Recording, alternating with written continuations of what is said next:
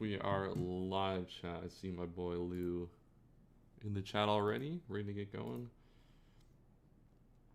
I've got this locally recording too, so we can do stuff with it after. Well, let's go. My go Lou Rinaldi was already in here, even added me in the chat for it. Welcome everyone to the Emerald Open Game Corner tournament. We're still in the process of doing signups. If you are here and would like to play in the tournament, we'll go over exactly what it is. Here is the sign up form in the chat. And to sign up, you need a $5 donation to the tournament. And then there are perks we're going to cover here in a second. I'm going to start getting the tournament going.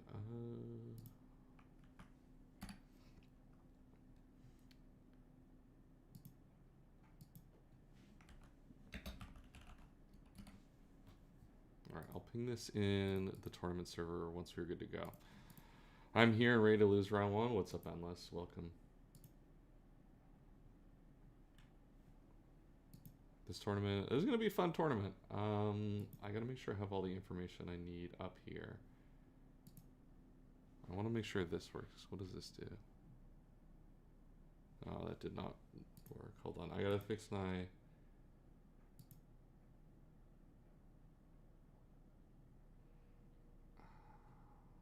Okay, that's not going to work, I think.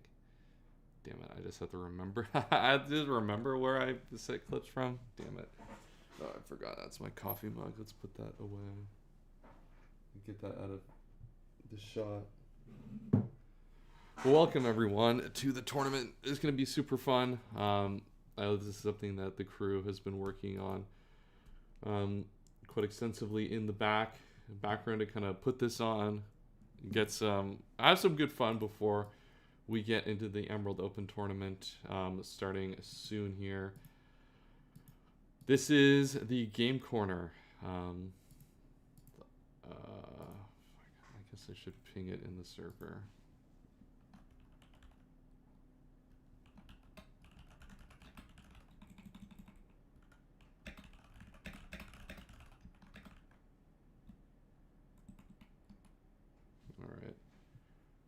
Beast mode. All right, let's get into what this tournament is all about. We're good. We got everything set up. We're having people join in. If you still haven't joined in and want to participate, there is a link there down below.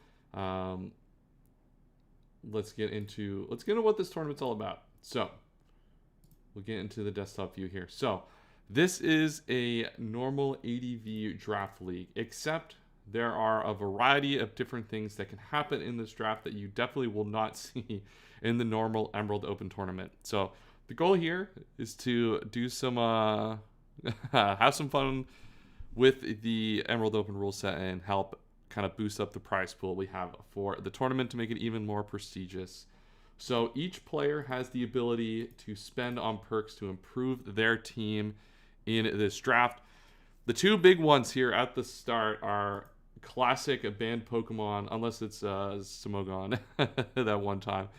Banned Pokemon Jirachi and Suicune. So $15 allows players to add these to their teams. This is big. This is kind of the big one, right? Is that like you can kind of $15 and immediately make your team have one of the best threats kind of in ADV draft kind of possible. It'll be interesting to see what people choose to do with this. I assume people just immediately go for this, but I wonder if that makes other round one Pokemon maybe a little bit more enticing for the people who don't want to go and spend the $15 here and do it elsewhere. You can get you can spend $5 and get Mr. Mime if you really want to get greasy with Baton Pass. Not something we've seen a lot in ADV Draft League, but definitely something that could come up here.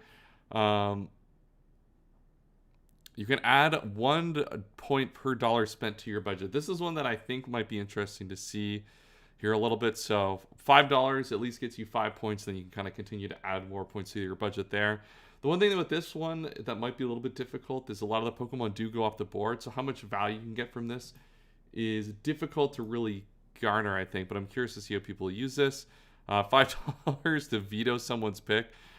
I think this was really good in like the back wheel, right? Like if you're like the last pick in the first round, you can just like veto someone's pick if you want and do a wheel and kind of screw their draft over. Reverse card, reverse the draft order is interesting. So you can like kind of create your own wheel almost, depending sort of thing. This one, I'm not sure what the best way to use this will be, but I want to see someone use this one because I feel you can create yourself some good scenarios, especially as the back part of the wheel, and really kind of screw over someone if they use this Jirachi Suicune Gambit at the start. Shield, protect yourself against someone else's perk. So if you pay $5, you can get the shield to prevent that.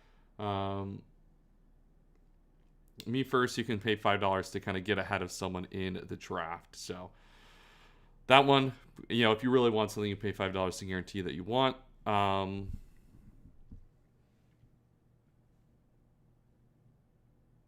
And then Democracy. This is the interesting one. So once a pool reaches a certain amount, for the people not donating, you can basically force them to take them on in the draft. So that'll be interesting to see as well. Those are the various perks that we have in the, what's it called, for the Game Corner. We'll be hopping in and out of the draft pool calls throughout this game. We expect there to be 2 here today, given the signups that are coming in. And that'll be really fun. So if you guys are excited for this stream and for Emerald Open in general, make sure to like the stream and subscribe if you have not already. We have a lot of content coming for this tournament. I think tournament signups end this week, I'm fairly certain. So we'll be right into drafting. We'll have draft stream, and then we'll do, as you guys have come used to, the kind of 4-day-long streams, and hopefully a little bit more streaming to do as the bracket kind of comes around. So you got 9 minutes left to sign up. As I said, if you have not signed up, I put the forms in the chat. I will pin that message in the stream. Click on that and sign up if you want to participate. I think we're probably looking for a few more signups just to make the pools work just a little bit better, given how many people we have, and it helps obviously make this tournament even better for those participating, which is probably yourself if you're in this stream watching. You're likely to be participating in Emerald Open at some point.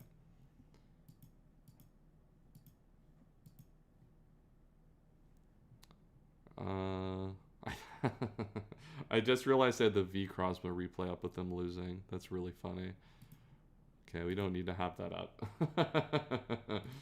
Kind of maybe not the time to start putting that up on the stream. So in terms of what the stream, as I said, will look like, we'll go through the pools and the drafts as we go. We will also be watching as many of the games as possible. For those who've been around the Draft League community for a while, this is going to be similar in format to the TTM draft tournaments, where we're going to have 15 minutes to prepare for each battle, and it's going to be basically a speed tour from there. I think we're doing double elimination. This is probably a Scraft question more than a me question. I should probably have known that off the top of my head, but I'm pretty sure we are doing double elimination for this.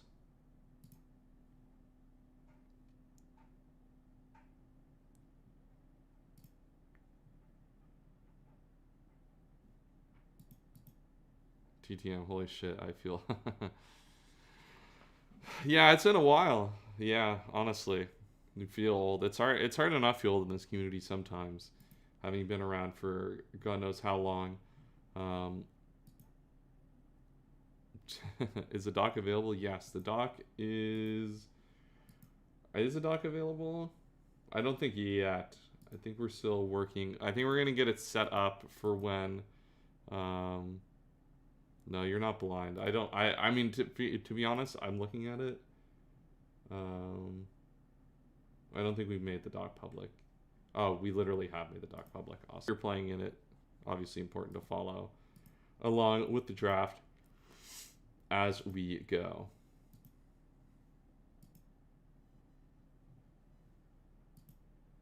Oh, why did everything just like crap out on Showdown?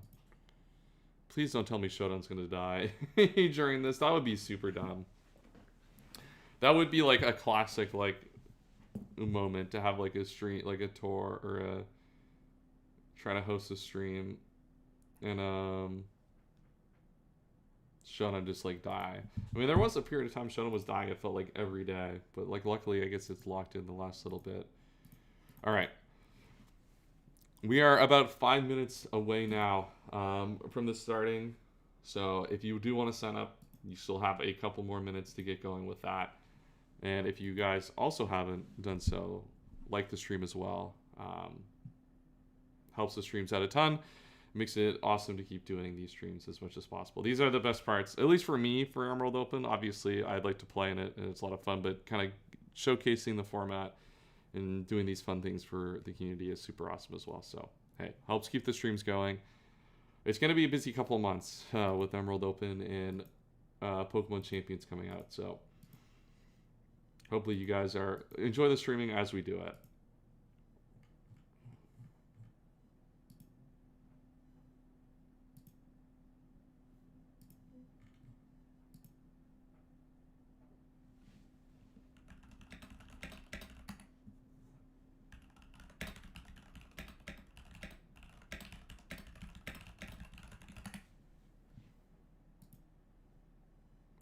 All right, so looks like we've kind of figured out at least how we're going to structure the draft.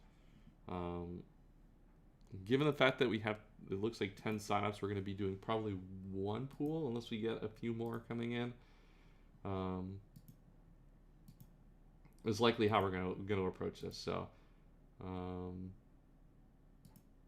we'll see. If you want more than one pool, chat, make sure to sign up. And we will be moving into the pool chat with everyone as the tournament starts.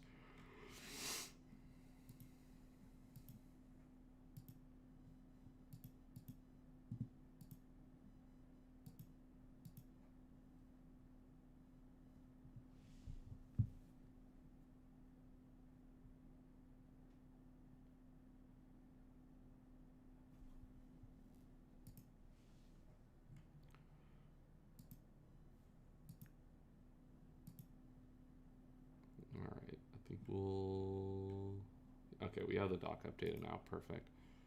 It's funny. I know. I feel like I got to be helping Scrap up while doing this stream, but it's hard to stream and do this at the same time. All right, 3 minutes away.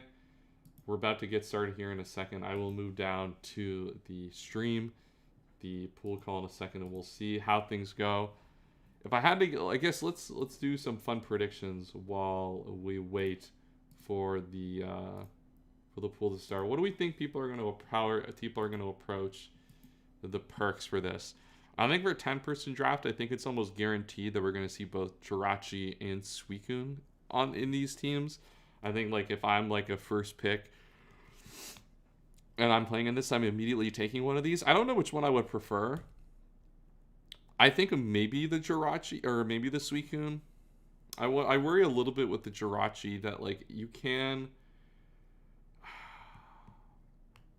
I guess like you can have this thing, like there's like random ways that this maybe goes a little bit more wrong, but Jirachi feels more broken than Suicune, kind of abstractly. So I feel like whoever is early is just gonna, like, these two Pokemon just go immediately. I feel like there's gonna be one person that tries to build like a true Baton Pass style team that works by like gaining Mr. Mime. What that would look like, I'm not 100% sure. Though I think that like one of the risks that could come with these Suicune and Jirachi drafters earlier is they're probably going to come potentially in risk of these like reverse card stuff and kind of just like not pick for like 12 turn, like not pick for like a round and a half almost. It feels like that part will be interesting to see how that goes. But yeah, I think most likely we're going to see the first two big guns go off the screen, off the board early. Someone goes for Baton Pass in the mid round, depending on how their early draft goes. Maybe they have like, I don't know what would be like the starting point you'd want to do to trigger going for Mime, and then we'll probably see a bunch of people just spend a bunch of money to budget up their team and get as many picks as possible. Is my guess for how it goes. Jirachi first? Yeah, maybe. Yeah, I think Jirachi. Now that I think about it a little more, maybe Jirachi's better. My concern is there are ways you can like hate the Jirachi a little bit more. I guess like your little Dugtrio week, and like maybe you find it more difficult to get some of the counterplay with some of the other perks on there. But Who knows? Because I guess like with the forced trade on Jirachi, I guess you could take away the Dugtrio in the pool. And have that going for you, which would be pretty fire. All right, we are here. All right, it is the top of the hour, so I think we are now about to get started with the draft. I am going to pull the draft over to the main screen. Let me fix this for Showdown. All right, it looks like we've made... All right, let's go to desktop view. All right, it looks like we have the pool. This is who we have in order. Forte starting. All right, of course. We'll see the first $15 probably come off the screen here in a second here for probably what we predict to be Jirachi, but we'll see as that goes ahead what perks get used, etc. And what budgets get added as we go.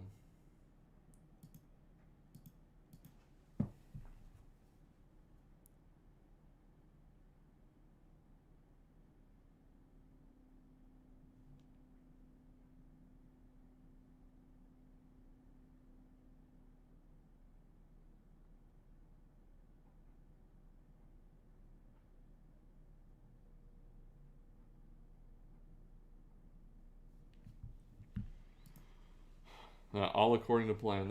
All right, so your order here: Forte, Moss, Funk, Junkyard, JBL, Kron, Endless, Lou Rinaldi, Pinky Oats, and King Rock. I expected at the start as we said, we're probably going to see a lot of stuff, a lot of a lot of perks get used here immediately. Probably Jirachi, Suicune go first, and then probably a variety of different perks as we go along to try to help kind of make up, because this is a 10-player draft, which with the 2 additional first round picks makes it a little bit harder. But I definitely think like the Lou Rinaldi, Pinky Oats, King Rock people at the end are definitely going to have to do some forced trade stuff and spend some money to help make their team work. Ooh, it looks like Forte. So our initial thought was that we were going to see a Suicune or Jirachi go first. So Forte goes in and takes Snorlax first here. And that's crazy. He'll just post in the chat, fucking money in his hand. Oh, that's hilarious. So we're going to go Snorlax early. And we get a shield here to protect against one of the perks, which is an interesting...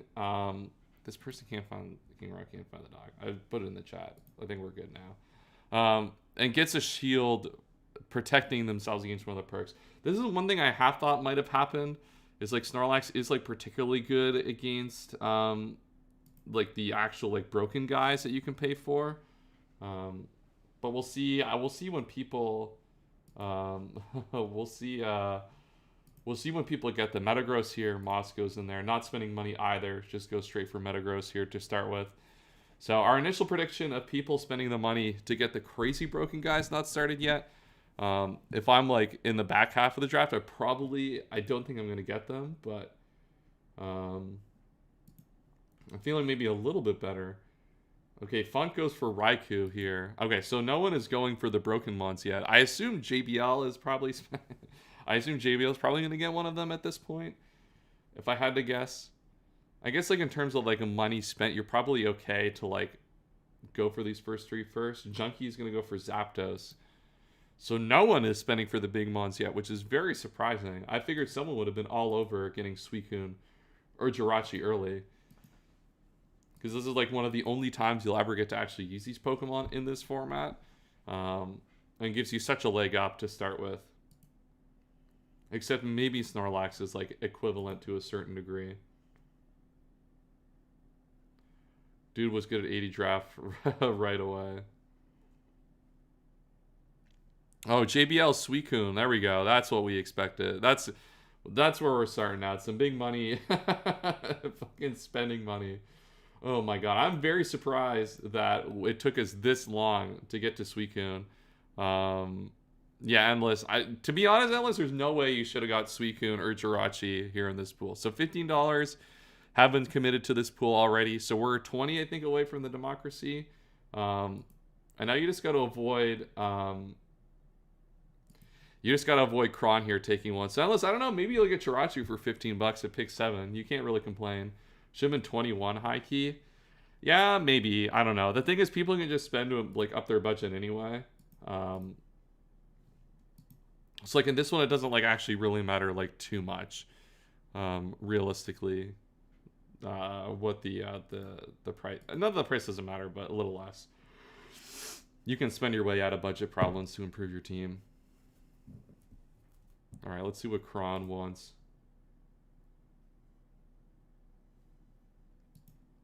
All right, and let's lock in. This could be your time. You could have pick 7 Jirachi in ADV Draft League.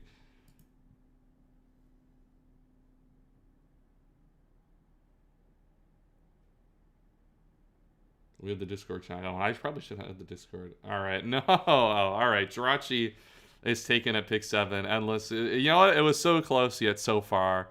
You have to settle for... You'll have to settle for a Tyranitar, I think, at this point.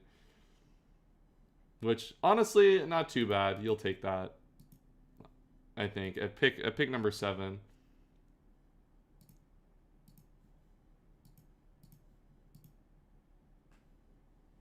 Alright, I can probably open up Discord on the other monitor. Or on my other computer that I have to do the doc as we go.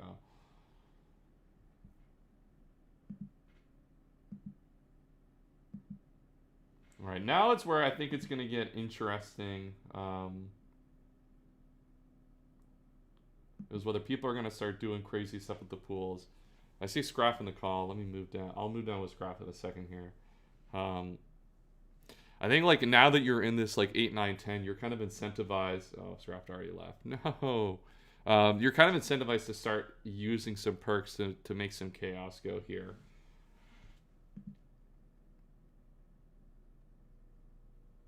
If I paid a force trade, wait. Can multiple people do it? If I pay force trade the same person twice, it gets past their shield, right? That's a Scraff question, I think.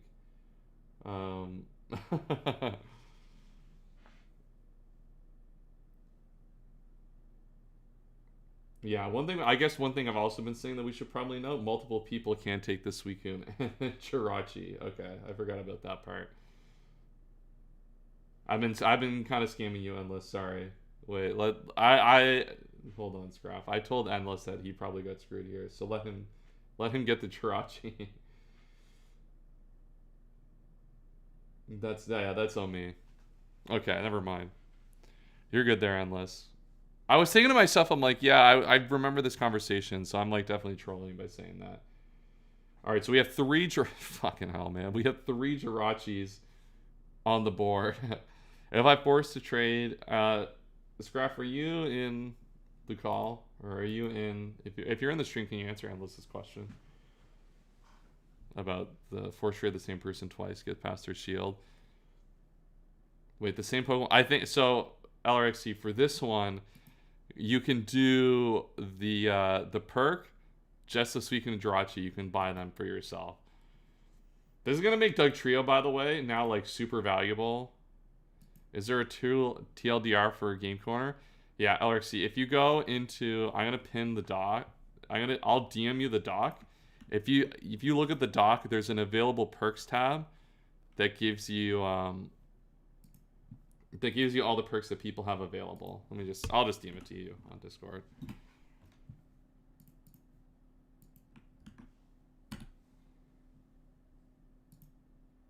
Yeah, so this is fire. So yeah, people are printing Jirachi North. So what this, I can only buy one. Okay. The one thing that this does here is I think this makes Dugtrio now very valuable in this draft now. Dugtrio becomes, now that there are 3 Jirachis here, I think you're super incentivized to try to get Dugtrio on your team. And like I would be willing to like spend money here and like take it early and like steal it from people. Realistically.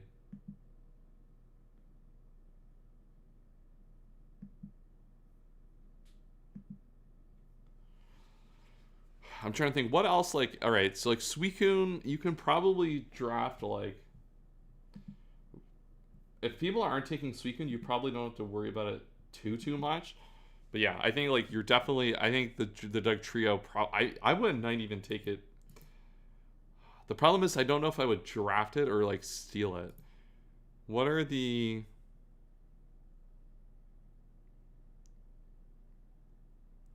I guess like you would wait for someone else to draft it, force trade it, and then buy a shield to protect you from getting stolen again. I think is how you would probably do it. I don't know that like because like think about Dugtrio, right? There's now 5 first round picks. It's like super good against. I think it's immediately become probably like one of the best Pokemon up right now. I just don't know how you would draft. I don't know the strategy for that.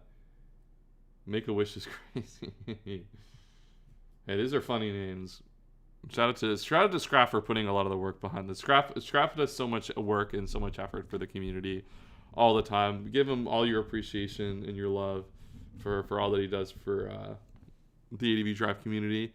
And while you're there doing that love, make sure to like the stream if you have not already. This helps support the streams. We do a lot of these streams for Emerald Open and all the other tournaments, Home Draft Invitational. All the love and stuff is all appreciated. So let's see. Pinky Oats is in the chat typing, about to make the pick. Let's see what's in. 4 straight for $5. Yeah, you can spend some money. Yeah, like I think like if you're not gonna want to spend the $15 here to get like one of the big guys, stuck at work. Why are you working and playing at the tournament? That'd be crazy. Unless you're working from home. But if you're stuck at work, that doesn't sound like it. So Mence gets picked up here. So if we take a look at the board here, we have Celebi still available. Blissey or Tyranitar. So 2 first-round pick viable mons. Celebi T-Tar could be a pretty demon back wheel here, given how this draft has gone. If you don't want to spend for your own Suicune or Jirachi, but...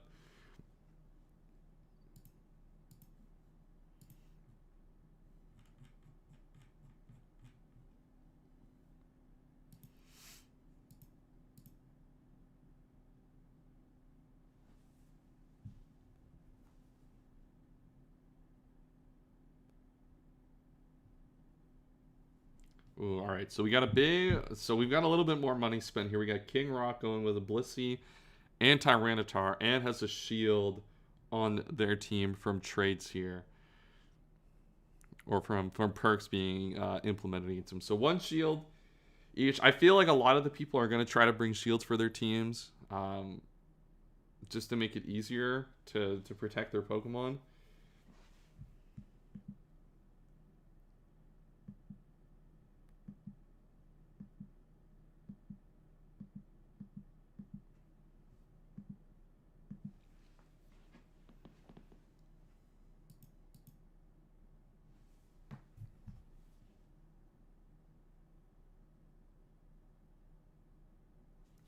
All right, Pinky Oats is back up.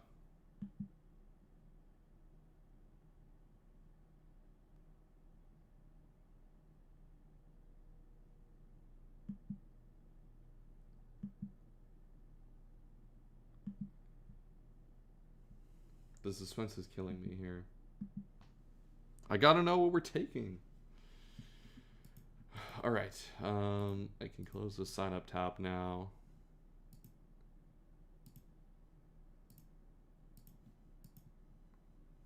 I'm trying to think of what else. I wonder.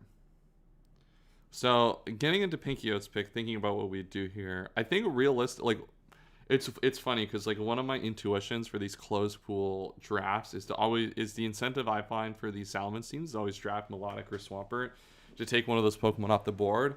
For Mence, the problem with Mence here is that anyone can just spend $15 to get a Suicune on their team, so that's a little bit less effective of a strategy here. I wonder if you just spend the $20 and get a Broken Mon here with the Salamence, I think. Because I feel like Salamence is going to really struggle in this format. It's okay-ish against Jirachi. Like, Jirachi is going to take 1,000,000 from Earthquake. But in theory, like, there are going to be a bunch of Suicunes and stuff on this board. So I almost feel like you need to spend the money to, you almost need to spend the money to get, like, an actual first-tier threat in a format like this. Because I think Salamence is going to really struggle to be effective or impactful here.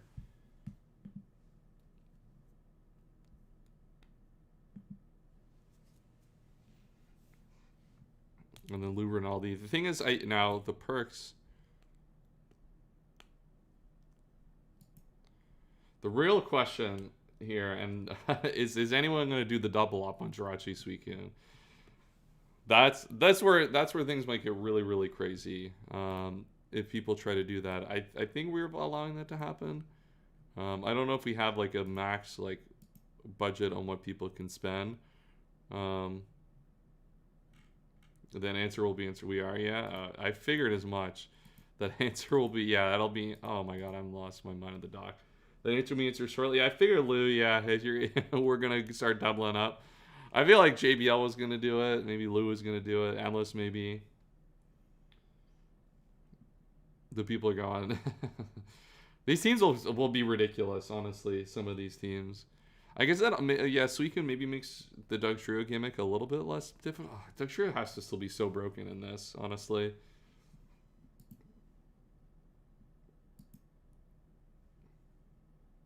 No, why are we still stalling this pick? Come on. We got to be locked in if we're playing in this tournament.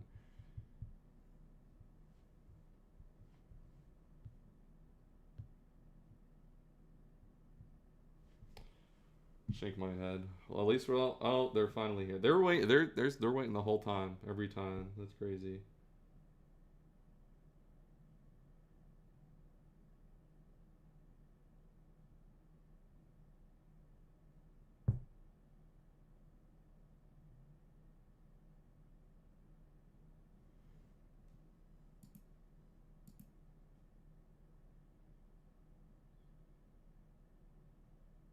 All right, Skarmory gets picked up. So it looks like Pinky Oats has not spent any money yet.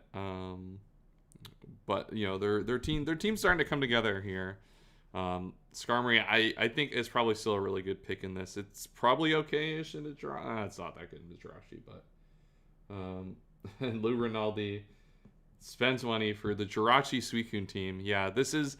I expect this won't be the only Suicune Jirachi team we see in this tour. I think that makes like Forte's pick of getting Salamence or Snorlax here early. Yeah, Endless does too. I think Snorlax here picked early is really, really smart with the shield, because Lax is going to be one of your best ways to actually manage these Pokemon here effectively. And with only access to one of those Pokemon, I think it's really crucial to get it. So.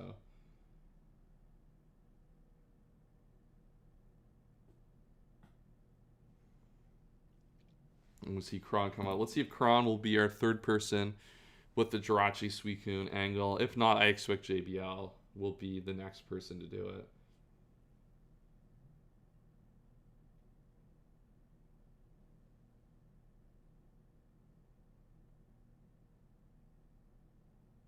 Kron goes for Aerodactyl here. Interesting. I like the Aerodactyl idea. It's the Amon that does not get a lot of love all of the time. But there's a lot of steel types here on this board that'll be decent against.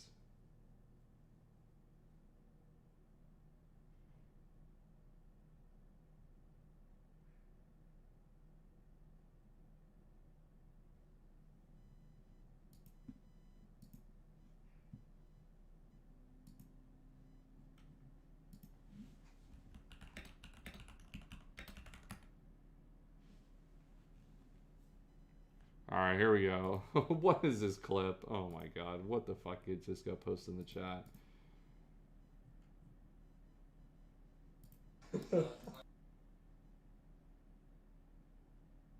Yeah, just hand out some more money. Yeah, in cash. In cash is crazy. Oh my god. That's hella funny. There we go. Jirachi Suicune. We have 3 Jirachi Suicune teams here now. I'm not sure if we'll get any. We won't get any more because you can only use this perk in round 1 and 2.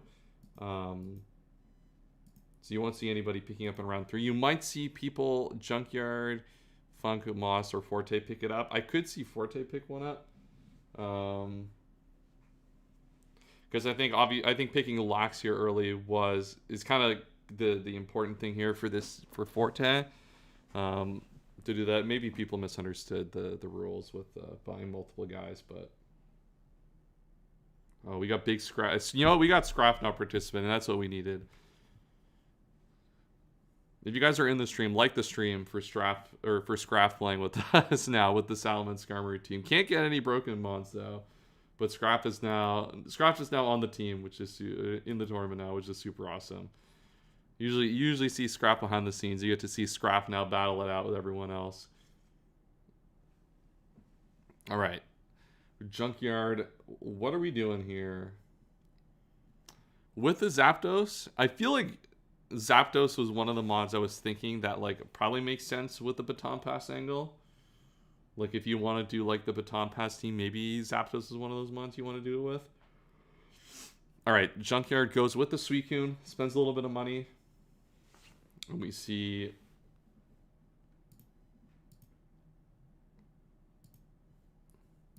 another Suicune off the board. So we got 4 Suicunes and 4 Jirachis right now in this tournament. So this tournament's going to be a lot of Jirachi Suicune mirrors. It feels like by the end. Every game in this tour is going to be terrible mirrors. Yeah, Funk just takes Suicune. It calls it suicide first, which is kind of funny. Look, everything's going to be a mirror, yes. But you know what? We're all having fun. This is going to be a fun experience. I know we're supporting one of the biggest tours that Draft League has to offer and helping bump up that prize pool. We'll see if Forte or Moss go for the Meta Suicune as well. I feel like Moss might go. I mean, you probably go for the Suicune here. We go for Regice. Ooh, I like Regice. Regice is probably a decent way to has the best team so far. Suicune, Regice is probably a good Pokemon to pick up here at this point. It's really good. I would imagine it's okay into Suicune is the main thing. Forte is the best team so far. I kind of would tend to agree in that I think like Snorlax is one of the highest value picks to actually beat these like expensive mons. So I like Forte's team a lot here to start, and we'll see if Forte spends some money here and gets one of the broken top tier mons himself here.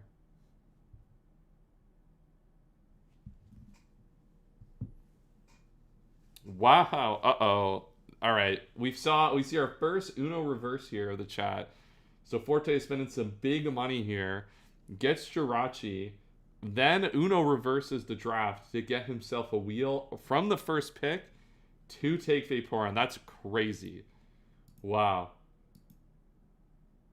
That is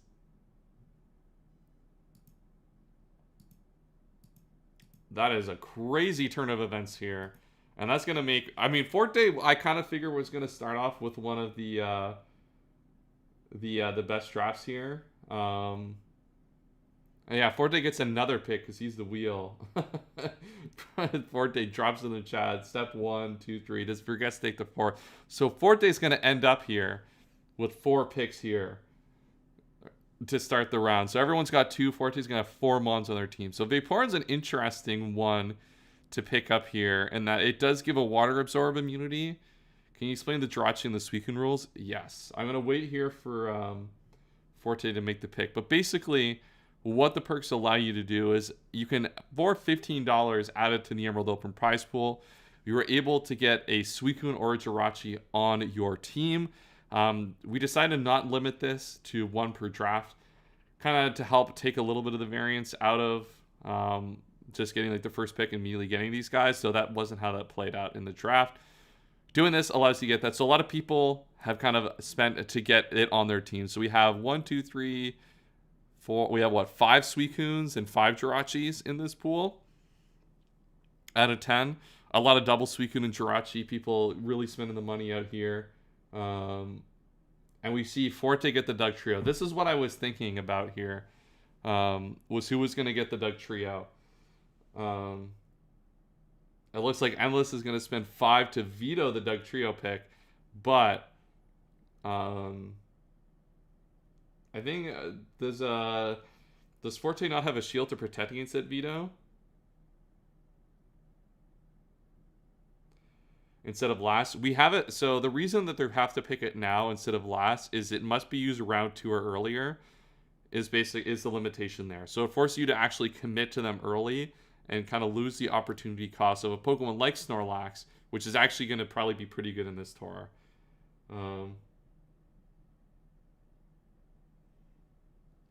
So now we're getting into a really difficult thing. So Forte Shield's broken by Endless. So Endless spends the $5 to veto the Doug Trio pick. That breaks that shield. That makes this Pokemon now available through forced trade at some point in the draft. So I really like the Doug Trio pick. As I said, the concern I had with taking Doug Trio was I think people are going to be all over this Pokemon with the perks. So I feel like it's going to be a Pokemon that's really hard to keep a hold of. Though I really like where Forte's at now. If Forte can keep the Doug Trio, I think Forte's in a really good spot with this draft. So Celebi is next up for Moss. I'll put that. No, I'm in view only in the dock. Scrap, give me access to the dock. I'll add picks as we go along. Wow. Uh-oh. Funk has just made a big trade here. What do we got? The man, we gotta wait for Funk's for pick to come in here to see the full extent of what's going on here. We got big Registeel. There we go. So big trade here. So Forte, this is part of the problem with with like these early good teams coming together.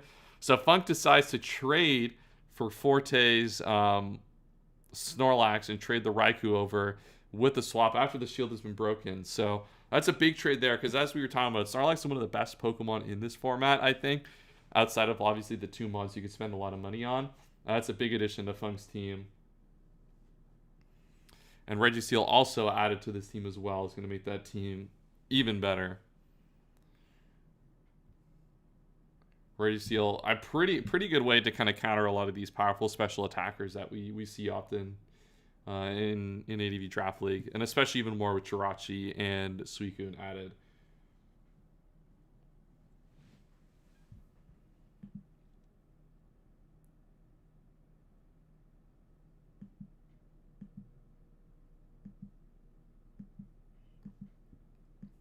Wow, Snorlax Raikou, that's a huge trade. I wasn't even considering the Snorlax trade here. I was kind of figuring that we would see people try to get the Doug Trio. But we see that at least Endless is interested in the Doug Trio, which makes sense.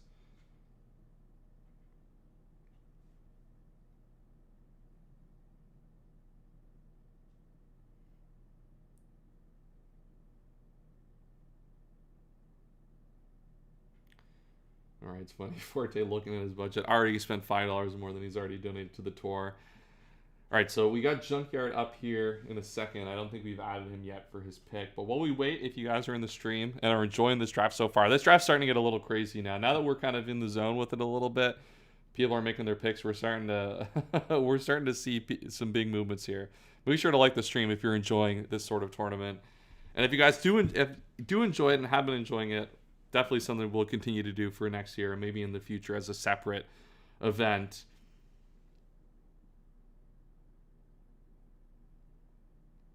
So Junk has taken a Jolteon here. Interesting with Zapdos, I think, to take Jolteon. Maybe like I'm very curious about this pick. Maybe we're saving Jolteon as a way. I don't see the vision here. I'm gonna be honest with you, chat. I don't see the Jolteon vision. It's a good Raikou check in some essences, but not entirely. But all right, JBL's up here. We'll see what JBL's up to. I've used double electric in a tour before. This is a Tyro's vision. Yeah, double electric's fine. I guess like electric types are a little better in this because like there's a bunch of Suicunes running around, so maybe it makes a little bit more sense. Oh, it looks like JBL's JBL's in the discussion chat here, trying to angle to steal Suicune here. So it looks like we're not doing double electric here. It looks like we're gonna go for Suicune, Jirachi, Zapdos here, which would be a little bit nasty. Is that even possible? Is there a 17-pointer on the dock? I don't even think that's possible. I don't think JBL can even take the.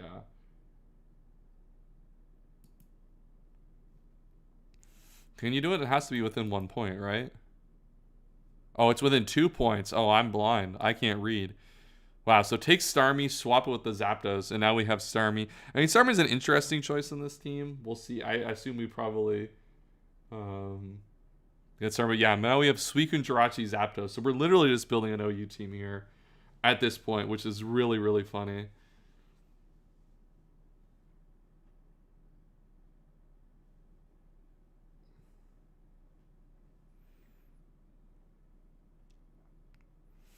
So now Junk's team is a little bit weaker here. I think Junkyard probably going to try to maybe get rid of the Starmie at some point if something comes up that you would want. JBL is going to have a shield to at least protect that Zapdos for a while, but... And Kron's going to take the Gengar here. So Kron not really worried about anything besides the Jirachi just yet in terms of perks, but...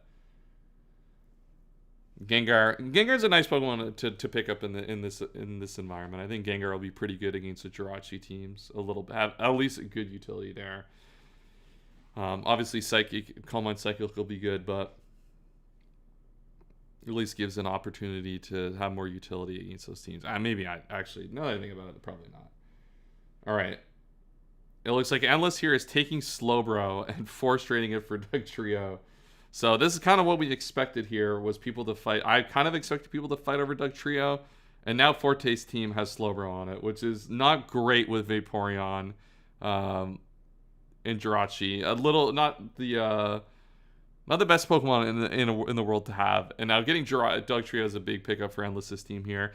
As the Jirachi team takes away the Dugtrio from like another team in this pool and then gives him access to it, which will be super important. We'll see what Lou Rinaldi does here now.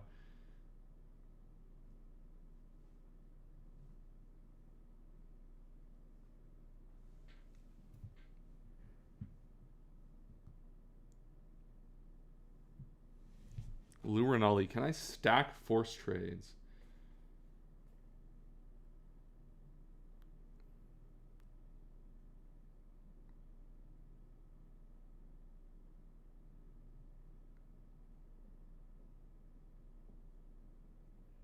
Yeah, you can't stack force trade because you get one force trade.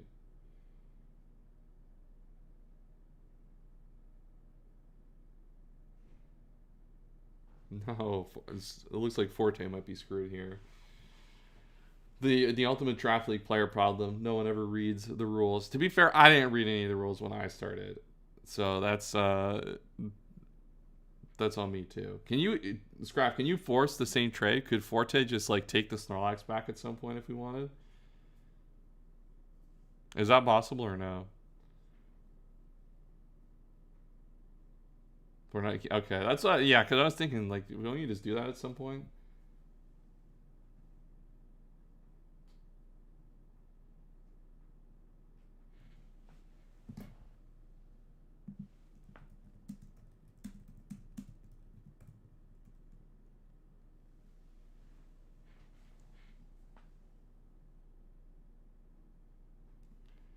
All right, let's see. Scrap, we haven't updated. All right, so we have Regirock coming in here. Scrap, if you want to update, if you can update like the total pool budget, if you know what it is, like the Emerald Open prize pool, I like to update that as well as we go. Obviously, you don't rush to do it right now, but whenever there's an opening, I guess that's your pick. You could, in theory, do it now. Dude, Forte's team is bad right now. Dude, it was so funny. We were talking earlier in this draft that Forte had like a really good team. And now Forte's team's terrible, it feels like. I mean, you got Raikou, Jirachi, Vaporeon, which is like not bad, but now you got this like crappy Slowbro that you can't get off the team, right? So like you have to like trade one of these guys eventually, and like you're not even gonna get anything super exciting. That was I don't know if it was like made sense like ever like not like draft super hard early, but like I feel like taking Dugtrio might have been a little bit aggressive because you knew you were going to get targeted, I think, in the perks. All right, Scrap goes for my favorite strategy with Salamence is take Melodic and Swampert off the board, and he takes Melodic off the board. Probably not a Pokemon he has to risk getting traded off his team onto another one, but that's good. The problem is that everyone has Suicune, so that doesn't really work as much in this tournament as it would in the past in more normal closed draft pools.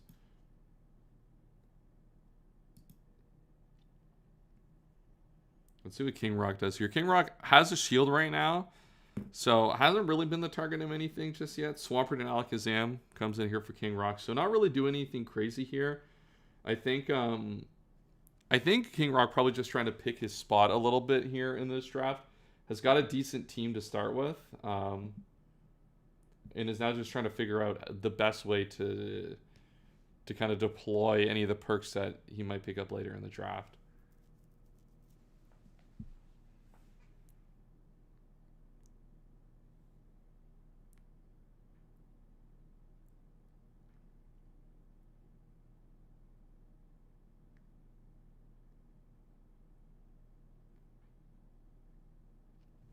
All right, let's see. Scrap is up next. Let's see what Scrap wants. Scrap has... I wonder... Is it time for Scrap to start spending money? Take some of the money that JBL's thrown at him?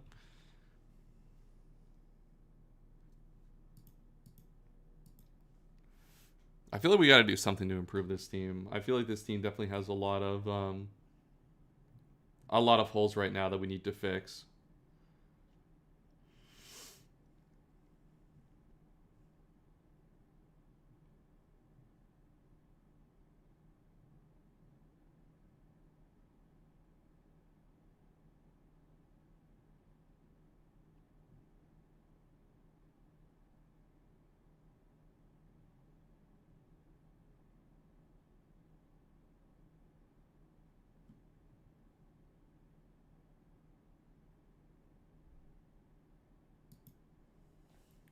Ooh, there we go. Big. All right, there we go. 4 days biding his time. We got to start biding our time now. Big Scrap. Big money moves incoming. Yeah, Slowbro. Yeah, like your team was. I like your top three. The problem is you have to trade Slowbro now, and that guy sucks. Big Scrap spending some money. Force trading Skarm for the Metagross, which is good. I like Metagross now on this team and picking up Espeon, a little bit of a CM angle if you want to go with that. So I like that pickup for Scrap here. Good use of the trade here. The shield probably not going to be super useful. I don't think anyone's super after any of these Pokemon, but we'll see. We'll see as the draft goes. Lou Rinaldi up now. Let's see what Lou is going for. Big Dragonite. I like Dragonite on this team. Just continued offensive pressure to pick up. The one thing that's big here is Endless still has his shield here. There's a lot of shields we got to break through to make progress. Someone's got to break through Endless's shield to open up someone to take the big trio. The problem is I don't know. It's so hard to figure out like when the best time to actually get that figured out is. Let's see. Nothing else has been taken also for the Slowbro. I think if there's what, a Zam and an Espeon, you probably don't want to trade Slowbro for that. Hariyama in for Endless. A pretty good fighter to pick up. And I feel like now where the draft is going to start to pick up a little bit where we're into normal draft. People will probably spend a little bit more on budget as we go along, but... And now Cloyster for Kron here. I like Cloyster. Getting hazard stacking is going to be pretty important, where a lot of the big Pokemon are going to be kind of relatively weak to hazards. It's like maybe a Suicune check if you squint, but you have Vaporeon. I don't know. I feel like you have two ones that check if you squint. You might as well use the one that is a little bit better. I don't know. I think it's kind of cooked either way. The thing is, you are at least a mon ahead of people right now, so like you will be able to like fix out your team a little bit and play the trade game soon, but I guess you could trade for the Cloyster. You could probably, I guess you probably wait for something a little better than that.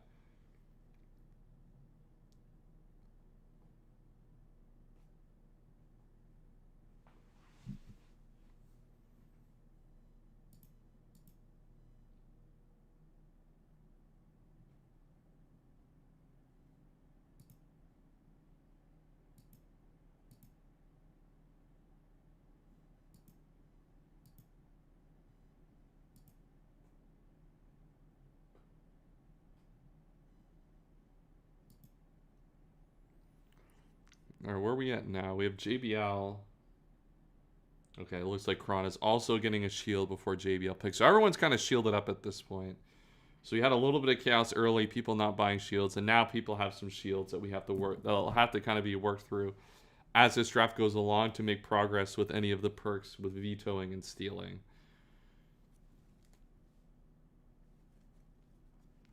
I assume we're probably going to see some like just vetoes just to break these shields at some point to open up the forced trades, but we'll see how much people want to spend. Pretty interesting that some people don't want to run. This Suicune and Rachi are not stealable. If, looking at the perks, they cannot be force traded or vetoed. I think it kind of is interesting that people didn't want to go that route. I think the Snorlax route made a lot of sense to start with, but I think that like outside of like Snorlax and maybe Raikou, and Zapdos, you probably were I think you probably should have been interested in going that route. Obviously, like it does cost money, so like you are spending like a bunch of money on like a speed tour draft tournament. So like there is that consideration a little bit. But I think there are definitely Pokemon that you would want to have that are not Jirachi and Suicune here for sure, and maybe save your money if you want to, if you're budgeting out how you want to spend your money to do something else and not just get those Mons. But yeah, I'm a little bit surprised it wasn't a little bit more, but so Machamp comes in. Machamp, one of the best leads that we've kind of seen in the last little bit. That was one of the agendas I had going into last Emerald Open, was I think Machamp was going to be a really, really valuable fighter in this format, and people are going to start using it a lot more. And that's kind of seemed to have been the case. It's been a really, really good lead for a lot of people over the last little bit. So you get to see JBL picking that one up. Maybe something Forte. I think Forte might look to get. At some point in this draft, this shield has to be broken first. But like once that shield goes, I feel like if I'm Forte, I'm swapping Slowbro for Machamp here every single time.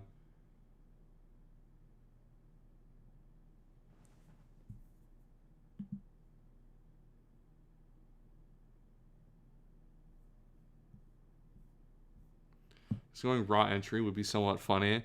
I feel like, yeah, I don't think anyone's doing that. I don't think any... Well, I think Junkyard is doing that right now. Yeah, it's also base 20 low or low kick. It's not going to work out. I think Junkyard's the only person who has not spent money here. Maybe Moss hasn't spent any money either. Oh, Junkyard got Suicune. I'm blind. Sorry. I looked at round one and didn't see it. No, Junkyard spent money. So is it just Moss who hasn't spent any money yet on this team? I think it's like almost impossible to do this without spending a little bit of money, right?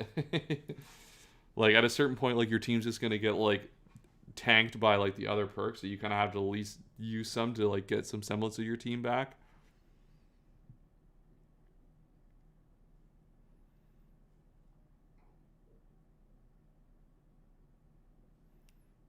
All right, Junkyard's up. Junkyard hasn't really used any other perks here, so we'll see if Junkyard wants to do anything here. I kind of doubt it, but I feel like we're just going to make a pick and move on.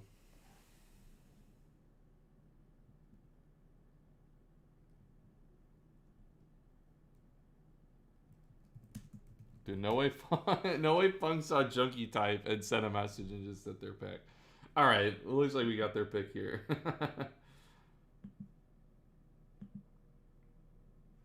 All right. So we go. Moltres in for Junkyard. I love Moltres in ADV draft. This is one of my favorite Pokemon to use. And then we see Funk take Claydol and add a shield to their draft, protecting what I assume to be protecting the Snorlax, a very integral part to that team. This team started to come together as a really good, like, bulky defensive team with Suicune and Snorlax going to overpower offensively, both physically and specially. So this team really starting to come together and work out. I like where we're going here with this. We'll see if Moss hasn't spent any money yet, I don't think. We'll see if Moss wants to start spending some money. If we look at what's kind of available on the normal side of the draft here, we're starting to run Adamance a little bit. Gyarados is going to be probably a really good option for this team, I think, offensively to pick up. It looks like Heracross is being picked up here. So a fighter... I'm not sure. I mean, with the Skarmory, I guess Heracross is a nice one to pick up. Like, that's maybe one of the best initial ways to check it. I just don't know in a format full of Suicunes and Jirachis where Heracross really fits here into this format. Is it Funk's pick? It's definitely Forte's, right? Yeah, it's Forte's wheel here. Forte kind of used the reverse to to get the double pick and really get ahead of themselves here in this draft, which is super fire. That I didn't even think of that, to use it at the front wheel and just really like really kind of push the pressure that way. Laxcoon seemed really cool, doubling it. Yeah, I think Lax and Suicune is like one of the better options that you can come up with as well. Yeah, I think that's going to be super fire in this tournament as well.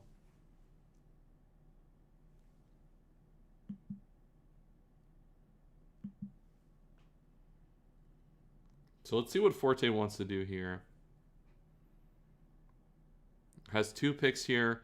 There's a lot of shields around, so I don't think this is the turn that we get rid of our Slowbro. I could see Forte like adding to... I could see Forte upping the budget a little bit here. Like, we are a little bit low on... Like, 28 for 4 guys is, like, okay, but, like, maybe we want to spend a little bit more budget and get one of these guys. Miltank would be a good addition to this team. Yeah, I like Miltank added to this team, actually. I think that would be a good pickup if Forte went that route.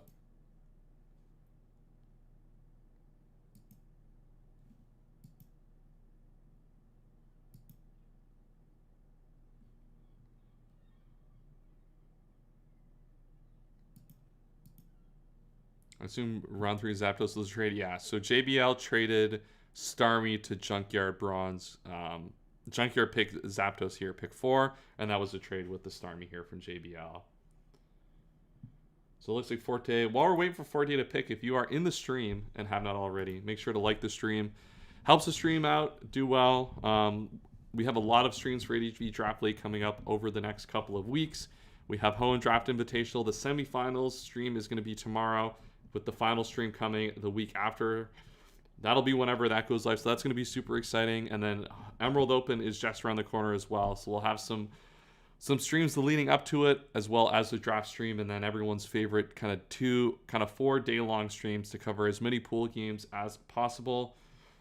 Also, HCI has losers finals next, right? Yes, I have to check with Scraf. I think that the losers final is tonight. I think it should be tonight, so we can watch all the games leading into the grand finals tomorrow night. So we'll do the grand finals live, which will be super super exciting. That tournament, I think, has gone unbelievably well, I will say.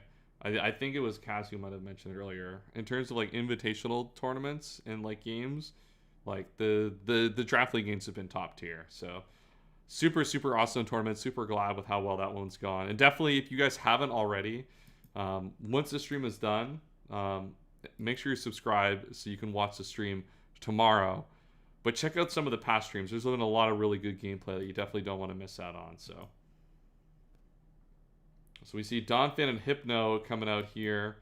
Donphan gives a good ground type here. Ground types are probably going to be of a little bit higher importance here. We don't see any perks come out from Forte, so I think Forte kind of biding his time here a little bit with the trade, kind of waiting for one of these shields to get knocked down by a veto at some point. Wow. Okay, Scraf is just going to veto the Donphan? That's crazy. Wow.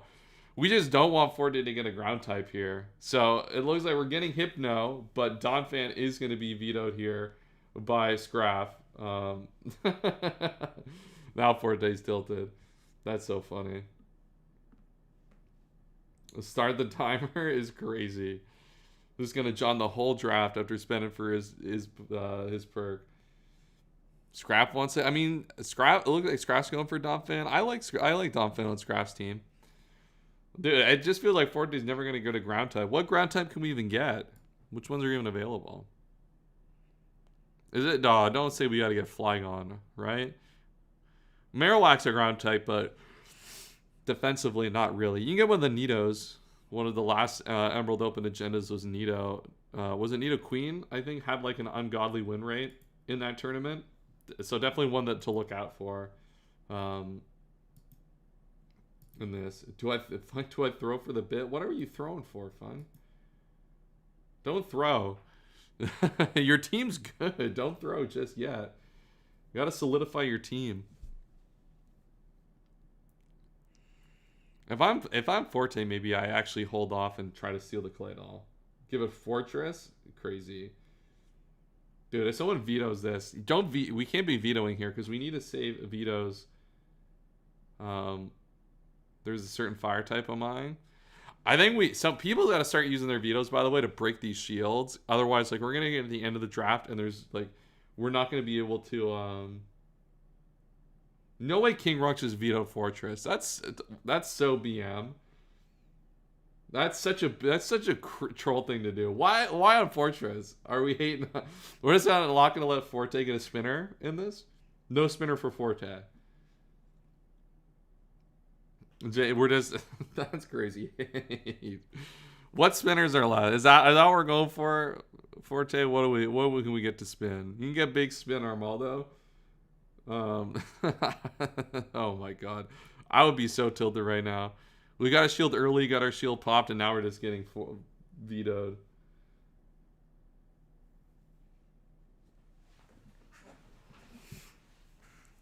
I think if I'm Forte now at this point, I'd probably try to steal Funk's Claydol. I think that's my best angle here.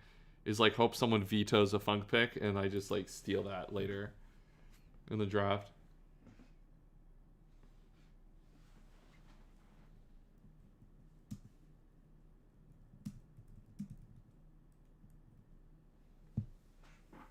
There's a certain fire type Funk is. Oh, I know it. I think I know what Funk's doing now.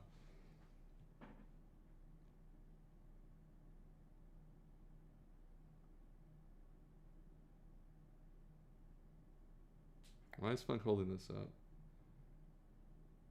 Oh, Funk's DMing Scrap. I summon Seeker of Goon Cave is crazy.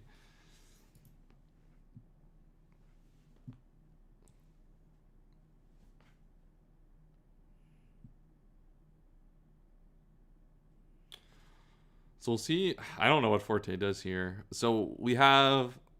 So King Rux, so we have a few veto. So everyone basically has their veto left, which is good to know.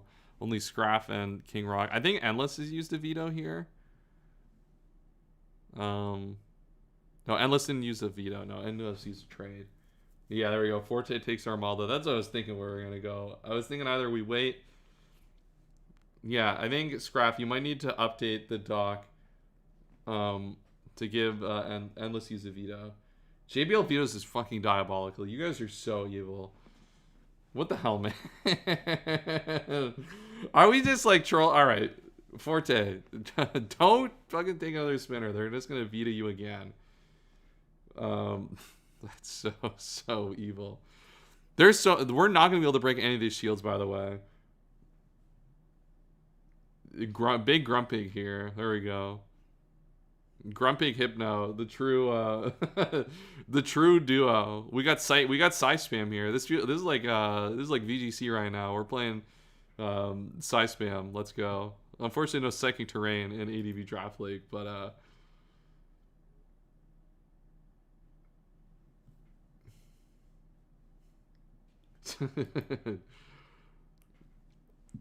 so now we have what, 4 of the vetoes used, none of the shields broken here. Look, 40, this was still salvageable. We could have taken something else and have been fine here. We didn't need to troll with the Grumpig. We could have taken something broken and spent more money to up our budget and try to overpower teams. Unfortunately, we might be a little bit... They might have just tried to gimmick us in the spinners, but... I'm doing Grumpig. Yeah, that's what I would think. Why are we taking Grumpig here? Take a real mon and buy some extra budget for your team.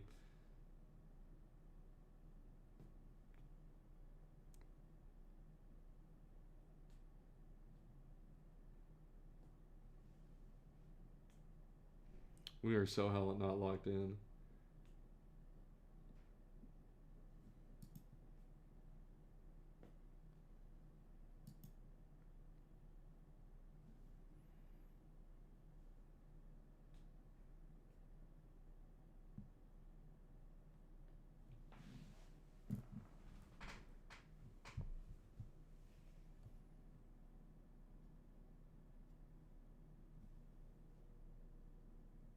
Shields are OP. Yeah, the shields are pretty good in this. The problem is that like the problem with the shields is it disincentivizes you from like using your perks because you want to get value out of them. But these teams have ones that people want. So you almost have to like double perk into them to get what you want. All right, Lantern for Forte. I feel like if we're going Lantern, there's definitely got to be a trade coming up. Forte's definitely going to start using some perks to trade.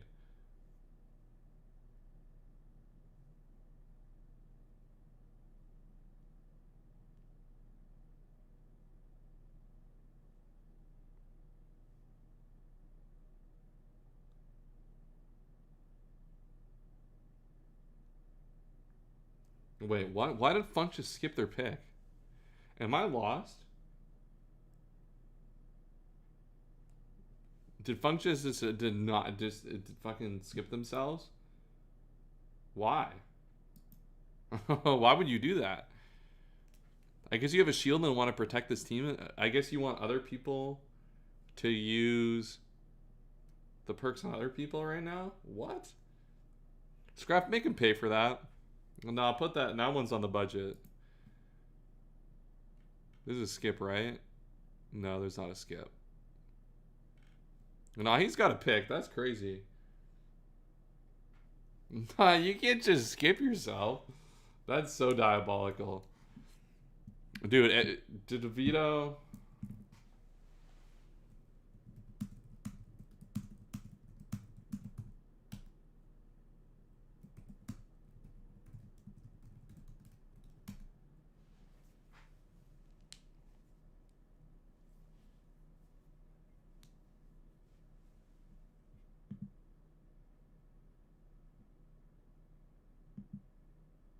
Alright, there we go. We see a pick come in.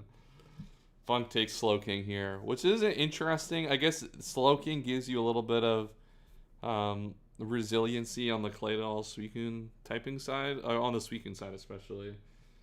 With like just like another defensive water if you want to use Suicune more offensively. I don't want to kind of expose it in that situation early. Junkyard's up here. Ursaring comes in here. Ursaring can be a threat. That guy's a problem every once in a while. You gotta that's someone you gotta watch out and be careful for. It is easy to just get absolutely smoked and lose to that guy, unknowingly. So now JBL's up. We'll see what JBL's done. Yeah, Big Armaldo comes in for JBL here. So putting that skip to good use, getting Armaldo on his team as a spinner. Now Kron is up here. So JBL's team really coming together here. There's a crazy good team here, all things considered. Like, this is going to be one of the best teams, I think, in the tour by the end of it.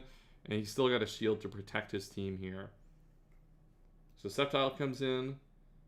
Forte wants to veto JBL's team. That's not going to happen, it looks like. So now Endless takes the Fortress here. Gets a spinner on his team. Sceptile on Kron's team.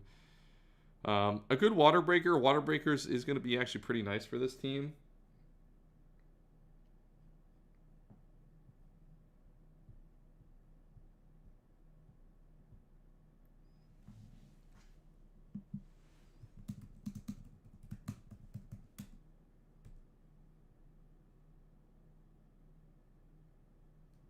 Oh, all right. We see some more perks here. So Blastoise being picked up, and it's looking like we're trading that. So Lou is picking Blastoise, trading that to Chunk for the Jolteon, and then buying a shield. So Chunk has now got 2 water spinners on his team and a Suicune.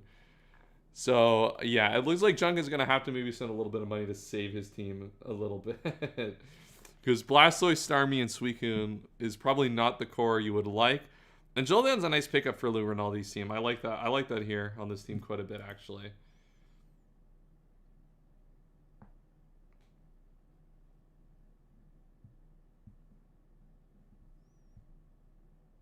All right, Scrap picks up the Donphan that was vetoed earlier in the draft. And now King Rock is up on the back wheel.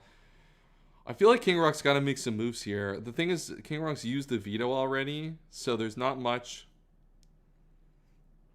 I think you can really do here in this. Like, you have, I guess you could steal Raikou.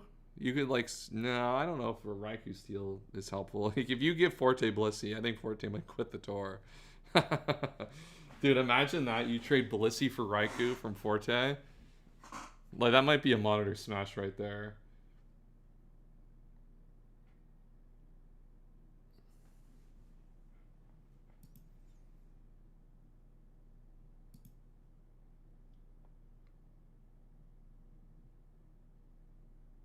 Oh, Junkie coming in says he wants to veto. I mean, you would break the shield. We gotta start breaking some of these shields.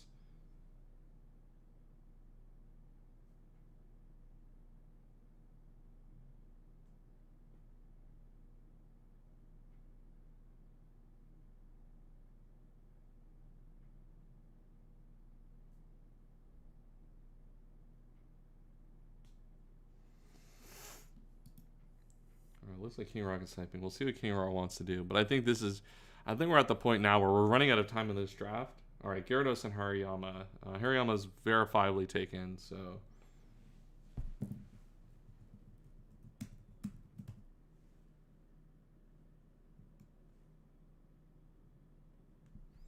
Yeah, so we get Gyarados. Gyarados is a pretty good mon. I was kind of surprised to see it go this late in the draft. I could see this is a team though that I think is really going to need a little bit more budget. And it looks like we're going to take Glalie instead. Glalie lasting all the way to round 6 here, interestingly enough. Figured that'd be a Pokemon people would like to have access to. I wonder if someone's going to try to break this shield to get this Glalie at some point. Like if you veto the Glalie here and then do a swap at some point.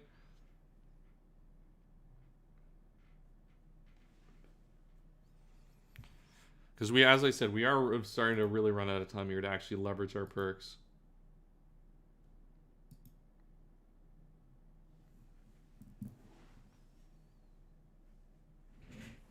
All right, and Scrap takes a Miltank. I like the Miltank pick for Scrap here a lot. That's a good. I like that addition to his team. That's been one of my favorite mons in this format for a while at this point. Did I plug? Oh my. I'm gonna plug in my freaking what's it called? I actually have to plug in my power cord to charge my laptop. Camerupt comes in here for Lou Rinaldi. Interesting pick. Maybe that supposed to be good against. Is Camerupt supposed to be good against Jirachi, chat? I mean, it's good against Raikou. Do we think it's good against Jirachi too, or no? I'd say probably not. Jump left here for Endless. It is good. We think it's going to be good there. All right. Wait until HP Water Jirachi comes out and makes our goat Jirachi feel sad. Or we see big Rapidash come out here for Kron. Everyone's just taking mons that nobody wants to do. Water Pulse. Oh, it gets Water Pulse. Okay, true. That's good. That's decent. I forgot it. I didn't even know it got Water Pulse. I'll be honest. So yeah, well, that's good enough. You take that. JBL takes Gardevoir here.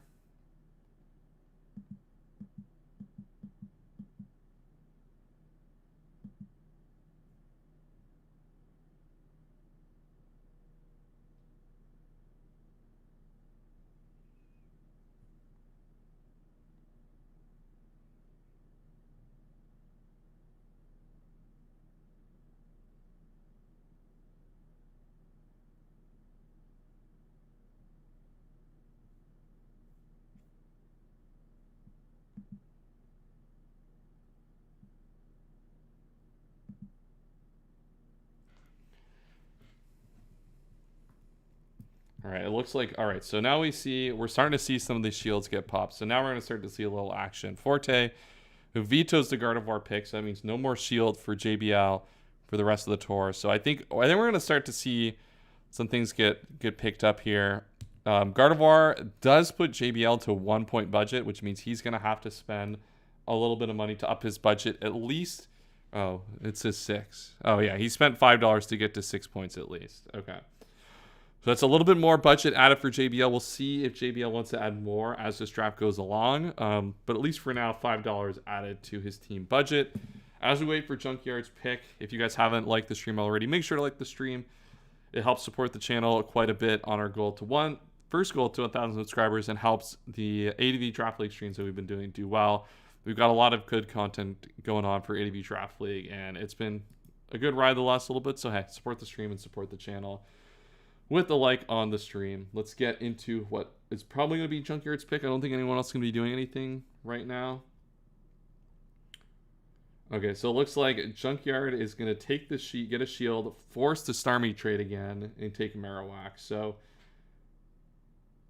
it looks like, yeah, Forte's kind of set up getting getting the Zapdos back. So Junkyard, team is starting to get back on track. We're a little bit worried about the double spinner, but I figured that we were going to start to at least see some movement here now. Now, once we start breaking the shields, it was going to start to get a little bit problematic. Funk does get the Charizard, which I kind of expected. The way Funk was talking earlier in the YouTube chat here, I figured we're going to at least see Charizard come off the board here at some point for the team.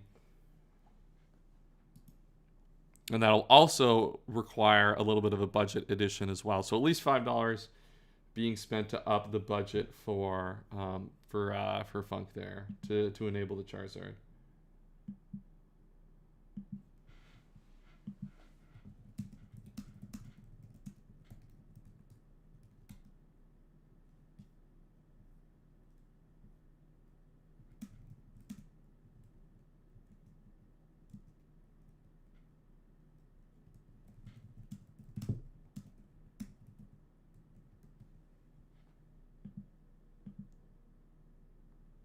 So let's see here. Next up, we have Moss.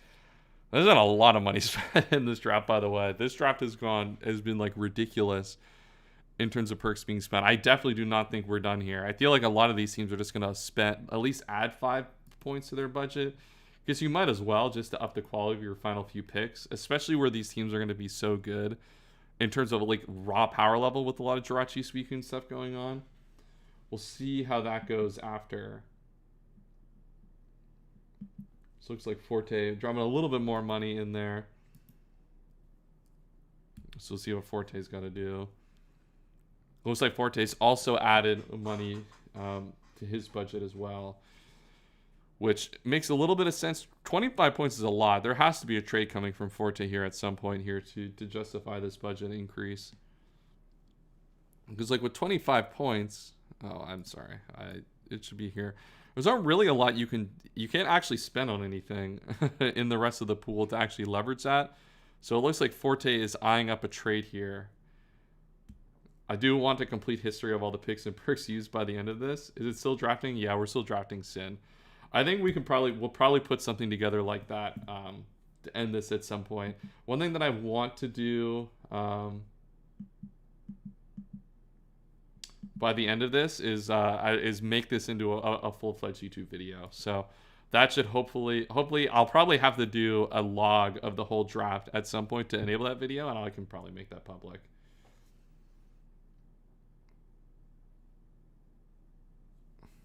Yes, and to catch you up, we have 3 Jirachi Suicune teams. We have 2 additional Suicunes out here and 1 additional Jirachi.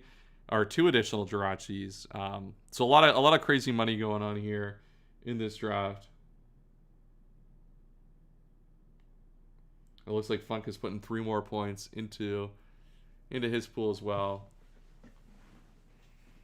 to up the budget. So we'll see what Moss goes. I think Moss just picked Kangaskhan. Yeah, Kangaskhan. I like Kangaskhan actually. I feel like Kangaskhan's got to be decent at least against Jirachi. Not good, but maybe decent is like a potential thought. I don't know. Probably not. Probably troll, but what do I know? All right, let's see what Forte does. This is where I think it's going to get interesting because Forte is over budgeted to what he can even pick up in the draft pool at this point.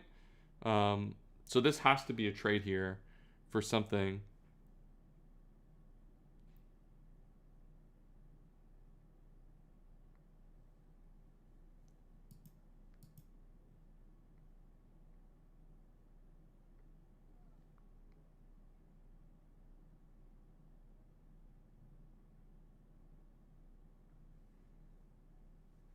So yeah, I'm curious what Forte is going to do.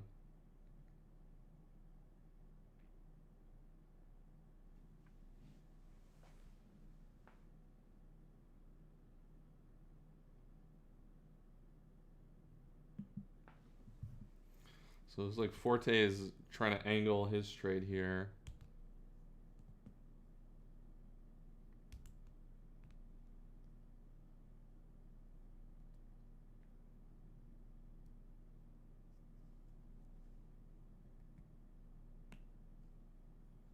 So Forte's trade's going to come in here, and that'll make this a budget actually make sense. That'll mean Forte's entire team. So it looks like. So I think what.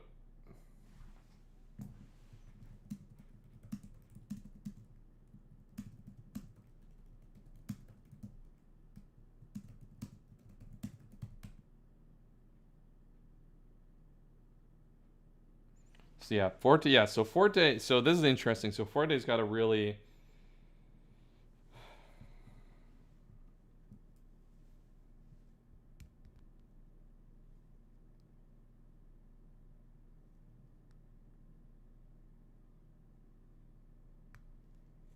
I think Forte's trying to figure out how he wants to angle his picks here to end this draft.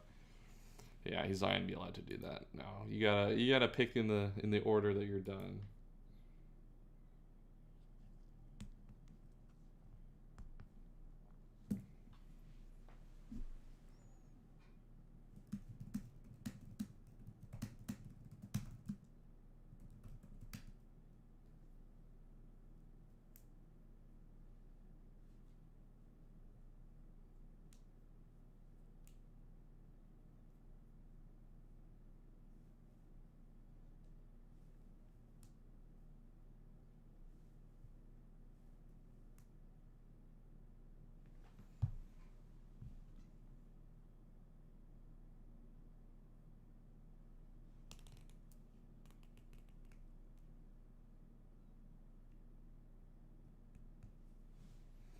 So let's see.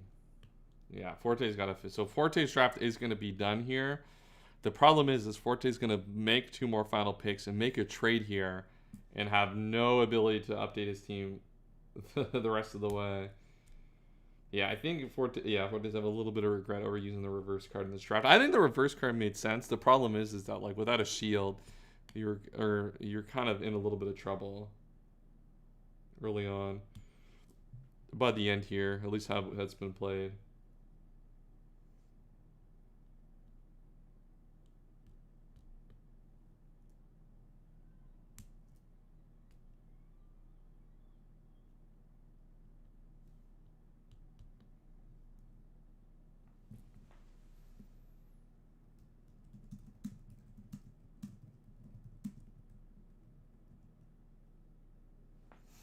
So let's see. Forte's got a lock in. He's got 1 minute left to make his picks and get a trade going to save his draft.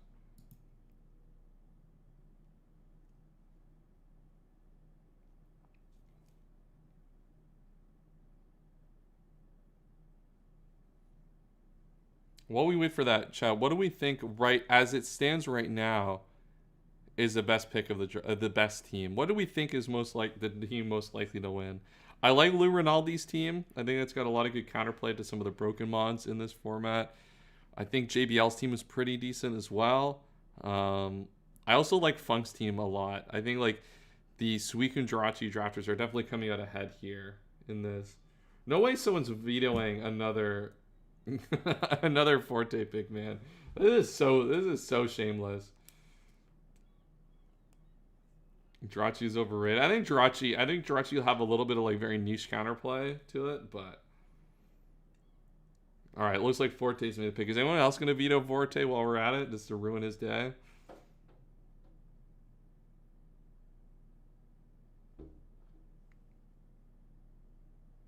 Okay, looks like we're going Entei over Blaziken. Are we going to hold Forte to the budget increase? I don't know if the budget that he paid for is how much he needs. Or if he like paid for too much. No, we'll force him to pay it.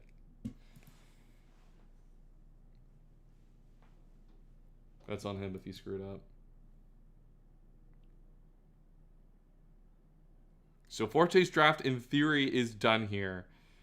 It got a little scuffed here. His draft at the start was like really was really good. We had kind of a Demon Snorlax, Jirachi, Vaporeon, Dugtrio start, and it fell off the rails, unfortunately, very quickly after the fact.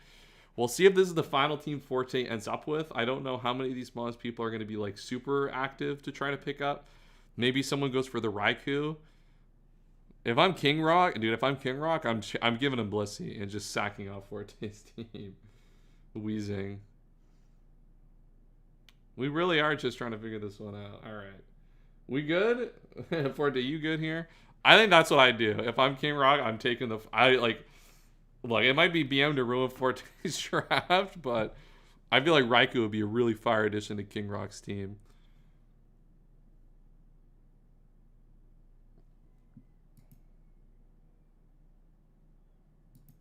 I don't know what other... Moss still doesn't use anything. Moss is like going for like the true like no money spent draft, which might work out. It doesn't... This team definitely looks like at least a step behind in quality, unfortunately.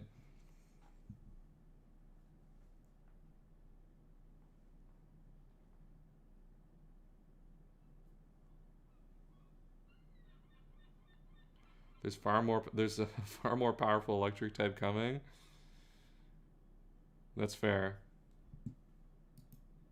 Maybe I just want the chaos of ruining. Moss is going under the radar. He hasn't really done anything. Moss hasn't really done much in this draft. Which like maybe there's like a big time to spend a lot here. I don't know what you would do necessarily. I guess you would make a trade here and pick something up. There's still a lot of shields out there is the problem. So you have to like make a trade on JBL's team, which like doesn't have much intent. I guess you could trade for the Raikou, which would be fire.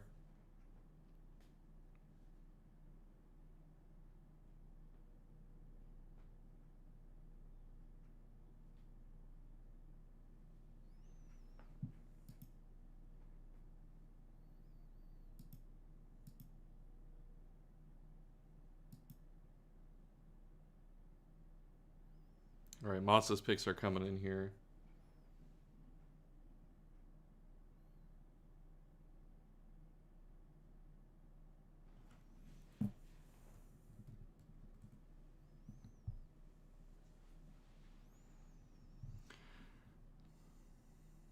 All right. Why is Forte worried about how much money he has left? Forte, you're done. You've spent your money. You don't have another turn. I guess you can't even veto, can you? Or you want to put it in the slush fund? Try to force a pick? Fortunately, Leon just lost today. Our first loss in God knows how many games. The one time I don't actually watch. But that's because we're bringing a great stream to everyone here, so...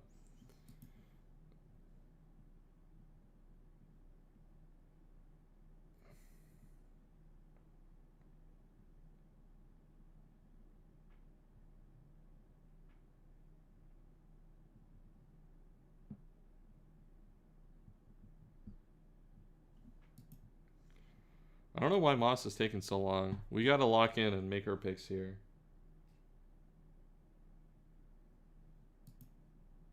Well, it looks like Forte's trying to negotiate scrap to lower the price.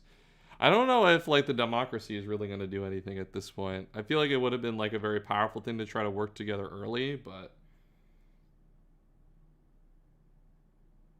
there's not much we can do. I think it's just not gonna be impactful at this point, realistically. If you like made an early pick and just like tanked someone's like first round pick and like basically forced him to not be able to get Suicune Jirachi, then it could have been like really fire, but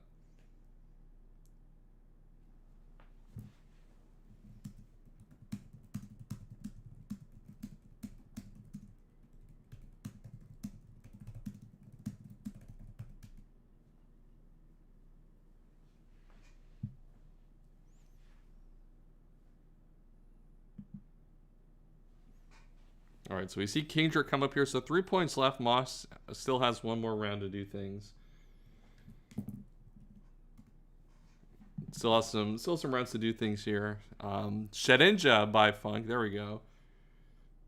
Truly generational draft pick here. Hey, at least you know you're not going to be this one's not going to be taken away from you. That you got that going for you. The thing is with this pool, this thing now is there's nothing for buys, right?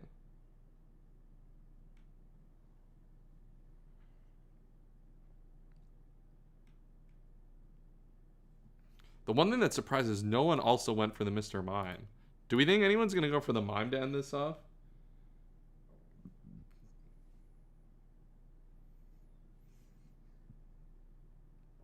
Yeah, that's kind of what I was thinking. I didn't think. Yeah, it looks like no one. I mean, Kron has the budget for it, but I don't know if we're really doing that. I feel like that's not something that's going to be like super useful at this point. No team seemed to really angle a way to make Mr. Mime work.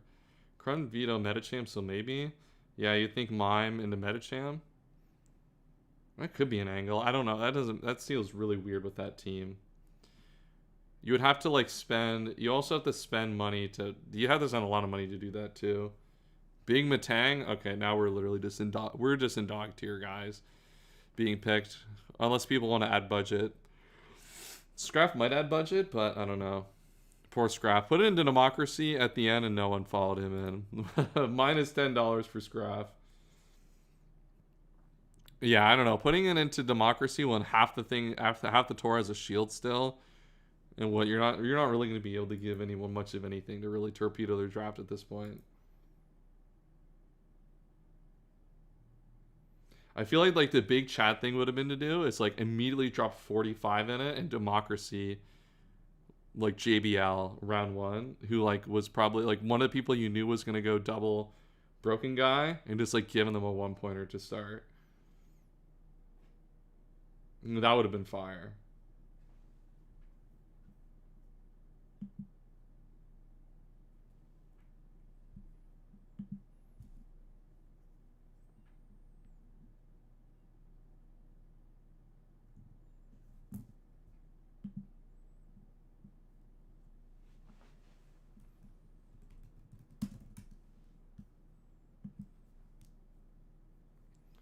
All right, JBL. We got big Ampharos here, so it looks like we're just going to do a 1-pointer probably for JBL to end the draft. Forte trying to veto after already using their veto, so that's not going to happen.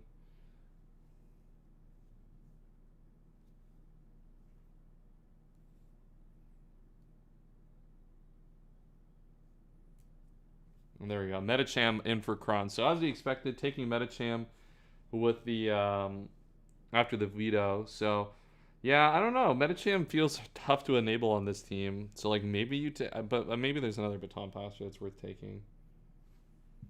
Looks like, are we gonna see a veto come out here? No, it's fucking it's Forte just dropping an X on there, rage posting.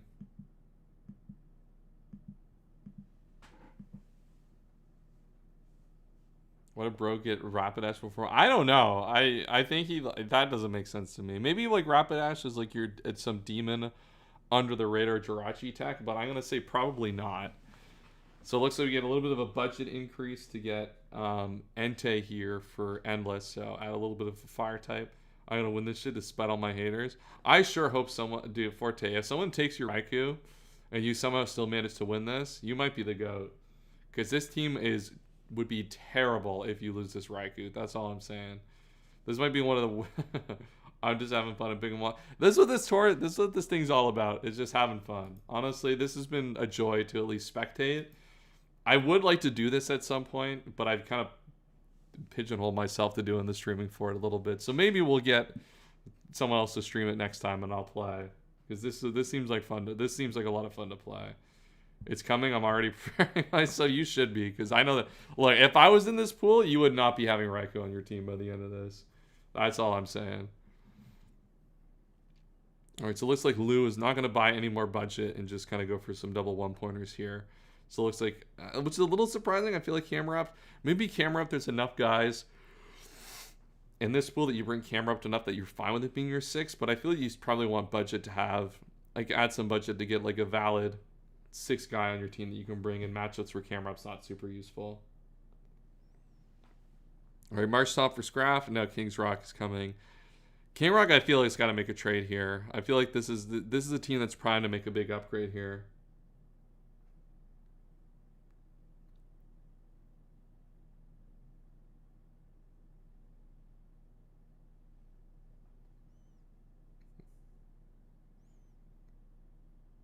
Oh no, King Rock's gonna do it. Oh no. This is what I've kind of been foreshadowing the whole time. I figured this is coming, but I think we're finally gonna see the Blissey for Raikou trade here to really end Forte's draft.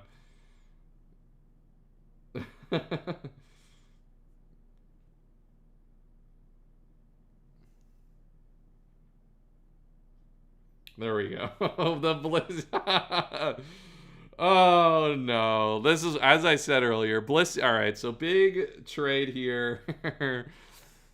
King Rock has traded Blissey to Forte for the Raikou. So now Forte's team is truly bad here at this point. This is.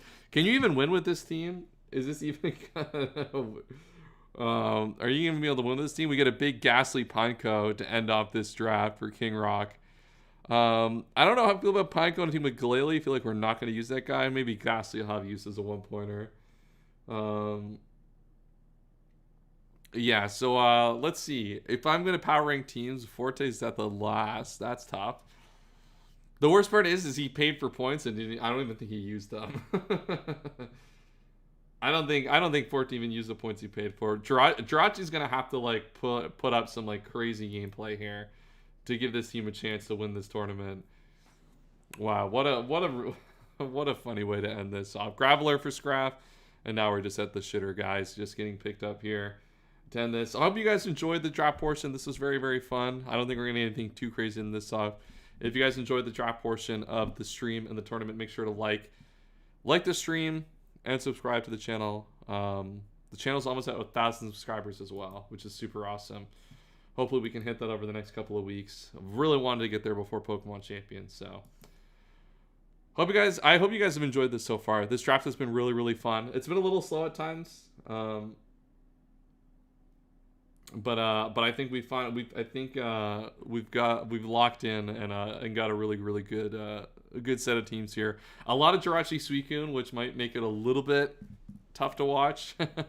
We might see a lot of mirrors, a lot of broken Pokemon, a lot of setup, but this is where Lou buys a Mr. Mime. No, it looks like we're not doing Mr. Mime here.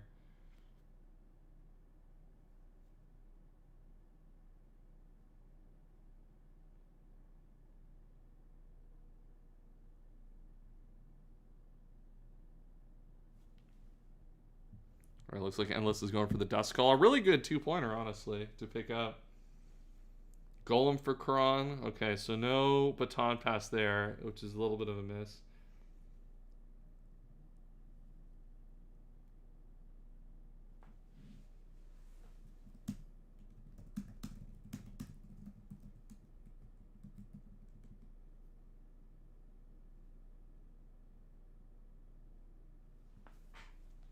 Let's see.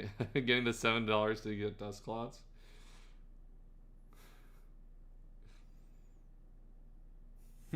No, I was gonna try to donate to just like just have some fun and like fuck over someone's team from the stream. It looks like Scrapp's money in Democracy is gonna go to waste, unfortunately. Well, it looks like Junkie is gonna allow themselves to get Democracy. I don't know if that's really gonna matter much, but.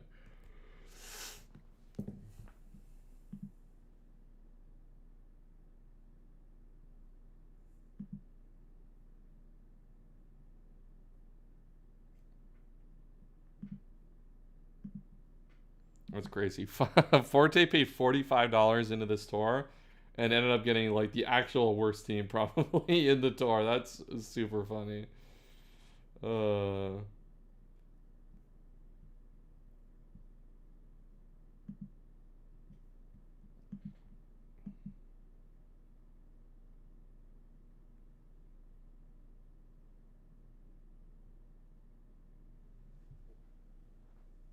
drafted twice and played 4 draft games today. That's crazy. I was supposed to have a draft game today in Sword and Shield kickoff, and I scheduled during the Canada game and completely forgot about it. Luckily, my opponent forgot about it too, so we'll get a nice little coin flip, little 50-50 to win the game. Hopefully we're beast mode and can win the coin flip. Come on, we gotta lock in and make these final 2 picks. We gotta get to the games, dude. Don't even mention that game, Sin. All I know, Sin, is you were trolling today. We don't need to litigate the Canada US game, but you were trolling today. Unfortunately, it is what it is. Though I was not. Owen was rage baiting me. Well, yeah, obviously Owen was rage baiting you. That's not a surprise. Not a surprise. Owen's out here rage baiting people on Discord. You had to let the refs actually impacted the game. They didn't at all.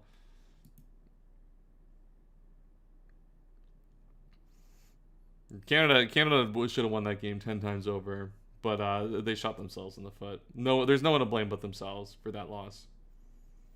Roselia, Alterius for Junkyard, and then Roselia for Funk. I love Roselia's okay, a little 5-point spiker to enable some of the mons on their team. And then Moss is going to make the last pick, and that's going to be the final pick of the Emerald Game Corner draft. A lot of money being spent, a lot of perks going on. I think I like Endless's team the most. I think is kind of where I'm at the most. US is not without a too many men. I don't think that matters though. I think I don't even think the power play would have changed anything about the game, to be honest.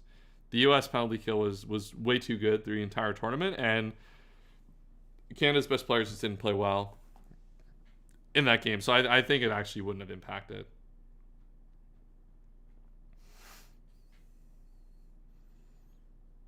I think what cost the game is McKinnon and McDavid were not good today. And then when your best players are not good, then you're going to lose. I mean, it would have been big, but you actually have to have your best players playing well. Celebrina missed like 4 grade A chances and stuff like that. Sweegan is just a better vape and Roch is just a better meta. So the question, yeah. Is the meta of vape Doug Yama real? We'll see. I think that might be one of the better teams. A lot of these teams got kind of like picked apart a little bit. I think Funk's got a decent team. Like a lot of these, because of the trades and stuff, like they're a little awkward here. Kron's team feels okay. No, I don't like Kron's team a lot. JBL's team's pretty good, I think. Like that's just gonna have the raw power of this weekend Jirachi, and like Machamp is gonna be pretty good here. Starmie's good spin support. Problem is then you have Slowbro Gardevoir, which is like kind of awkward. You got Flygon, I guess, which is cool, but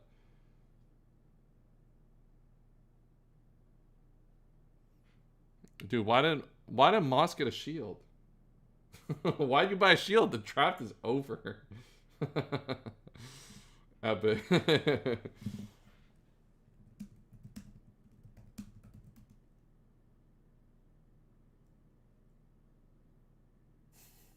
Dude, he said he's gonna buy a shield. Yeah.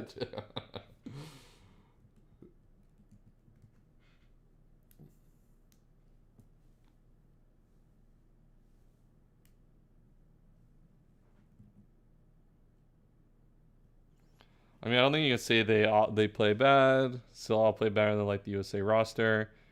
No, I could say they played bad. McKinnon cost the final goal. McDavid was like not anywhere near as dominant as he's been all tournament, and Celebrini missed like a million chances. I think they dominated because like the quality of the team is better than the US team just like naturally. But like these players didn't step up in the biggest game of their career so far. It seems to be the case for McDavid in a lot of finals, but that's, hey, you know what? We're here to talk about the Emerald Open Game Card. We don't need to have we don't need to do an autopsy on the Canadian national team performance, especially when they're probably just going to win the next tournament anyway.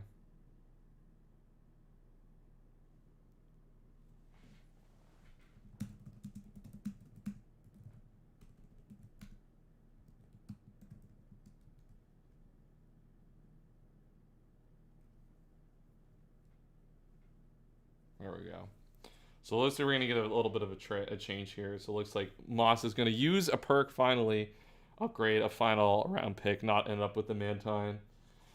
I think going with Chansey or Tentacruel, either one. And that's going to be the end of the draft. So, looks like we're going to get Chansey here. A little bit of points, big Chansey out of the team. And those are the drafts. What do we think of the drafts, chat? As I said earlier, I think Endless might be my favorite draft so far. I think Lou Ronaldi's I think Lou Ronaldi might be a little bit better.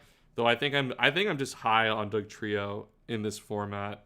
I think more than I think regularly, and that's like really putting that team up for me. Though I think Lou Ronaldi's team might be the problem with Lou Ronaldi's team is I feel like it's a 5-point mon. My negative amount of ADV skill will hold me back.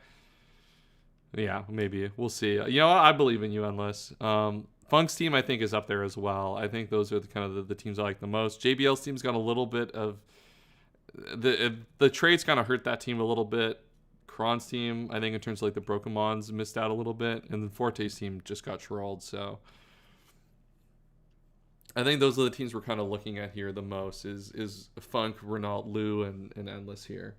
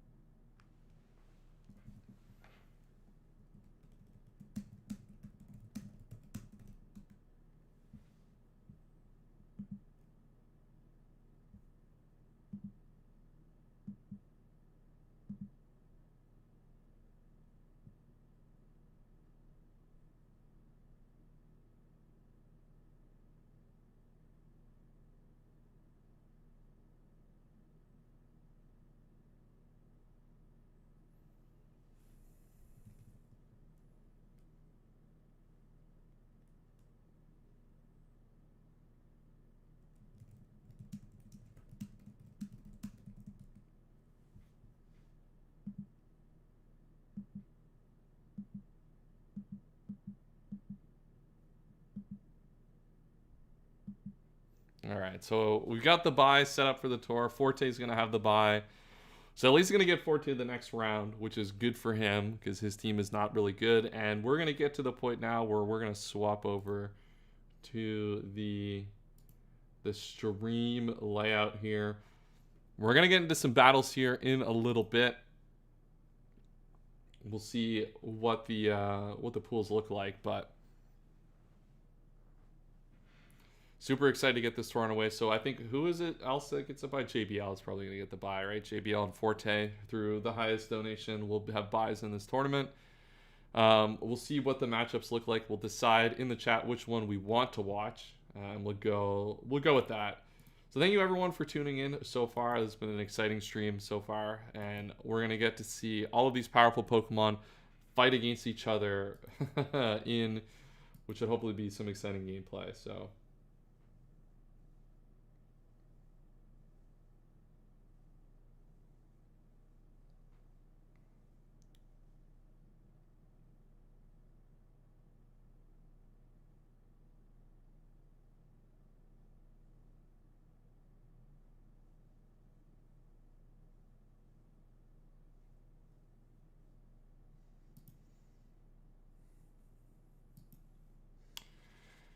all right, let's see. We're still waiting for Scrap here to put the bracket together. I think I have my other laptop here that I'm gonna try to be managing this from for this tour. Hold on, I need the game so I can at least have all the stream stuff up still on my other laptop or my actual computer. So we are going to be doing double elimination for this tournament.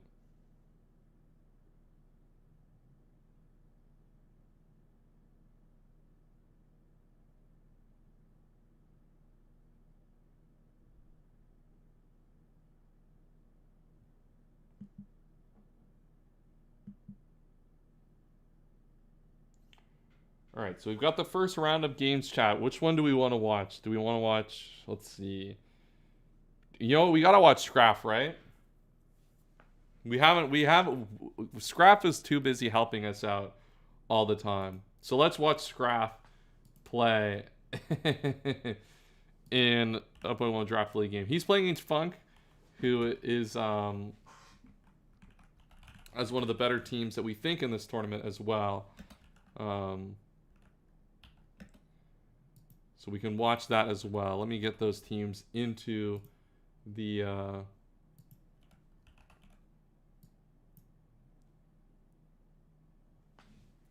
let me get these teams into the dock here, so we can see what we have going on here. We'll have our goat Scrap on the left here because he's our hero for today.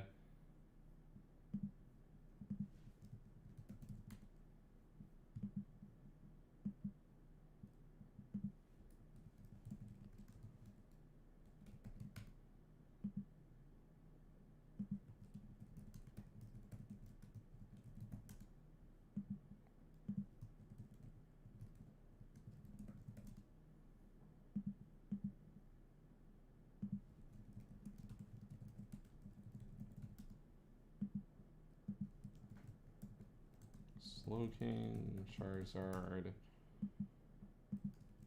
Shedinja, and Roselia.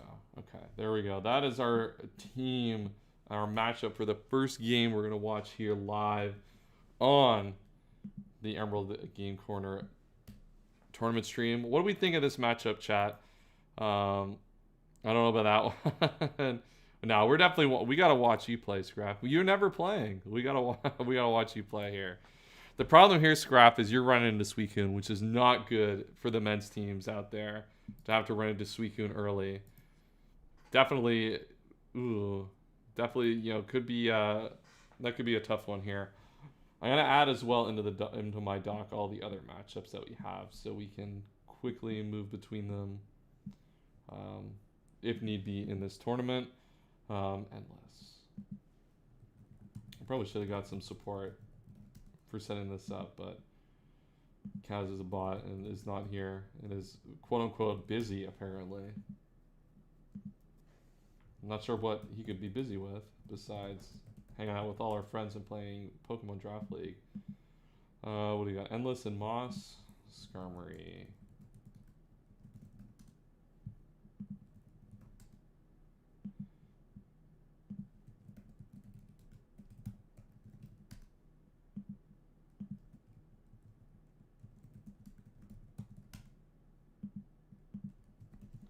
Chansey. What else we got? Junkyard versus Kron. That's going to be a good one as well. All right, so the way that this tournament is going to work at this stage, and now that we've completed the drafts for everyone, we are in the battle portion. There's going to be a 15-minute timer for people to build their teams. That's started like a couple of minutes ago. I probably should put it on screen here for those who are doing it. I guess let me get one going up here. 12. And I'll put it on screen so you guys can see it as well as we go along here. This is roughly the amount of time we have left until our first battle starts. We also have a big update for the prize pool coming here after this draft. I assume Scrap is going to update the dock, and then I will update the screen with how much has been donated to the pool. That was a loud noise. I think that was someone else's apartment. Oh my goodness. I thought it was in my apartment for a second. Let me check. Okay, it's definitely not mine. I'm gonna say, wow, that was. Don't know what's going on out there. Damn. "15 minutes. I have to EV a Snorlax." That's not hard. Just finish the rest of your team in 5 seconds and then EV the Snorlax after. Right, Junkie versus Kron here. I gotta bring this dock up on. Oh, I gotta bring this up over here so I can actually like read it quickly to update my my dock for the stream. Blastoise.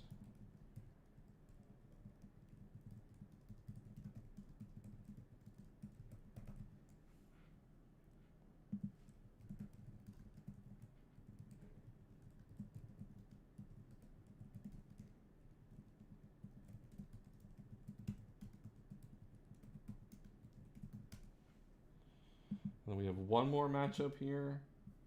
What am I getting pinged for on Discord now? UDL.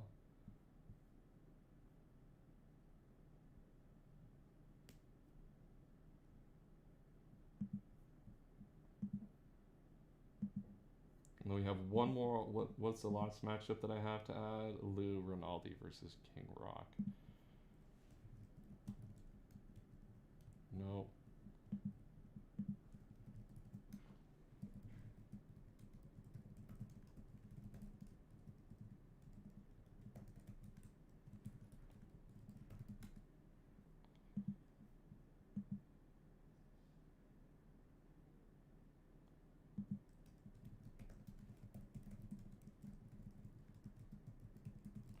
Gyarados, Glalie, Ghastly, and Pico. Okay. All of the teams are done. I don't know how much I'm going to be able to do that as we go. Endless Draft comes straight from hell. Yeah. Endless Draft's pretty fire, I think. Just like basically like upgraded version of like Metagross. Metagross Vaporeon team with the Suicune. And this Funk team is also very, very good. So we got about 8 minutes until we're going to get some games. We might have games start a little bit earlier. The one I do want to watch is the Scrap game. Just because we got a show out for our GOAT. But if someone else's games get started first, we'll get into that. And as we get into that and get into the first games of the Game Corner tournament, if you guys haven't already, make sure to like the stream and subscribe to the channel if you have not already. We're trying to get to 1,000 subscribers here before Pokemon Champions. We don't know when that game's coming out. Apparently it's going to be coming out next week. I don't know, man. Who actually knows what Nintendo is thinking half the time? So let's see if we can hit that. It's going to be a crazy couple of months of Pokemon Draft League, that's for sure. Between Emerald Open and Champions, basically, like Champions is dropping like as Emerald Open starts, which like will mean this will be like a literal month of hell for me in terms of Draft League. Luckily, I don't got anything else going on in terms of like mods and stuff.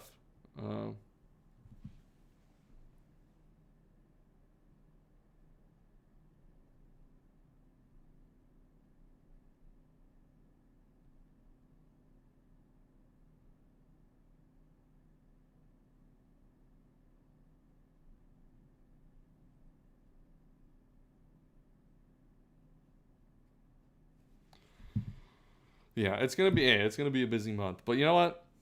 Hey, busy Pokemon's fun, and Pokemon Champions is gonna be a lot of fun. I assume too. I know there's a lot of people who are maybe like a little bit apprehensive on what it might be for Draft League, but at the very least, I think we're gonna have a lot of fun playing it. So we'll see what that'll mean. It'll likely mean Wi-Fi Draft League coming back to the channel, which we haven't had like a full one that we've played in a while.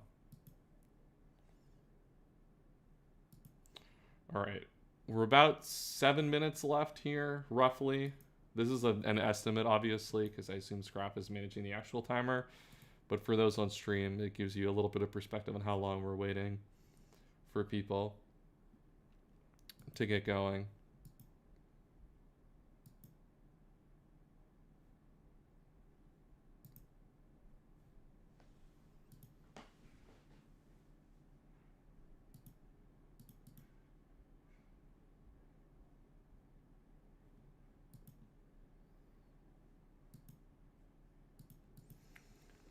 All right, let's get into this matchup, though, a little bit while we wait. We got 6 minutes left. Let's talk about what we expect to see from this matchup. Scrap has a decent team. I think one of the things that kind of going into this is we expected like these Suicune teams to, these kind of big money Suicune / Jirachi / Suicune and Jirachi teams to really dominate kind of offensively or kind of in like the prep in these teams. And this is a team that I think that Scrap's going to have a real difficult time doing. His team doesn't have a lot of good ways to actually break the Suicune. Like, Suicune just kind of cooks him, honestly. Just kind of sets up on, like, everything. Like, Metagross basically has to boom against the Suicune. And that's super hard to, like, actually do in this matchup. Especially, like, if you're just sub-Suicune, like, sub-CM, it's really tough for Scrap to actually manage and deal with that. It doesn't even have to be like sub. That like makes it a little bit harder to have like recovery and stuff. Like maybe it's just protect Suicune and like you play around, boom that way, or maybe just sub. Like So the problem is like having to run sub or protect does make like, these Suicune sets a little bit awkward, where you need coverage for the Ments and the Melodic here. So be curious to see what Funk does to kind of get around that. But otherwise, like there's not a lot of good counterplay for Scraf. There's not a lot of good counterplay for Scraf in this matchup, realistically. And like his like best way to pressure offensively is the Ments, which there is a Claydol. There's a lot of good Ments counterplay here, to be fair, as well. So I think unfortunately for Scraf, this might be a pretty quick tournament for him in terms of the game corner. Coming in to kind of replace as a replacement drafter and player.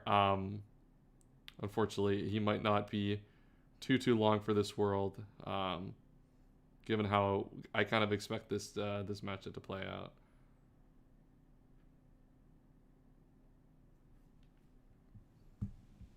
All right, let's see here. We got 4 minutes left, chat, and we'll be able to get into our first game of the day. Looks like we have some challenges about to start coming in.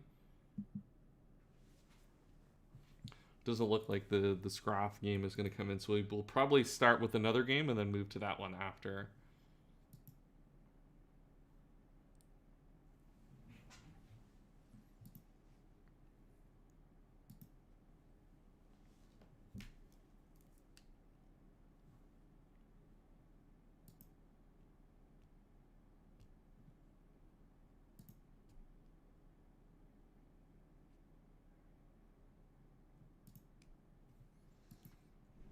All right, looks like we're gonna have. I feel like it's like we're gonna have every game besides the the Scraf game up on stream here in a second.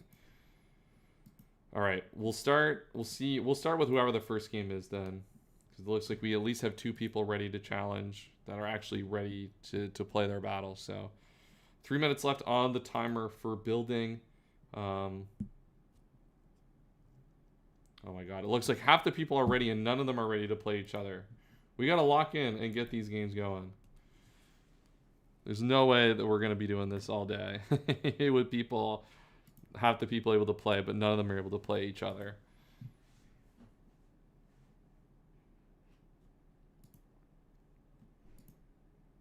All right, so we got Junk versus, I think this is Kron first. So let's see, what is this one?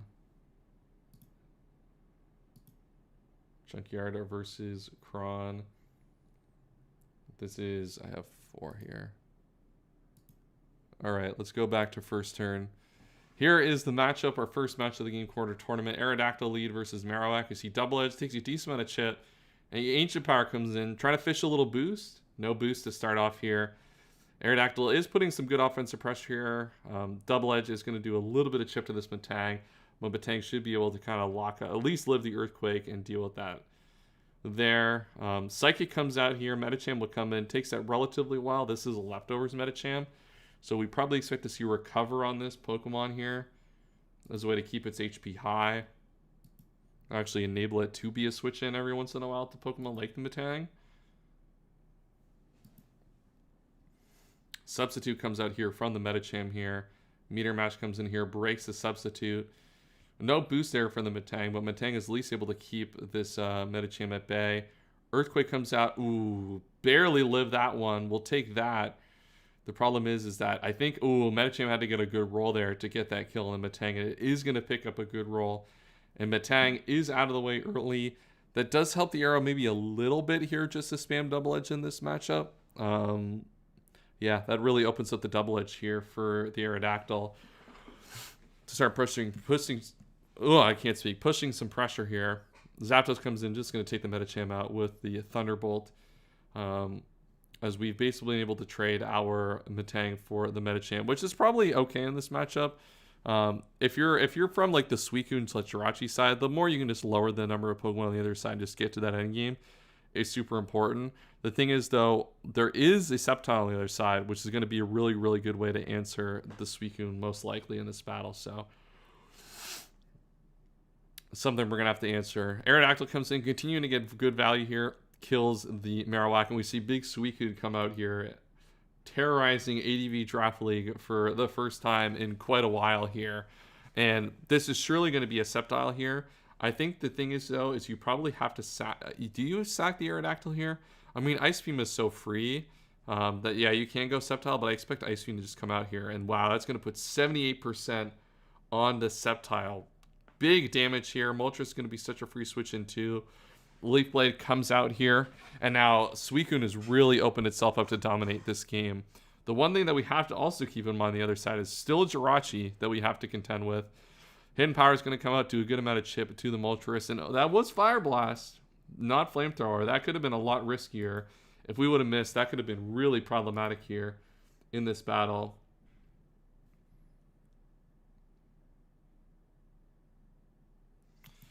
And now with the kill, Aerodactyl is going to come out and pick up another kill. 2 kills in here, and now Suicune's going to come out here.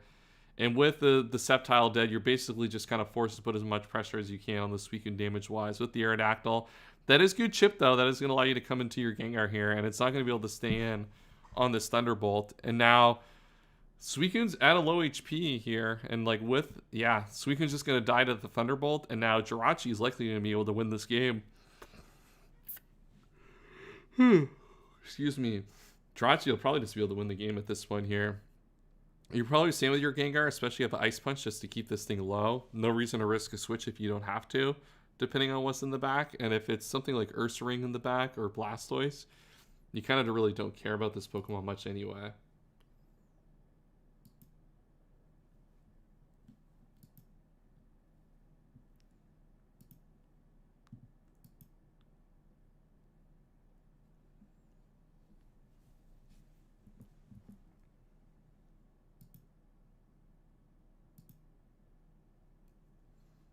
All right, yeah, Ice Punch, kind of what we expected. Get a little bit of chip on the Zapdos. You do also live Thunderbolt as well, which is kind of a crucial part of this as well. So you'll just be able to pick off this Zapdos now. And it's going to be one Pokemon against, which is pretty evidently a Jirachi in the back here, which will be something you probably won't be able to actually beat here in this game. So it looks like Junkyard is going to lose this battle here in the first round. To Kron here. Kron's team does look pretty good coming in, I would say. I think there was a few questions we had in terms of like the meta chain without Baton Pass, but Arrow showed a lot of value here in this battle. Really tough to a team that just didn't have a lot of good Arrow counterplay. Ursaring comes in. This is going to take a little bit of chip. I guess preserving the Zapdos here at this point. Cloyster comes back out. It looks like we're just SD Ursaring, trying to just push some pressure offensively here, but unless we're able to pick up the kill here, this thing is just going to boom. Oh, we're just going to Ice Beam, not boom. Okay. This does open up a potential here for this endgame. I was going to say Kron might have had this one, but Ursaring might be able to just kind of finish this one off. We'll see here. I assume Gengar is going to be able to chip this Pokemon at least decent range. It's going to boom anyway. Okay. So now we have Jirachi versus Zapdos, and Jirachi should win this one, especially with Zapdos at half HP. It is going to outspeed, no para here, and the Calm Mind's going to come out. Yeah, and this is where Jirachi, this is why Jirachi is banned, chat, is it kind of has this inevitability with the Calm Mind in this kind of event to really take over. And the Wish, see a big Ice Punch come out, and we get the crit, so it doesn't actually matter. So there we go. Jirachi picks up the win over Suicune, and Kron is going to pull off a round and get to the next round of this tournament. I'm pretty sure we are doing some double elimination, so we'll see some losers bracket games as we go along. But that is our first game of the tournament down. We're going to wait here. We have a few other games. Lou Rinaldi and Endless are both playing their games separately here. But we're going to wait for the Scraf game to get that one on stream for you guys here, because that's the one we did promise we are going to get on. And that one we can watch from the very, very start. And while we wait for that game, if you guys are in the stream and you haven't, make sure to like the stream. Let's see if we can get to 10 likes here while we're waiting for the Scraf game to get going here. We get to see, hopefully, Suicune put up a little bit of a better performance than it did in that game. This one was definitely the story of Jirachi rather than Suicune.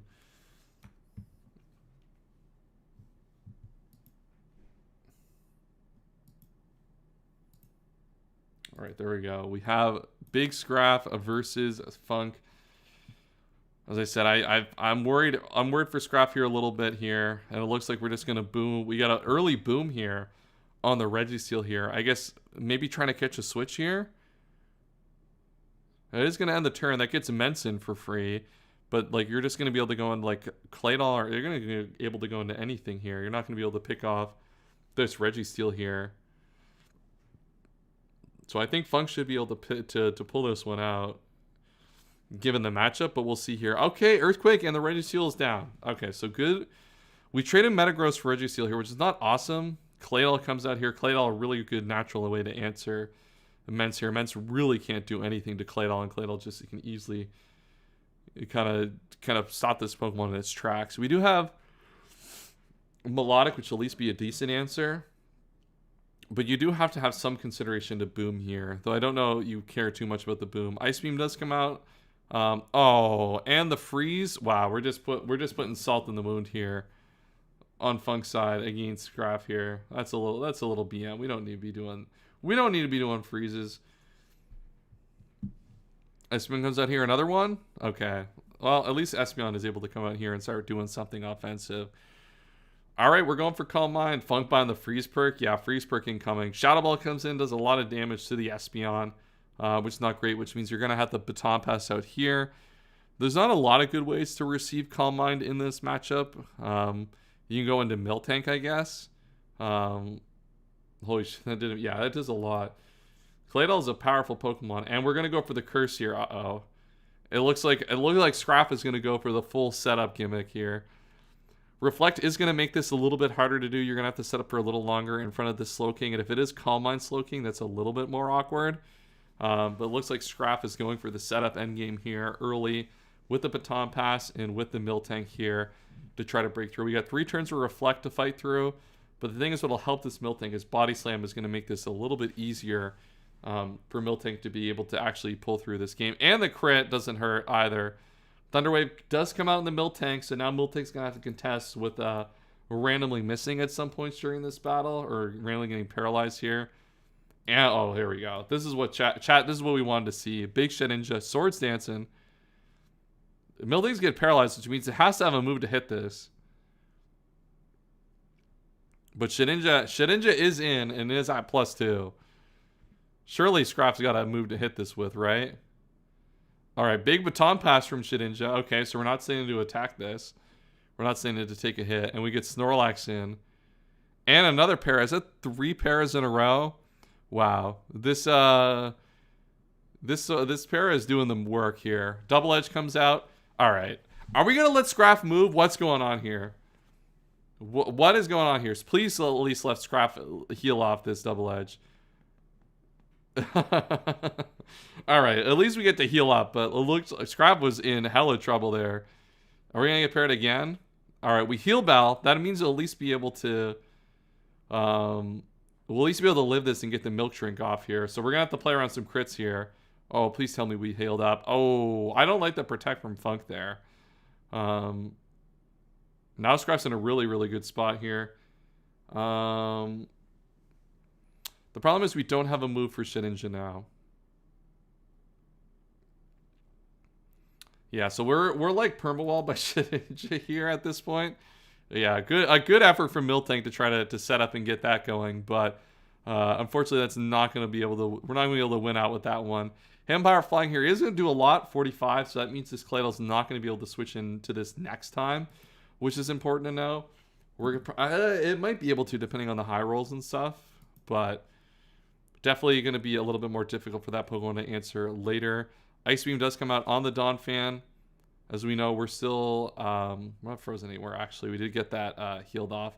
And we missed the Toxic. Toxic would have been super important to make Claydol just that much more difficult to actually switch into. Okay, what is going on here? What the hell is this? Freeze again? Bruh, Scrap is holding his own in this battle in what feels like an impossible matchup. And he's gotten frozen twice, like triple paralyzed. It feels like nothing is going Scrap's way. Because the Toxic would have been huge on this, because it would mean that this Pokemon, Claydol really can't switch into Salamence much at this point. I mean, they're saying it might not matter at this point. It probably, it probably doesn't matter that much. But like, I think like Suicune's probably inevitable at a certain point in this battle. But at least give Scrap a chance, right? And now Shedinja's going to come out and just block this with the Wonder Guard. Oh, it's mono. Yeah, mono normal, unfortunately, is not going to be beast mode in this battle. Because the problem here, right, is like if this was toxic, Claydol would be at a lot lower HP. It'd be a lot more. It'd be a lot easier to actually beat it and kind of open up a situation for Mence to really put pressure here. But now we're just not in a position to be able to do that. I think you just attack again, or maybe Miltank's more responsible. Yeah, I would have lost. I would have lost the game. That's fine. That's fine. We go body slam here. I feel like we probably shouldn't be wasting our body slams if we don't have to. Not that I think that's going to come up, but it's not impossible for it to at some point later in this battle.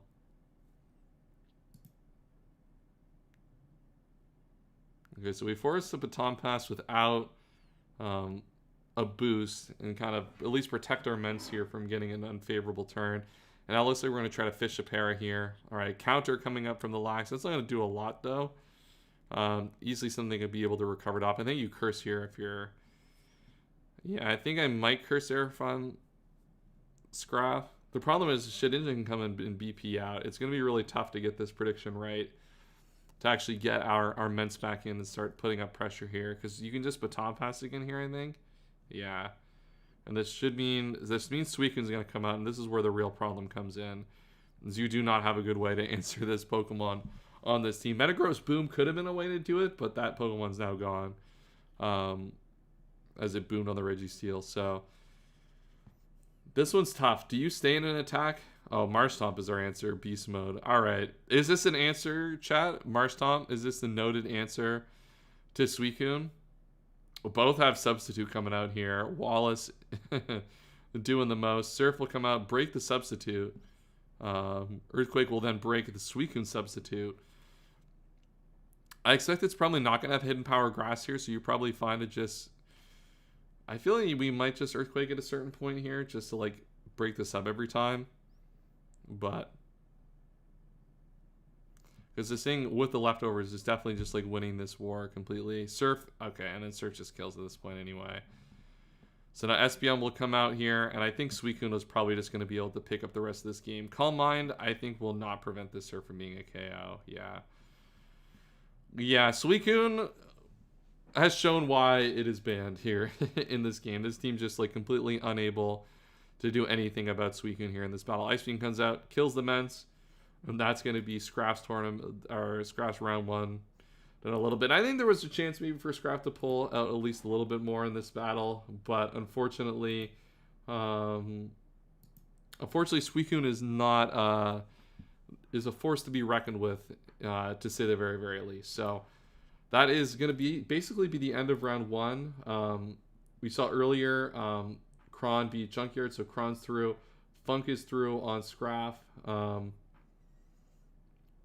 And now Endless has also won his battle. So let's take a look at the bracket here. Nope, that is not what I wanted to do. Let's get the bracket here on screen here for you all to see.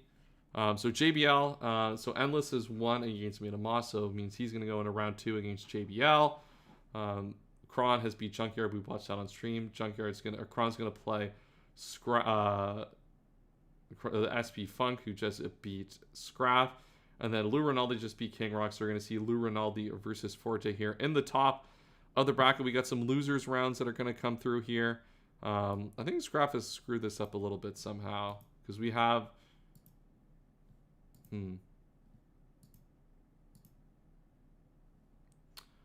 don't know where this Kron match is supposed to go. Oh, there's going to be maybe another bye here at some point. I guess, you know what? I'll trust the division with Scrap. All right, so we're going to continue following kind of the top side of the bracket, at least for now. We're not really going to follow the bottom side of the bracket while we wait here. We're going to get a 15-minute timer going before the next round.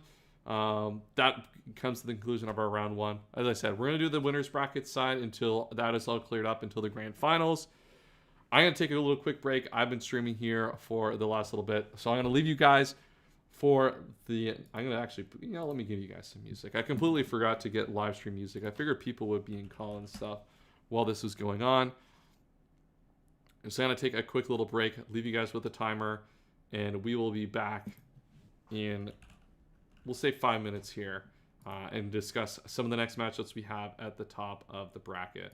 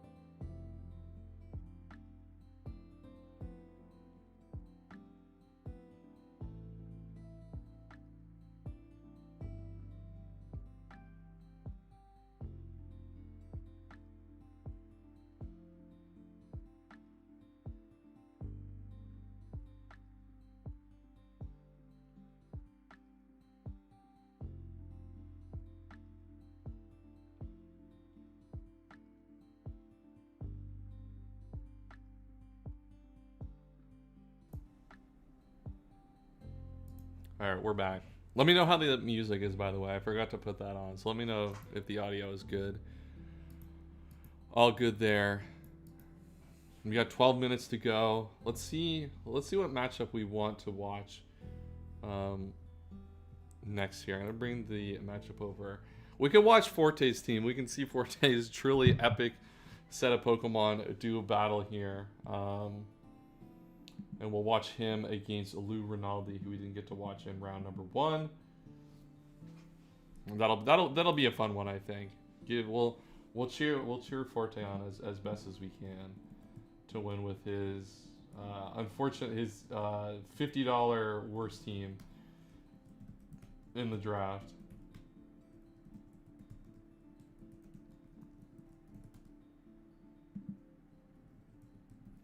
And he's playing against Lou Rinaldi as well, who has, in my opinion, one of the better teams in the draft. And he's got Camerupt as well, which should be a decent Jirachi answer, but likely they'll see Water Pulse Jirachi come out in this battle to manage that. All right, let's see what other mains. We got JBL versus Endless here.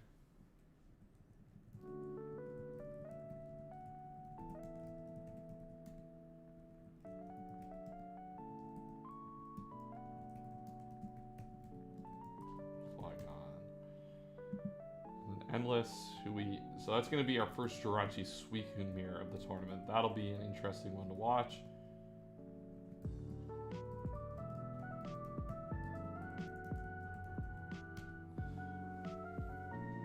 And then what is our last battle here on this side of the bracket? Kron versus Funk.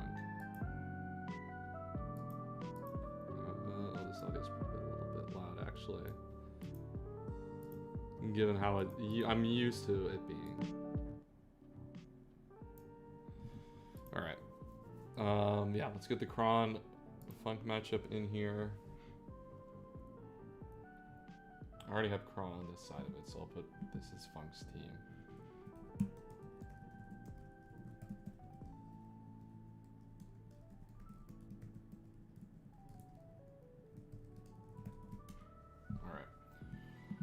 There we go. Matchups in. We got about 10 minutes left for people to build.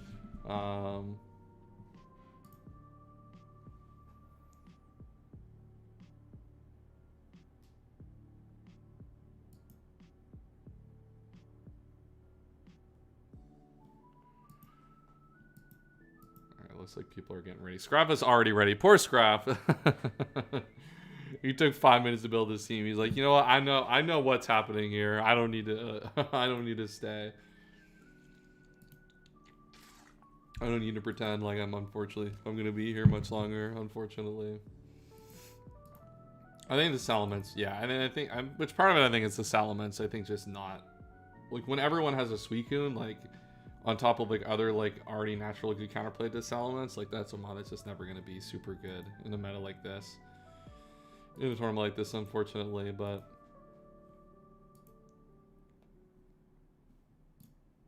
oh no, I don't need Discord support.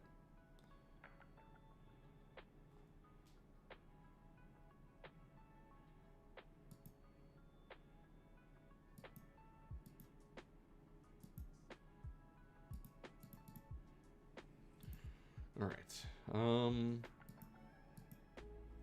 Let's see. Let's get into this matchup here. I guess it's so funny. I want to get into this matchup. What is there to talk about in a matchup like this, where Forte's got Jirachi, broken Pokemon, but like a completely unfunctional team otherwise. I guess like there is Hypno. Like there's a little bit of CM pass, and like I think Jirachi can set up for itself. So doesn't really need that. Then Jirachi Suicune, like how do you even beat Suicune if you're Forte? It's got to be Blissey, right?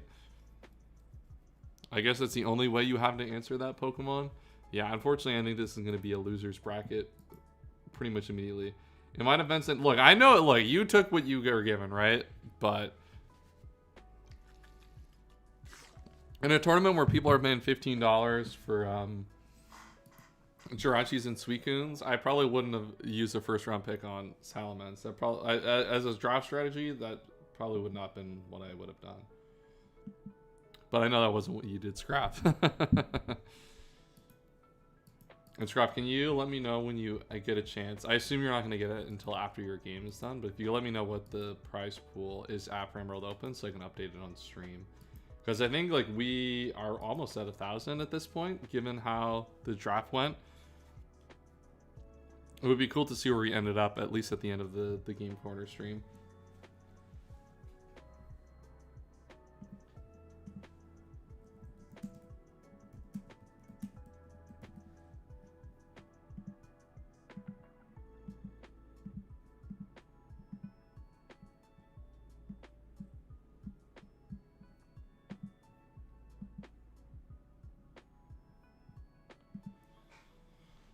Because I think I don't know how much of like what was spent was already in the prize pool before.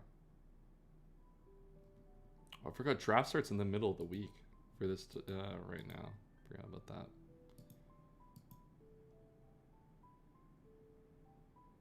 I'm gonna try to get the draft done this weekend, which will be super fire. If we can pull that off, that would be super fire.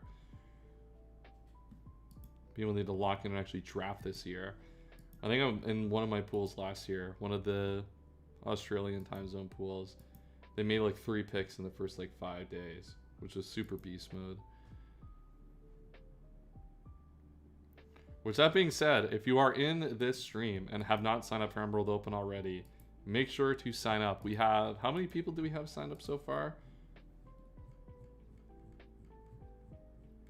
We have about like 273. Almost at 300, so definitely want to get and sign up and donate. We'll guarantee your spot as well. So if you want to sign up and feel don't want to risk missing out on the tournament cut that we make sure to pay that $5 as well, and you can make sure that you get in guaranteed no matter how many people we get out for the tour. Super exciting tournament. One of the best tournaments I think that happens in the Draft League community every year. Obviously, I'm biased in that. But I think this tournament is super, super fun. A super unique format, and we always play for super high stakes, which is super fun. All right, we have 5 minutes left here. We should get some battles cooking up pretty soon here for this. As I said, we're going to start on Forte versus Lou Rinaldi here. Future Lou Rinaldi's team, one of the better teams that I kind of expect to be in this tour, and then we'll get to see Forte's awesome team. All Gen tours are good. Yeah, there's no bias. Yeah, no bias at all in terms of the love for old Gen's tours in this server by anyone.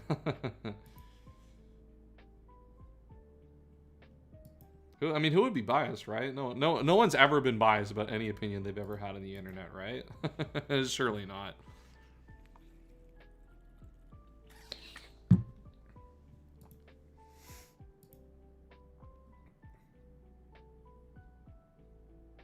It's like, unless you're ready for JBL, exactly, yeah. Look, I'm just giving my own personal look. I got only love and the truth for the truth here for me. There's nothing else, nothing more, nothing less.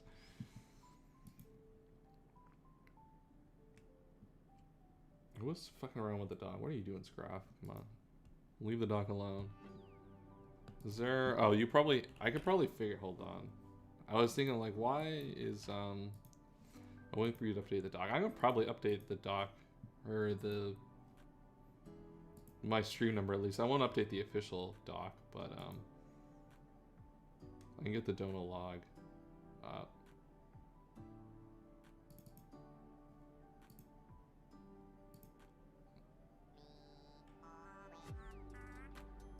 Oh, the Dono log's not updated with this. You probably did it separately. Okay. JBL Sun is on the keyboard. Let's go. Is JBL Sun gonna play for us? Who are your favorite Pokemon? Well, Tom Brady's 7 rings. Don't know how many of those are fraudulent. We won't get into that here in this call, in this stream. Not relevant. I think Zapdos has always been like an all-time favorite of mine. I've like wavered a lot over the years, but Zapdos has been consistent. If you had to ask me right now, it's probably Screamtail. I would die for Screamtail. That guy, Screamtail is so fire and so sick. I love that Pokemon to death. I think I've used it, at least in draft, more than probably anyone. Maybe that speaks for the results I've had over the year.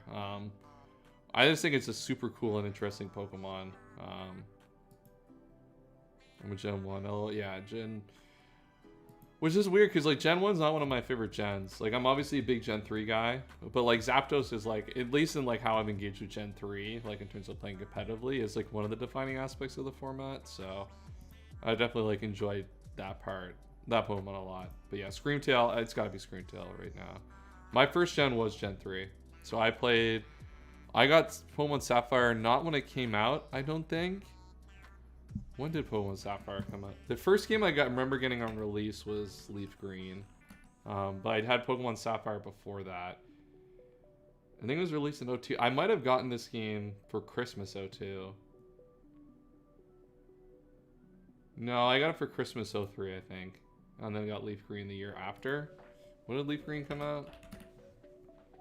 Yeah, okay. So yeah, I got Sapphire 03 and then Leaf Green 04. So Gen 3 was my first gen, and that's probably why I'm a little bit nostalgic for the generation. It's the one I started with. It's also the most interesting mechanically, I would say. Alright, we got pool battles up. Alright, Forte will be here in a couple minutes.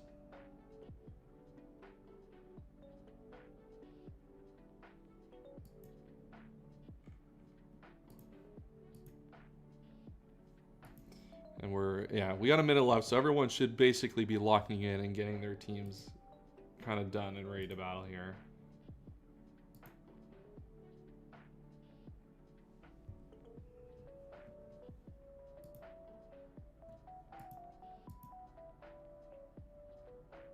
Yeah, Articuno looks super sick. I will say the design for all of the birds is super fire. Like, for like, basically like, the fact that they knocked it out of the park immediately with all of those designs was super sick. Just shows how good they are. And Eevee, yeah, Eevee's pretty cool as well. Alright. Some of these guys gotta lock in. And Scrap, the stream timer says 16 seconds. I got 9 seconds. I gotta lock in quicker than this. But my unofficial timer says they gotta hurry up. Alright, timer done. Timer done and no one's playing. What's going on here? What's going on? We gotta lock in.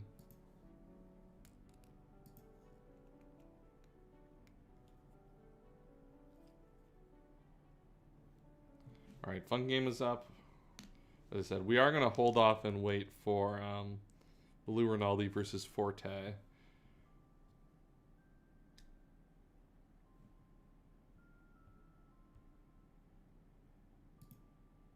Jirachi Suicune, yep, okay. Look, LRXC, like this is what we're here for, right? We're here for a little bit of money spent. Nothing like having Suicune Jirachi versus our Blissey, Vaporeon, Armaldo, Hypno, Lantern team. Look, like this might be. I mean, is Lantern actually an okay answer to Suicune? It probably is actually.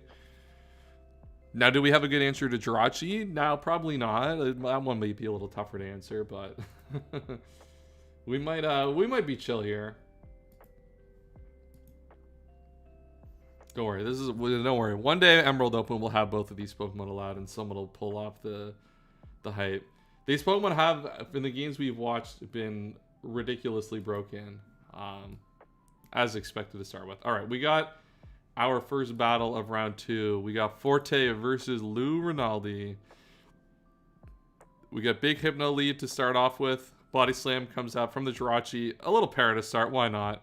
And we get to para the Jirachi back. So we trade some Paralyzes here to start. This feels like the classic start to any Gen 3 Draft League game. We're just paralyzing things off rip. Body Slam comes out. Continue to put some pressure here. And now the Calm Mind is going to come out here. Looks like we're probably going to try to get some BP going, I would guess, from the Hypno side.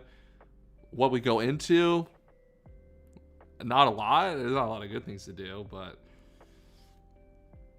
All right, big Persian comes in here. Big one-pointer Persian. What value are we going to provide against the Hypno today? Oh, big fake out, 32%. Big damage. Is that crit gonna... That crit's not going to get us anything, I don't think, though.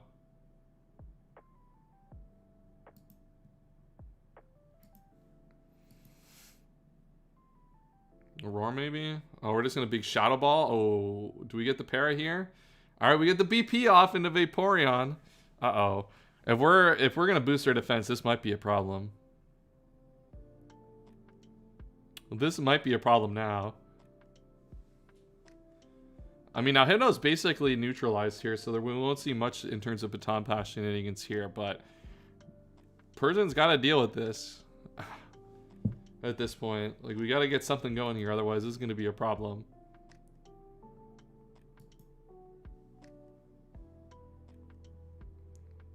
Lou Rinaldi's stuck in his tracks. Return comes out here, 33. Substitute. I probably wouldn't have subbed there. Shouldn't you be? We should be boosting our defense first, I think. But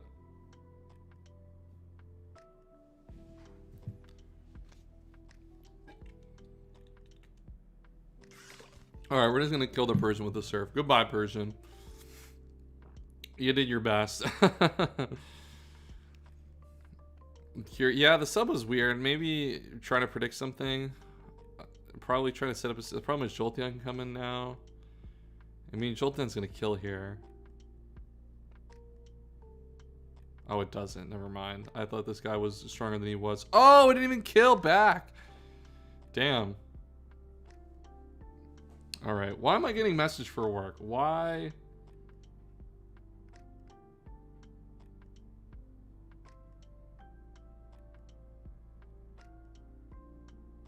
Why are you testing something for work on a Sunday night? Come on, man.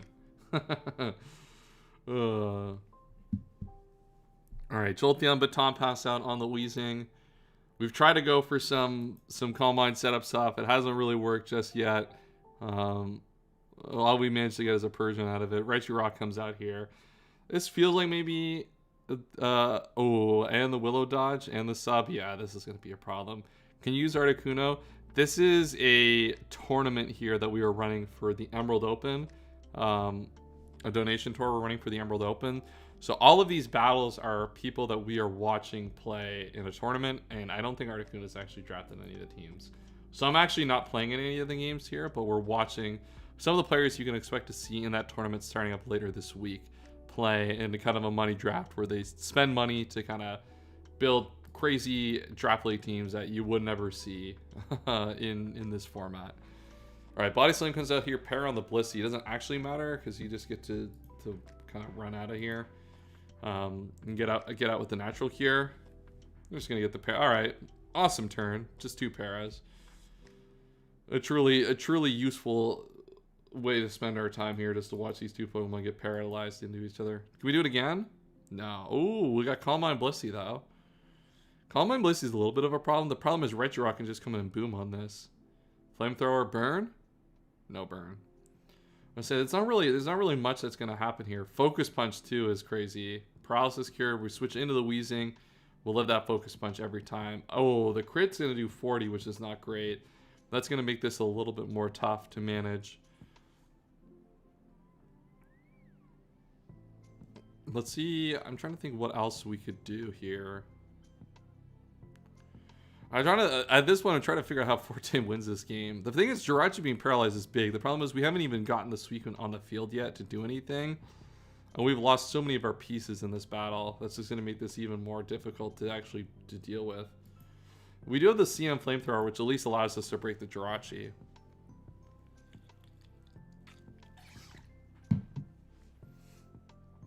Alright, we see our own Jirachi come out here now. Big Jirachi. Alright, Wish comes up here. Earthquake is going to do about 54%.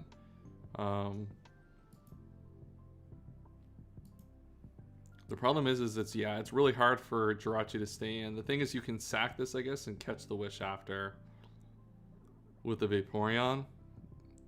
This is at least good. This is good to get this Pokemon back to health, to high health, because you're kind of going to need this for the Suicune later in the battle.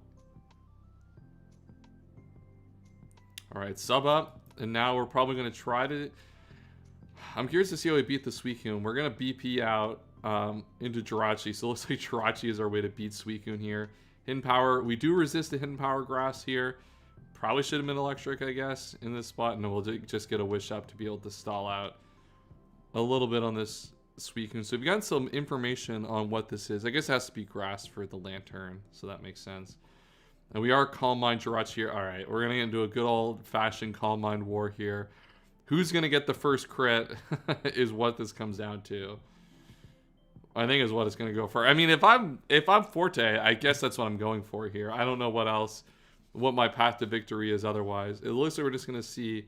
Ooh, Lugo for the Surf there. I don't like that Surf. Especially because now you get a free Psychic here.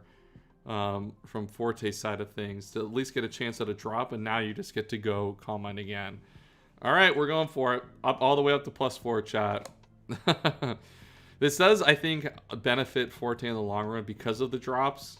Like, that does open up more opportunity for this to go well for him. Though I don't think like by a substantial amount. We're still just whoever gets the crit gets the crit. Which, like, honestly, with the team that Forte has and how bad we thought it would be, is a good situation. I don't like that attack. It doesn't really do much. Alright. You were still doing a lot with the Psychic here, right? And, like, those drops are going to be super detrimental once they start hitting. Alright, 34. We're going to have to see a Wish here, probably, from Forte. We're not going to go for it. Oh, the rest is real problematic now. Oh no, we're in trouble. We're probably going to see a Wish. We probably see a Wish come out here. The thing is, there's no Sleep Talk, so I think like this is still probably fine. But the thing is, the problem is Jirachi's going to run out of Psychics at some point here because of pressure.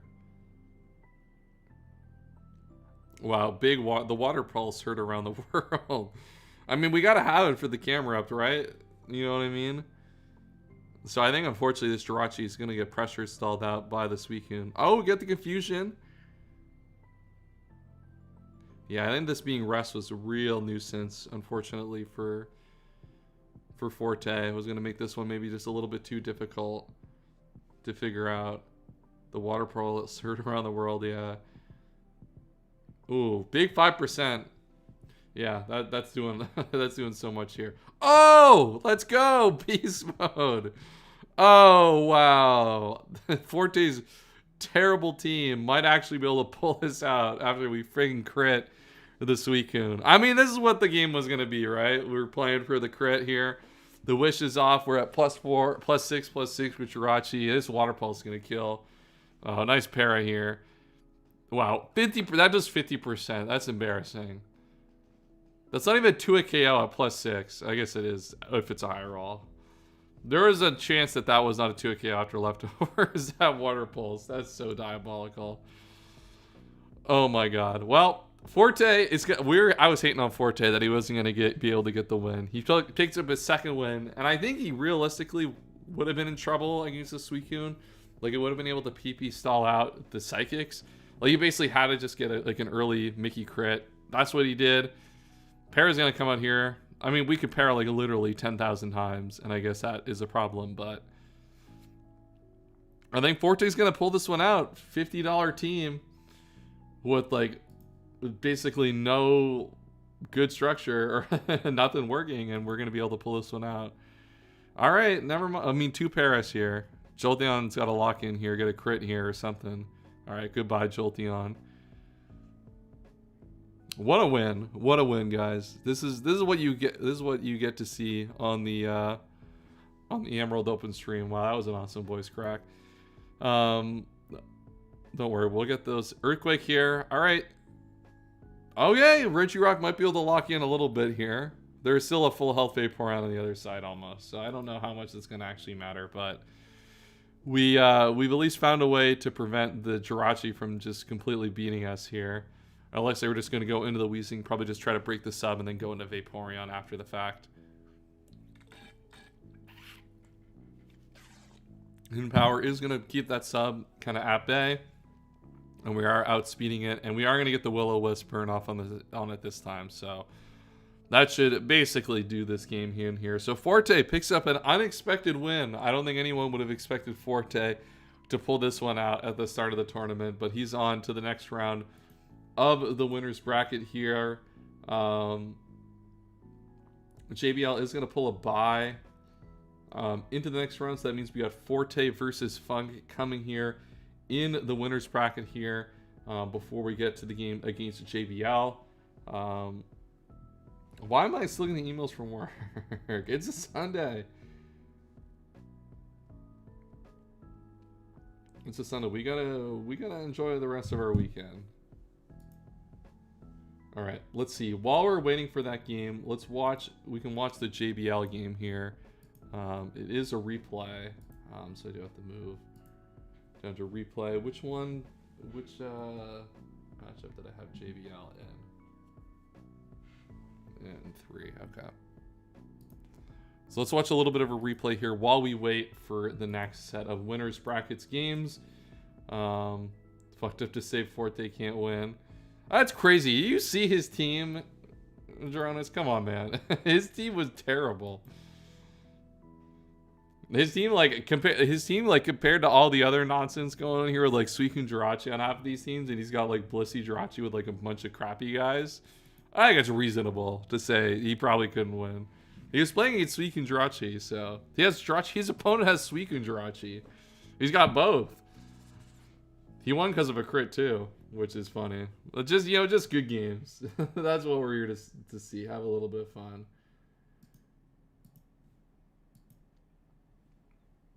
All right, let's see here. Reflect up, Jirachi going crazy here. Get a big crit on the Jirachi here, though. I think that's probably not going to matter too much with the wish in the air.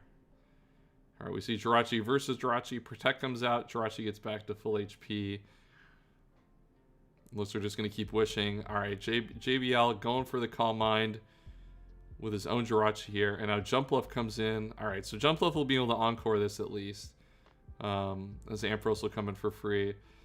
That's not a reliable long-term plan against Jirachi, is to play for the encore every time with the Jumpluff. But, I mean, you kind of have to do what you got to do here. What probably is HP Ice coming out here to break the substitute. And now Fortress will come in. Wow, okay. Eats a Thunderbolt. That Pokemon's dead. I mean, I like the play, because like the Thunderbolt should, in theory, break the sub from the Jumpluff, you would have to think. But that's going to be really tough now for for our goat Endless to make good progress in the game. Fire Punch comes out. Yeah, this is this is starting to get epic. Goodbye, Fortress. All right, we trapped the Dugtrio. Dugtrio's coming in. Trap the Jirachi. Does 68%. Psychic comes out and gets the crit. This is truly an... Oh my god. This is truly an epic game of Pokemon. Goodbye, goodbye to our friend Dugtrio here. Put up a good fight, honestly, trying to get the Jirachi. But Jirachi is just too inevitable, it feels like, in this thing. Ampharos on the threat. Yeah, Ampharos is putting up good value here, honestly, in this battle. This HP Ice to, like, pressure the jump bluff is, like, kind of nice. And, like, Thunderbolt is a pretty good click here. Also, why is Jirachi not allowed? That's a good question. Why is Jirachi not allowed? I don't know. Maybe Jirachi is okay in ADV Draft League, and we can let that Pokemon in after its performance today in Emerald Open Game Corner.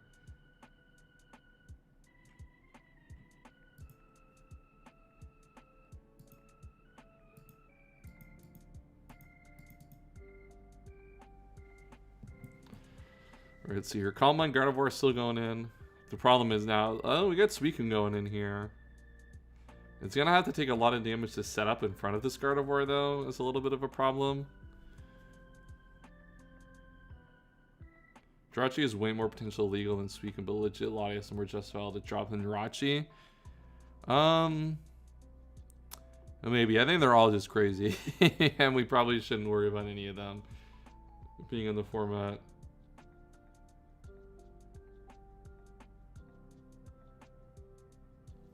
Alright, looks like the Roar comes out here. Machamp here. Big Machamp. Live the Surf. Goat. Hit the Cross Chop. Nope. L. That's unfortunate. What a crazy game. There's just, it feels like there's been hacks like on all sides. Trace Wistek with Lepa Berry. Yeah, Lepa Berry, that's a fire bring.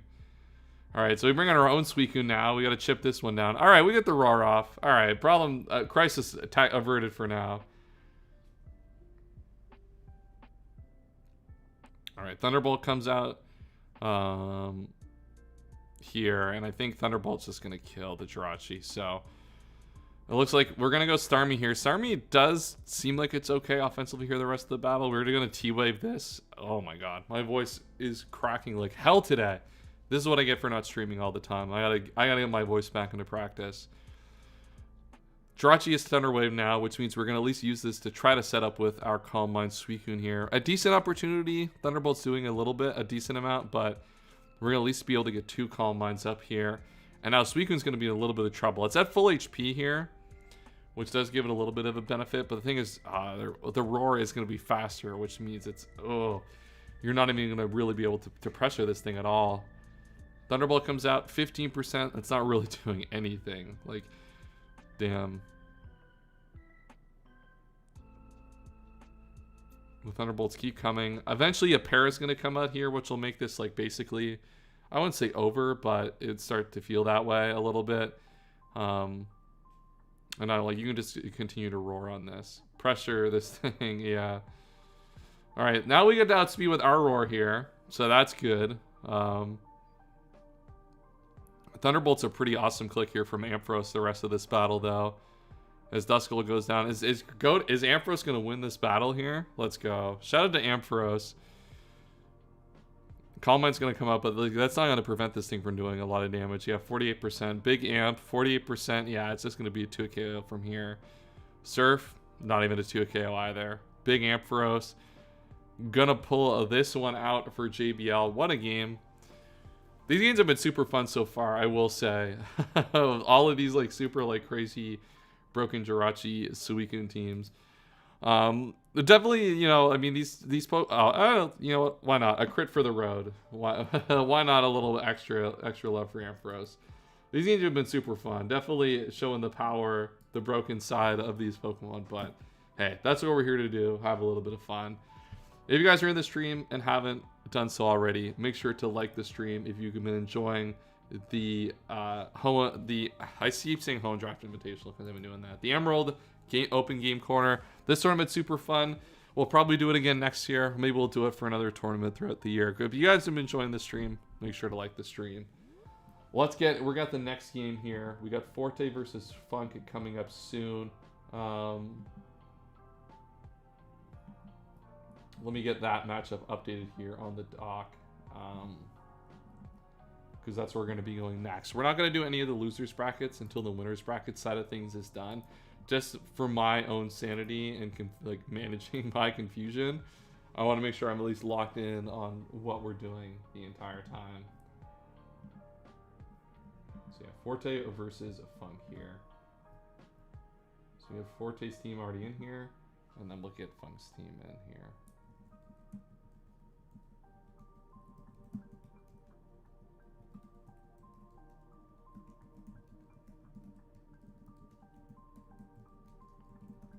All right, there we go.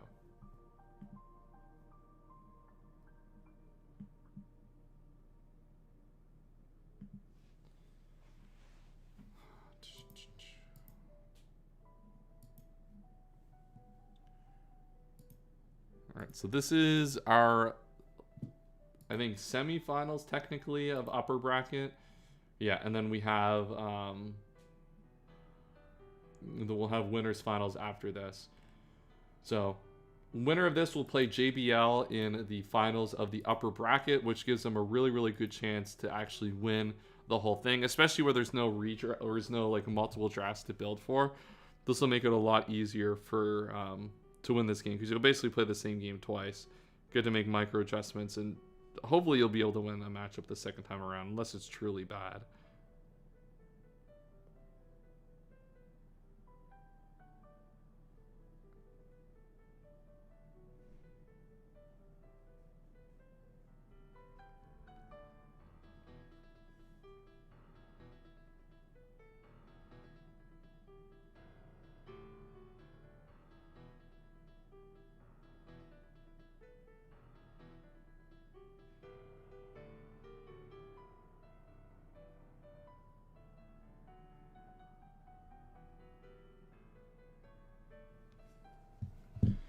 All right, I don't know where we're at in terms of a timer for this this top game. Let's see where we're at. 8 minutes, so we're probably, what, we got like a 6-minute timer. Let's run a 6-minute timer here. That basically will get us to what I expect to be the time for the game here. The top side of the bracket.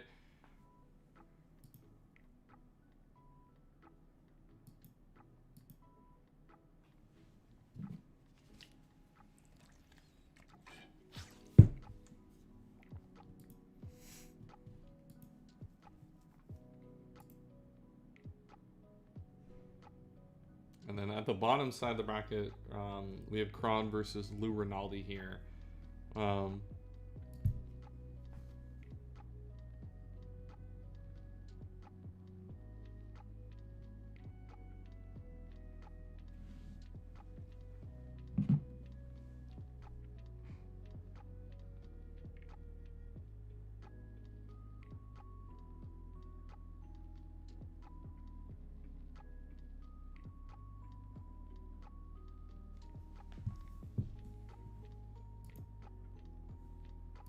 All right, let's take a look at this matchup here and talk through this one.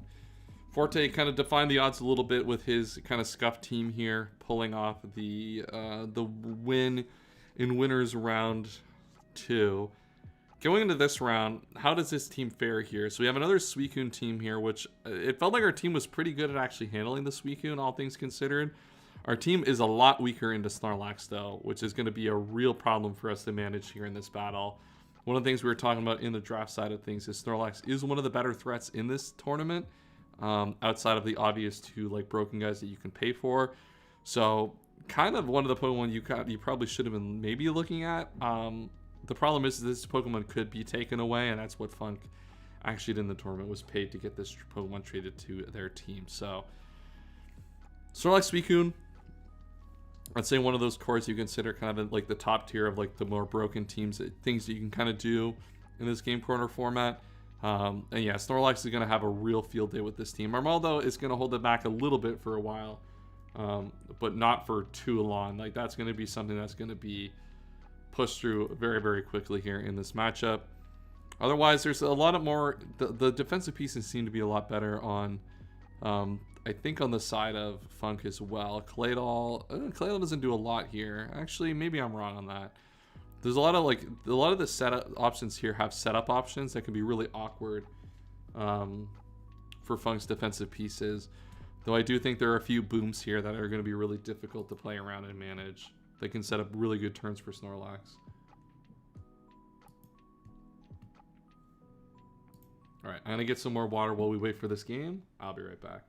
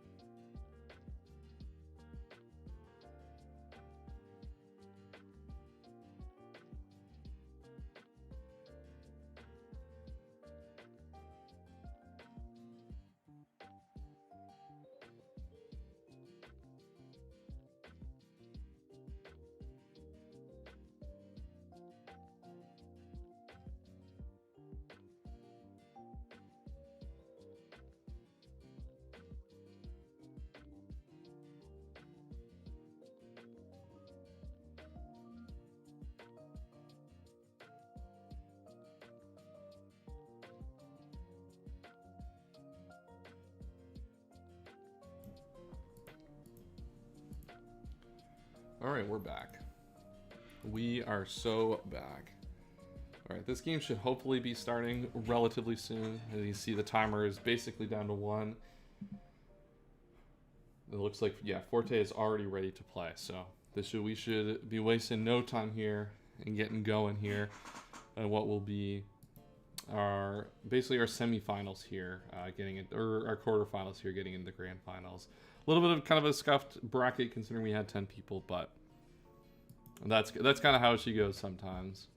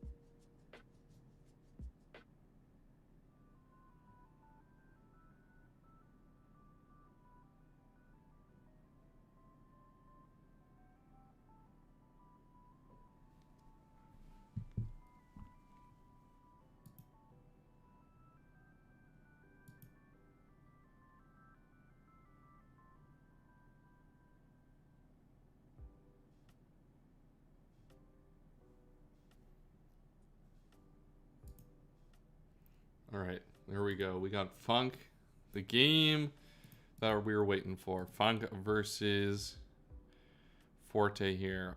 A big $15 Jirachi showing out here. Let's see how this one goes.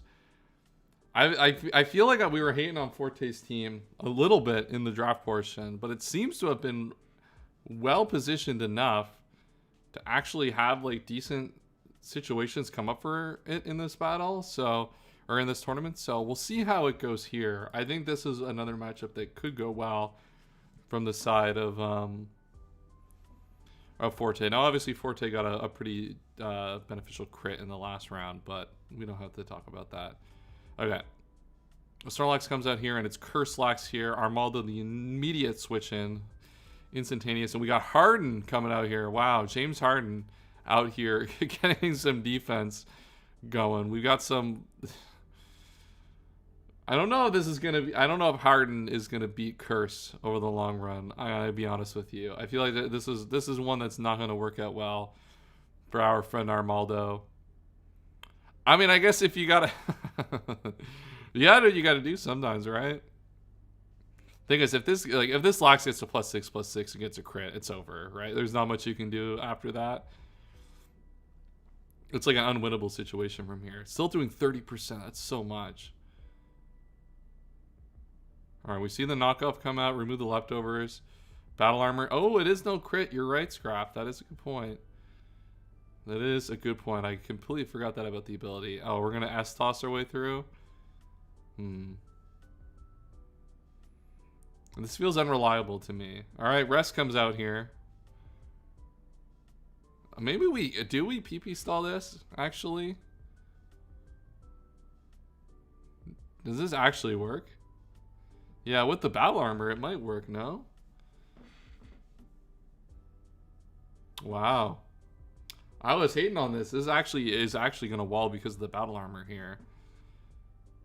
So Rest, you waste. You have 16 of them. Can you actually PP stall this out?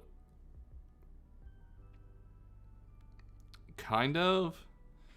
You kind of actually can, right? The problem is once Funk has to start using body slams after the rests are over, or at some point, like you're gonna get like opportunities to para this. Or we go hard Zard here on the rest. So this is gonna be all right. So we've gotten through some of the PP here. That at least seems to be a good answer to Lax in the interim. Harlows, we're sub Sunny Day, and this Surf is not going to break the sub at least still, but this Solar Beam is going to hurt if it's got it. And it looks like we're just going to elect to go into our Registeel anyway.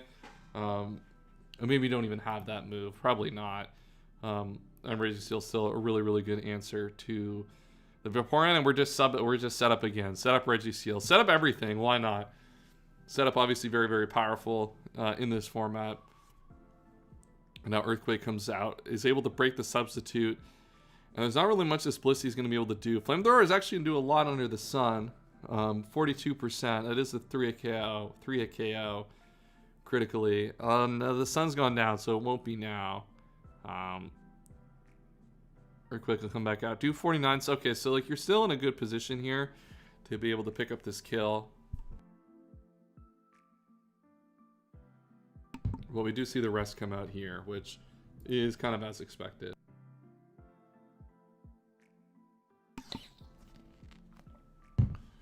And now, oh, okay, so we are Sleep Talk though.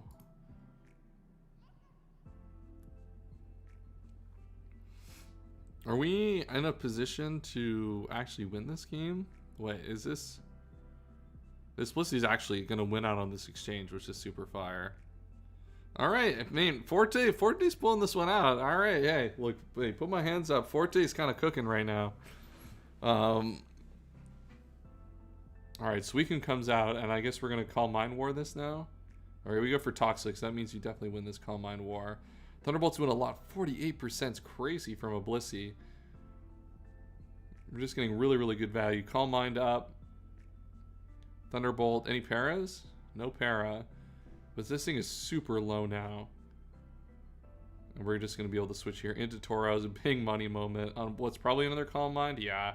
And you just get to spam a normal move here. There's no Registeel left to resist this. And yeah, that's just going to eat the double edge. And it looks like Forte's going to pull this out. This crazy, this kind of hodgepodge of a draft.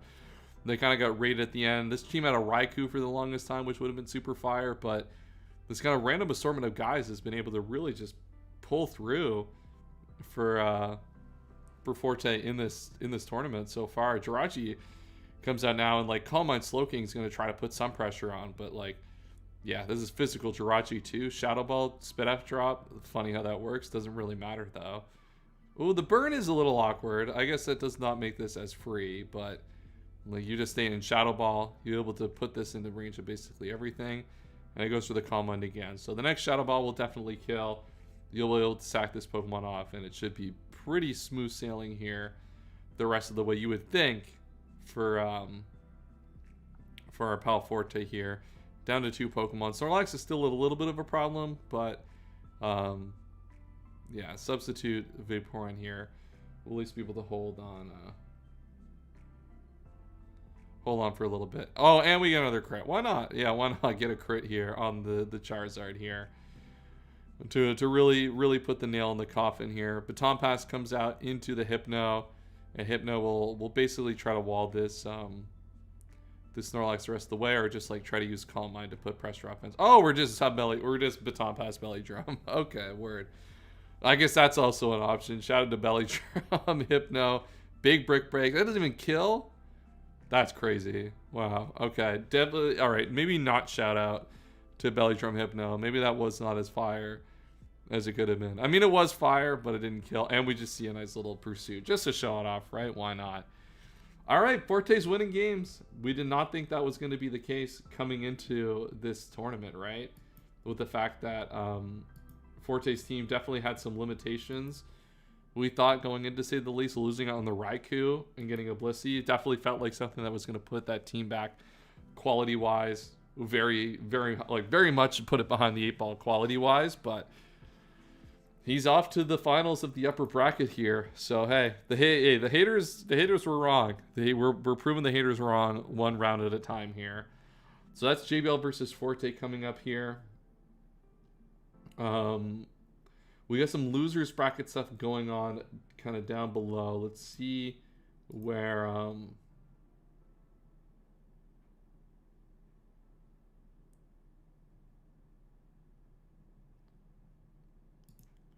let's see what we have for a battle coming up here. Do we have anything that's going on right now that we can watch? Kron versus Lou. So Kron versus Lou just ended, and I assume Maida Moss versus King Rock has not happened yet. So we'll see probably that coming here soon.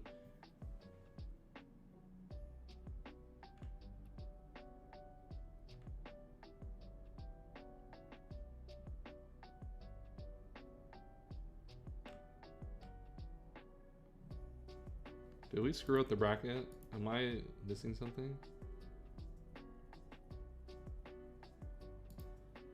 No, I think we're... Oh, yeah, no. Endless goes up here. Okay. I just can't read it on. You know what? I should not say anything. I should let Scrap do his thing and just be a passenger. Be a passenger here. Forte versus Funk just happened. Yeah, we just watched that on stream here, so... I'm trying to figure out now what next we watch, because we got to wait for JBL Forte to come out, which I think we'll stay here and do 15-minute timer and let that play here for a bit, and we'll watch that game next. Then we'll get into the lower bracket while we wait. What a tournament so far. I think we'll have to have Forte on the hero side still, I think, because Forte, it seems to be defying all odds with this team and winning his games. All right, let's see. So we have Forte versus JBL here. So Suicune.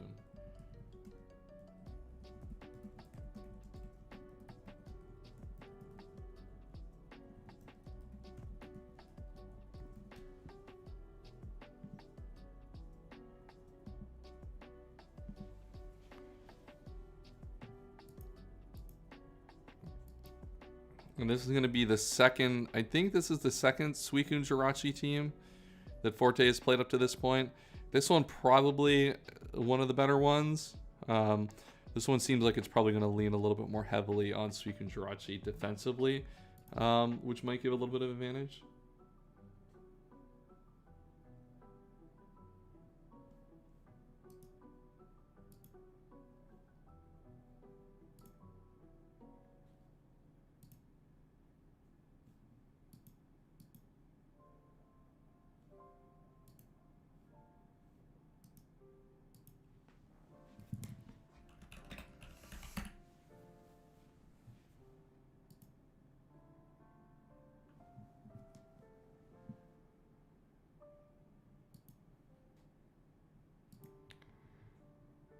I hate playing. I mean, this is what a speed tour is, right?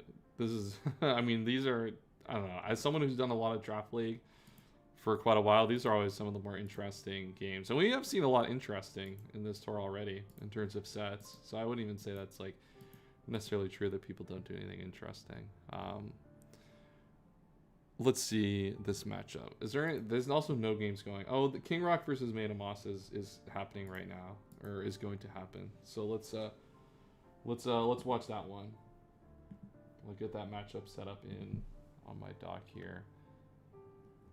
We haven't watched we definitely haven't watched Maid of Moss yet on this stream.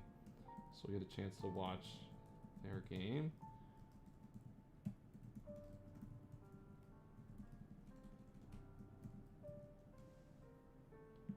Versus King Rock, who the story so far has been Forte winning with kind of one of the unfortunate stories of the drafting portion.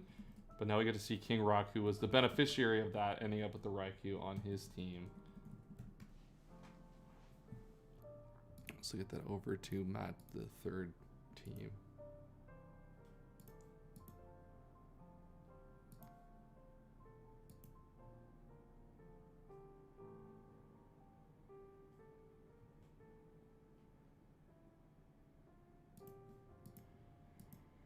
All right.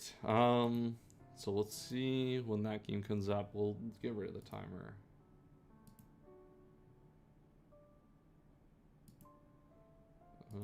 Is that battle starting? Oh no, they sent the challenge, but they haven't posted the link yet.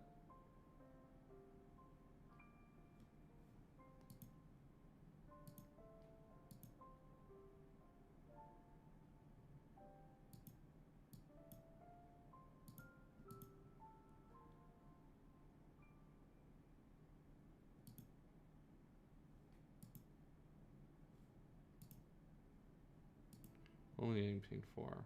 Black and White Speed Torrent Smogon. Absolutely not. Not even close to something that I need to be doing right now, or today, or ever.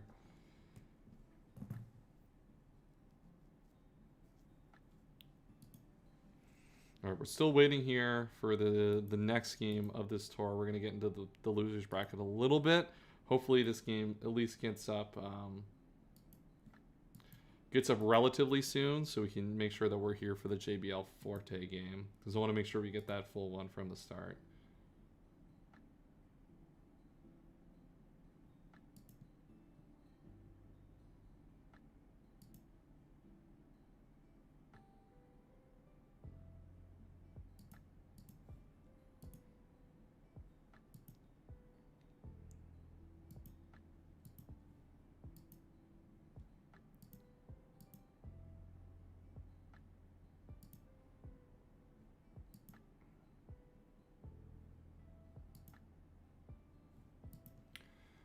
All right. 9 minutes on the top bracket game. There we go. Perfect. We have our next game here. All right, there we go. Maid of Moss is on this side. All right. No, they linked it 10 turns later. Come on, guys. All right, Kangaskhan versus Glalie lead. So, all right, just get some hazards up here. Body Slam comes out. No para. So at least we should be able to get all 3 layers up here, assuming no crazy roll. And really try to put the pressure on that roll, and we get the boom and the crit. Wow, okay. Crazy sequence. So we get 2 spikes up for Glalie, and boom kills the Kangaskhan early, and that's a good at least start here for Raikou here. Gets the Skarmory, so gets a free Thunderbolt here. The Regice will be able to hold this Pokemon back, basically in perpetuity. Ice Beam comes out here, which will do a little bit more than Earthquake to the Swampert, though not really enough that it super matters, and this Surf is not doing anything. So, and we get the freeze. Why not, right? We've seen enough freezes today. Why not add another one to the list to do? Raikou comes back in, which is not going to appreciate this Ice Beam either from the Regice. And Regice is just like completely holding this team back. We have to go T-Dar at some point, right? We can't sack our Raikou, right? Surely we go Tyranitar. I guess we have Rest, but we had to use a Resto Chesto here. That doesn't seem like a productive use of it. Double Edge. Okay. Not the move I would have expected. And goodbye, Raikou. Okay. So, maybe not the exact situation we would have predicted coming into this. And Gyarados is probably going to try to DD here or just attack.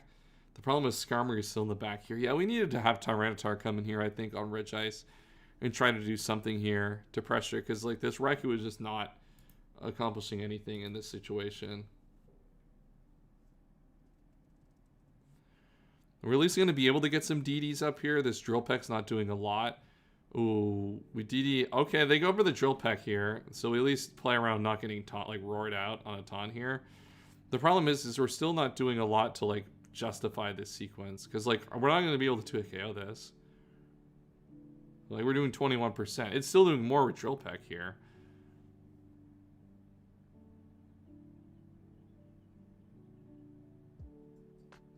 Taunt again and we lose the Gyarados.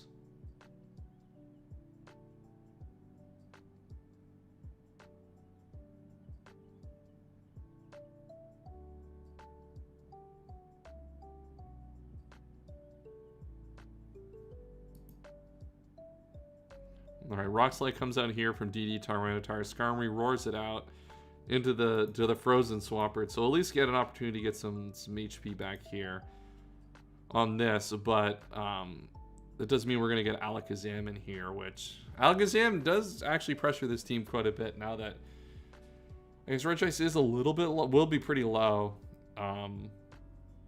after the spike damage, and Kingdra comes back in, but I don't think Kingdra is going to want to appreciate any attack from this Alakazam here.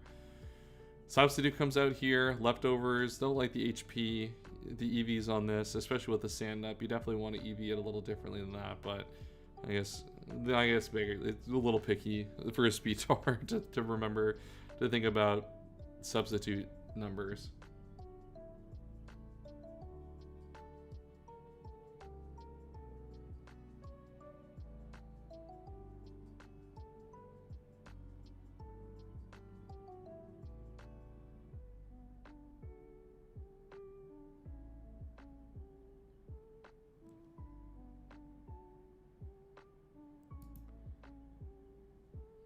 Alright. Sorry, the Discord is grabbing my attention more than it should. Alright, Celebi in on Alakazam here now. Celebi does like look pretty good here the rest of this battle. Substitute will come out, but the problem is Hidden Power is just going to break that sub every single time. So I don't know. I think like Zam, Fire Punch comes out. That's a good turn start here. Wow, Substitute comes out here. That's a huge turn actually, because now Celebi just dies to the sand. Wow, that's a massive turn here. Now Metamoss is in a lot of trouble. I'm really surprised that they went for the substitute there. I guess it's hard to know what the exact final coverage move would be, but Fire Punch seemed like a really reasonable one to expect given the Skarmory Regice Celebi situation. But yeah, Fire Punch big there. That's going to put a lot of pressure now. Skarmory is going to be able to come back in. I think what's the last Pokemon here that we would expect? Heracross maybe? You kind of want Alakazam here still. Oh, the Fire Punch just kills anyway. Beast mode.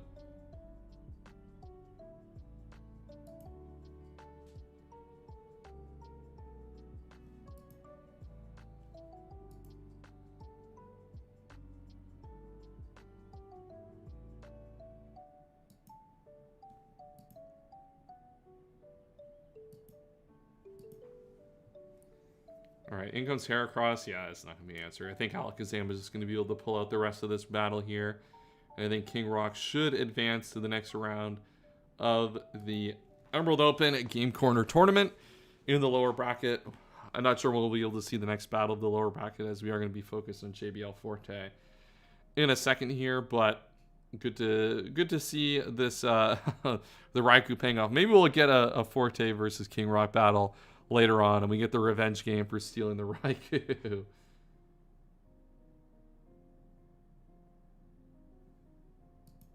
There we go. Kingdra down. Back to the timer.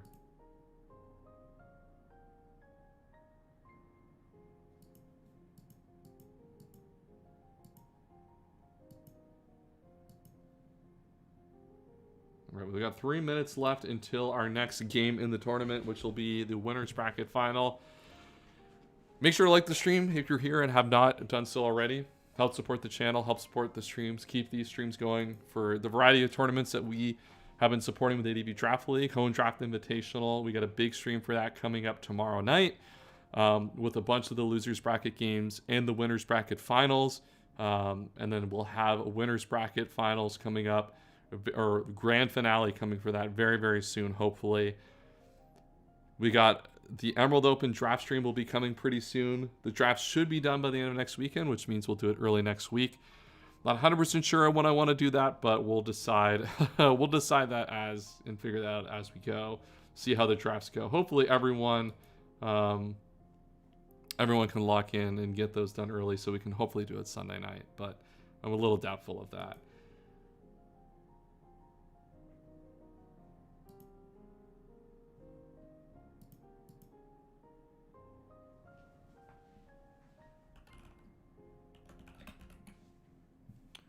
All right.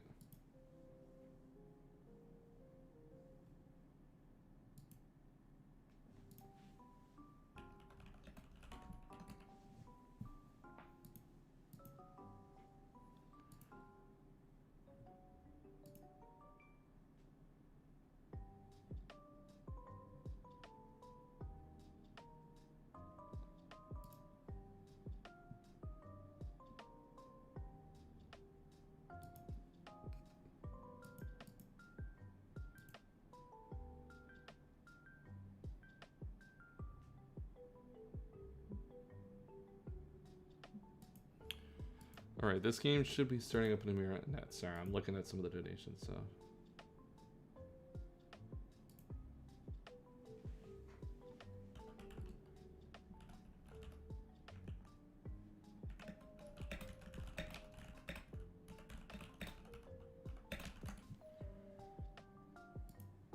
All right, chat, I got a little bit of an update for us here.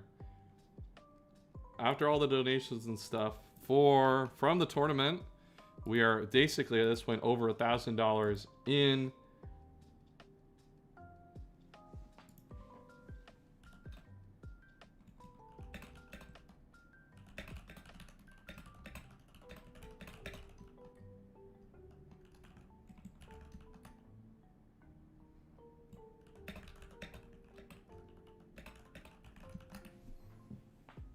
All right, there we go. As he said, we are now basically at $1,000 for the Emerald Open prize pool. Getting ever so close to the prize pool we had last time. I think we were at $1,300 for the prize pool in the last tournament. So awesome to see. I think this is 2 years running we've hit $1,000 for the prize pool, which is great. Makes this tournament, you know, just extra special to have a big prize pool in the line for everyone to play. Let's see what we got here. All right, the timer's up, so these guys should be ready to go here. JBL and Forte to get their game going on here. Let's see where that ends up.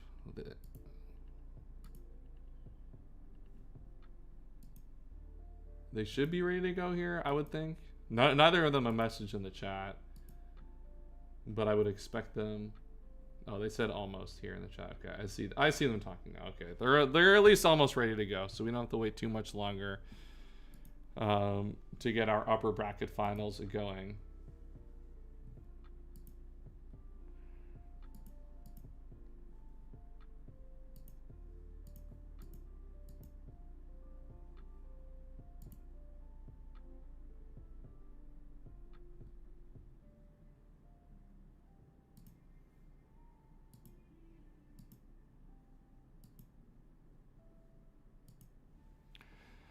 All right, let's take a look.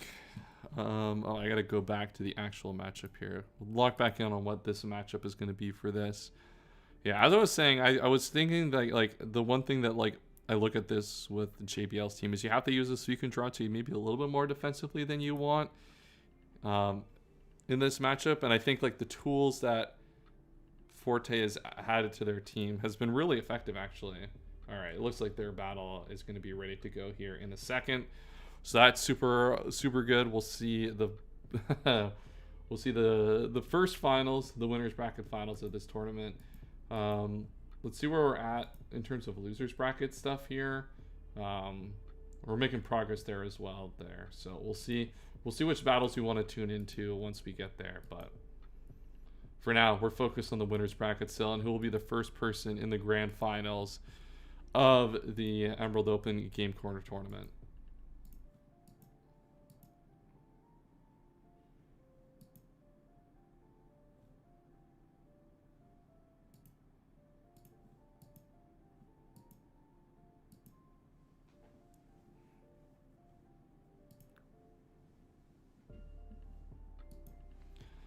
All right, still waiting for that live link.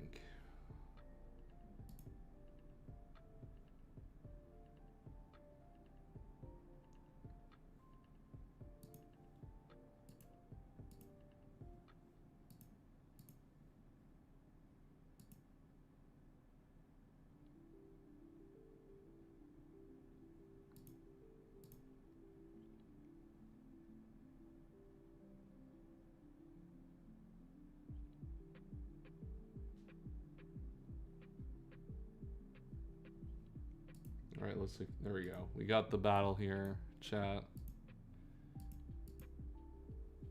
There we go. JBL versus Forte. Vaporeon lead versus Gardevoir lead. This is the upper bracket final. If you're here and have not liked the stream, like the stream for what should truly be an awesome, one of the awesome final games of the stream and this tournament. Sammy clicking for me is crazy. JBL doing the most right now.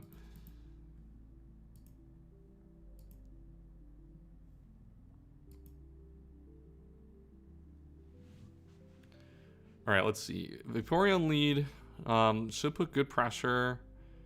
We'll at least hold back this Gardevoir, I think, a little bit. No, yeah, it definitely won't, because... Oh, God, Hypnosis. I want to say, you can just Thunderbolt it. Ooh, big Insomnia here coming out. We're learning the the Insomnia mechanic learned in real time. That's what happens. Look, this is what happens. This is big ADV draft league. We're not like SV draft league where we need to prevent. God, oh, what the hell is going on here? Meditate. Honestly, we don't need to ban sleep here. We got epic counterplay for sleep. Shout out to Meditate. Hypno. What are we BPing into with this? Oh, we're just attacking straight up. Yeah, 21. Okay. Yeah, this one might not go well, I think, for our friend Hypno here to break through Jirachi. I think Meditate Hypno probably not our strongest soldier in the war against the 20-point Jirachi in this tournament. Yeah, it's gonna have enough. Doom Desire. Damn. Okay, we got a lot of crazy stuff going on here now. All right, Wish Up. Flamethrower comes out. Does it 47? That's a lot of damage. This thing, I mean, doesn't need Protect to do this, but like probably wants Protect to not like basically just like stay, like turn this into like gain like 13 basically.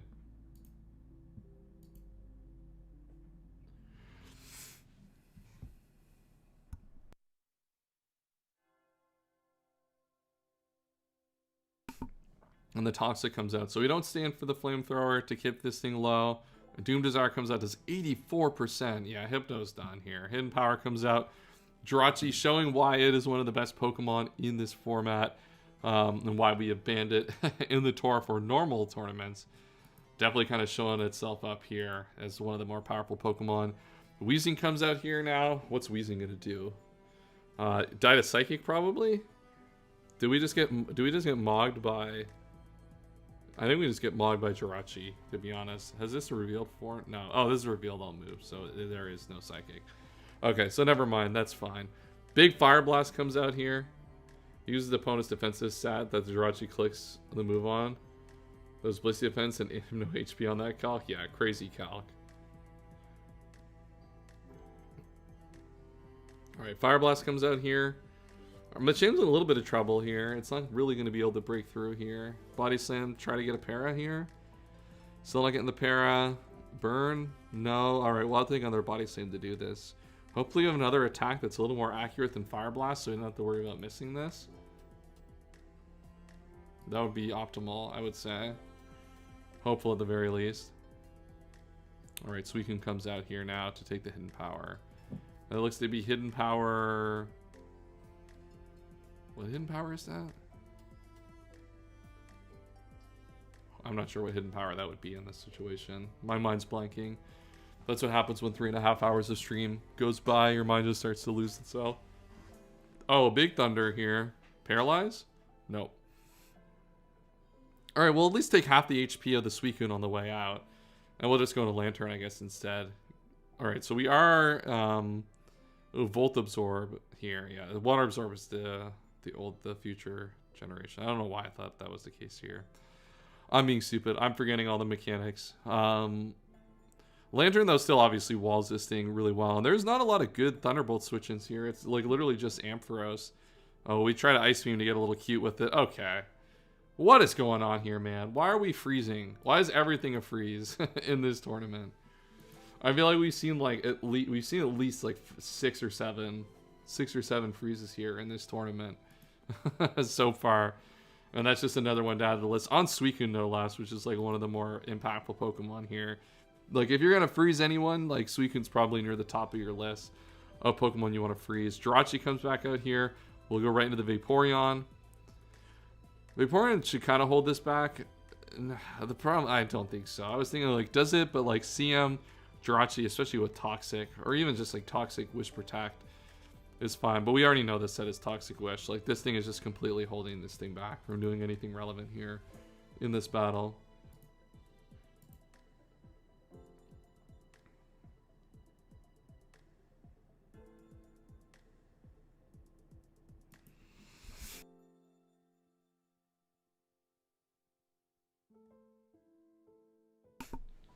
A good switch sequence there that really benefits JBL. We get Gardevoir here in on the Weezing. The problem is there's a full HP Blissey, so that's not really going to be something that like works out too much.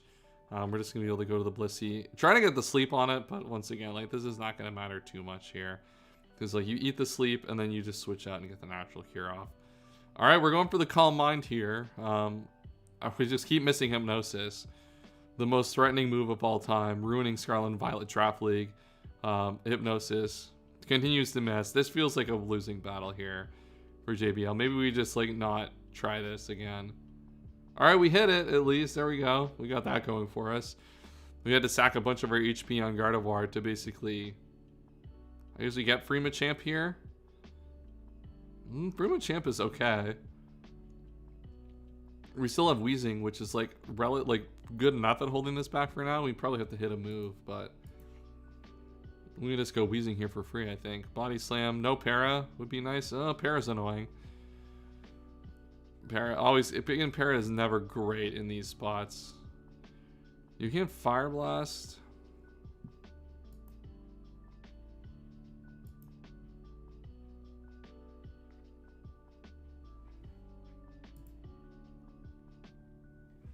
Let me change.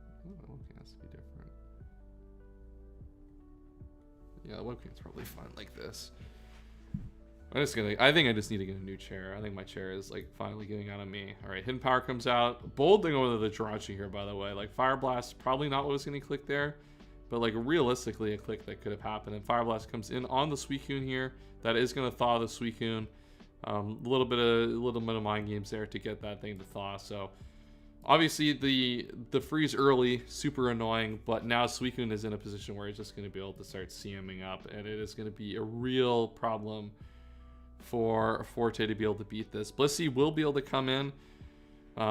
It doesn't take like any damage almost from this, but the thing is, Calm Mind Suicune versus Calm Mind Blissey, in theory should favor maybe the Blissey. I don't know. Thunder comes out here. Para, no Para. Way to see the Calm Mind again. So like we're keeping this thing low. The problem is I think Calm Mind, I don't think you're gonna be able to leftovers this up. You're going to get into a situation where you're probably... Oh, and you dodge, though. The dodge is pretty big here. Roar comes out. And now Blissey is in here. And now... This should be another Calm Mind. And I think Calm Mind Blissey should be able to pick this up. Or Calm Mind Suicune should be able to pick this up here. Because you can just continuously roar out the Blissey. Once it gets too boosted. And like be able to kill it with Surf. Once you get to high enough... Get enough Calm Minds going.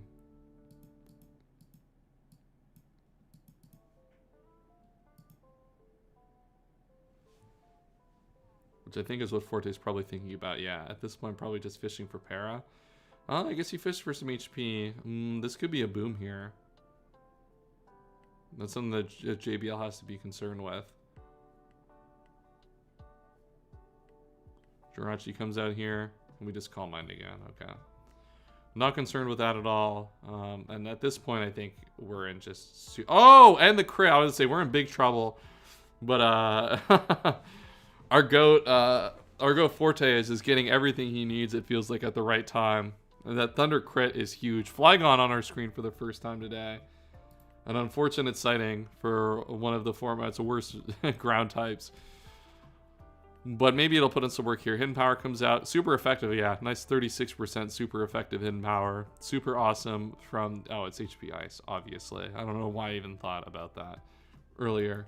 Flygon, yeah, doing a solid 35% with Hidden Power. Ampharos will get to come in here for free, and Ampharos, it does put up decent pressure here.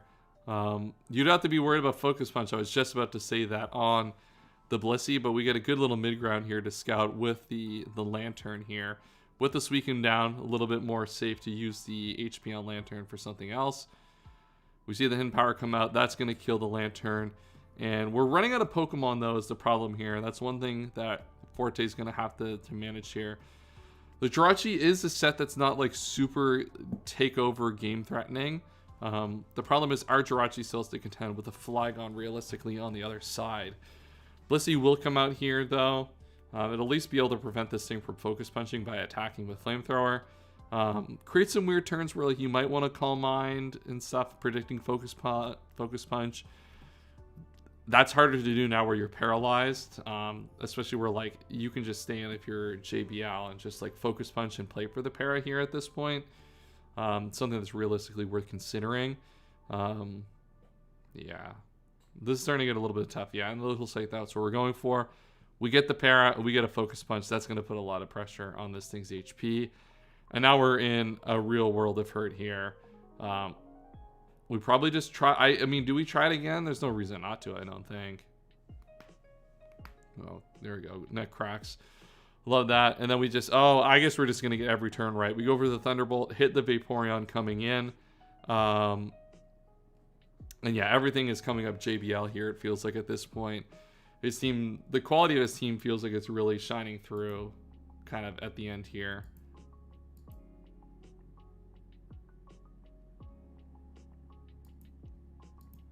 Surf comes out here, and then Vaporeon is down. Ampharos has been a beast all tournament though for JBL. That definitely, you know, one thing to note from here. If we think about Pokemon that might be relevant and worth thinking a lot about going into the next Emerald Open Tour, that is going to be one of the big Pokemon I think to look out for sure is Ampharos. Ampharos is going to dive the Psychic here. But Flygon is going to be able to beat out this Jirachi realistically. It'll need HP Ice here, which is not impossible to have, I would say. We did see a Hidden Power that was special come out. It looks like we're just going to wish to eat this Earthquake. Not optimal. Really just needs an HP Ice here at this point. Not that it's going to kill or anything, but I don't know. I don't know what else we would do to have a chance to get back in this situation. It looks like we're going to use this to go into our Weezing, get that back up to full HP. And now Hidden Power is going to come out, deal a fat 37%. That's still so embarrassing from Flygon. What a crappy guy. That's so sad.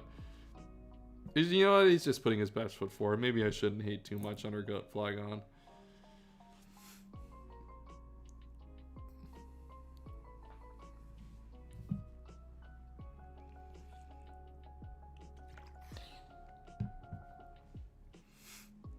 Alright, Jirachi gets in here on the Gardevoir, so this should at least be a decent opportunity to get some HP back. Assuming our final move is able to kill Gardevoir from this range. That's not necessarily a given, though, at this point. Hypnosis comes out. We eat it with the Blissey, but Blissey, obviously, with the Natural Cure, we'll just be able to get rid of that here whenever it feels convenient. It looks like we're just gonna go for some Calm Minds here, take advantage of this thing sleeping. Though I think that realistically, Blissey should win out the Calm Mind war most of the time here. All things equal. Second comes out here to a KO, especially with the and the second sleep turn here, basically lethal. We switch out here. We're gonna have to sack the Weezing. We can go into Jirachi, but I think this should be the end of the game. JBL's team was just too high up in quality, I think, throughout the course of this battle. For what Forte brought. And this is kind of what we expected would happen with this team at a certain point, is it would just run into a team that was just straight up better. And that's what it appears has happened here.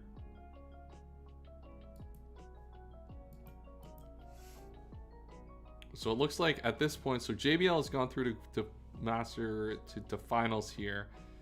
It looks like we're going to Hypnosis here. So we're setting up, trying to use Calm Mind here to set up, potentially win a Calm Mind war. The Hypnosis grants us a free switch into the Flygon, and we kind of know that this should be beneficial for our Flygon, and this will be okay. We substitute at the end, just get a little bit extra. Why not?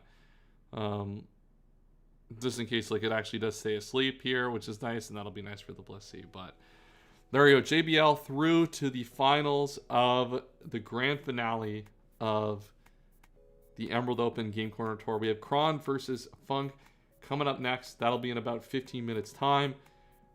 We're going to wait for that one, obviously. Oh, it's a rematch, so they're probably just going to play. I'm going to step out for 1 second here. We'll be right back with the final, the losers bracket final, and then with the grand final of the Emerald Open Game Corner Tournament.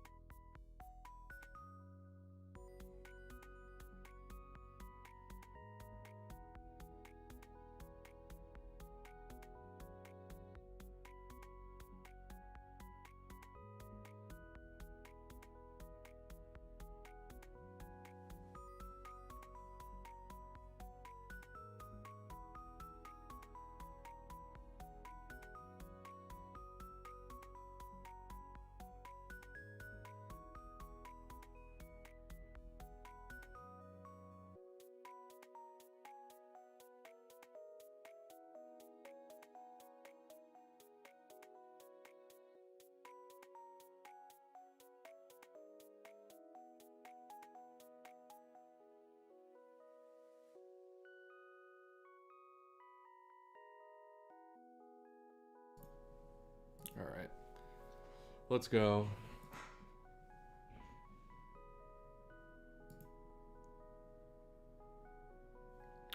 So yeah, as I said, this is a rematch, so this should be back. We should expect this game pretty quickly here. I assume both players will make a little bit of micro adjustments on their teams and get right into it.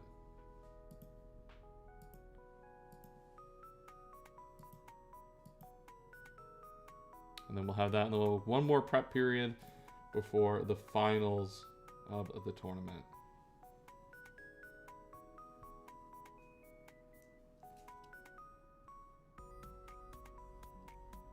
Alright, while I'm doing that, well, why not? Let's add some cards to my Magic collection that I was supposed to do yesterday.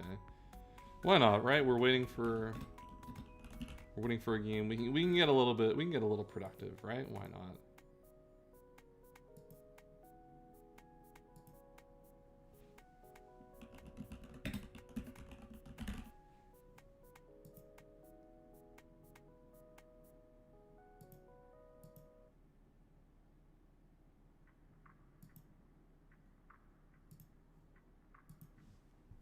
There we go.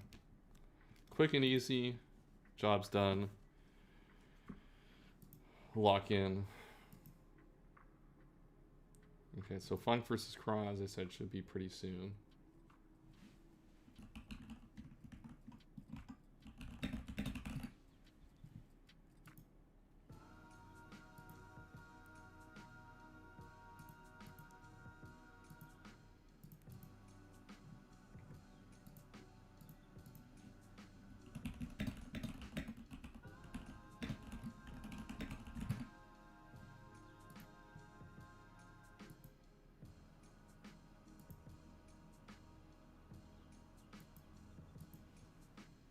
Where is this game? Why are they actually... They can't actually be prepping, right? Come on, man. If it's a rematch, surely we have the... We don't need to put that much effort into the second build, but... Hey, I could be wrong. Maybe they got it wrong completely. I don't think we watched that game, actually.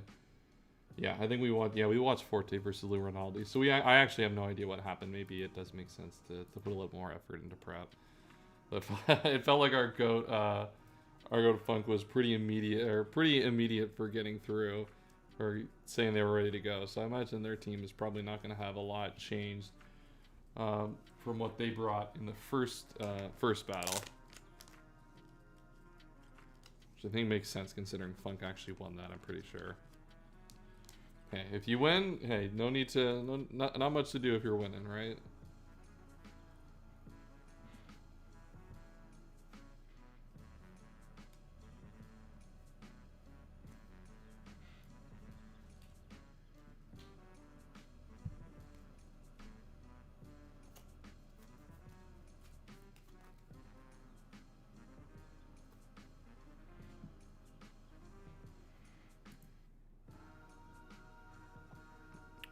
Please tell me they didn't, like, start playing. No, they haven't started playing, okay. I was saying, there was no message in the chat. I hope they didn't start playing and didn't ping anyone. That would be a little bit annoying.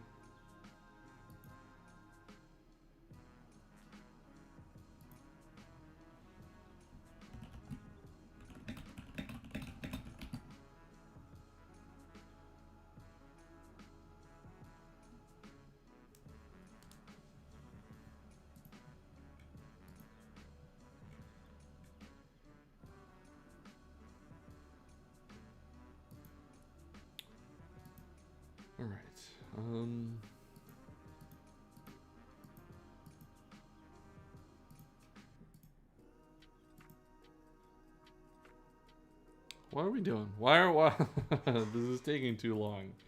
Chat, I'm too impatient. I want to watch this game. I want to get through the next game as quickly as possible. That I'm also kind of ready to be not done with stream. This has been a really good stream, but it's definitely been a long week and a long weekend to say the least. Deep ball knowledge? That's true, Owen. The deepest ball knowledge in the entire world on display here.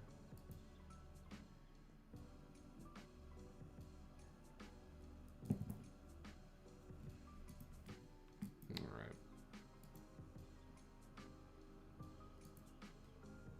I still can't believe we're still. How long has this matchup been up for? It's 8 minutes. This is a rematch. We need more than 8 minutes to prep for a Speed Tour rematch. How many more games today? We have this game is a losers bracket final. Then we have grand finale after. So, not that many. All right, this challenge is finally getting sent. So it's a speed tour as well. So like we got like maybe half an hour plus ish left at most. I don't know if JBL versus whoever is playing here will be a rematch either. That would make it also go by pretty quick.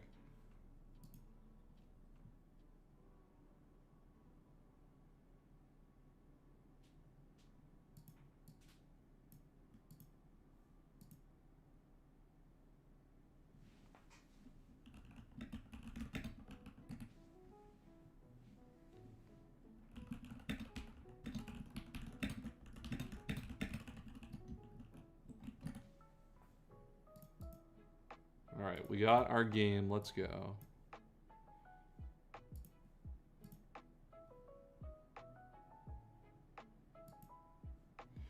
Alright. Ah, why are we starting before I can link the draft? Did I even update the teams? Oh, I'm such a bot. Of course I didn't.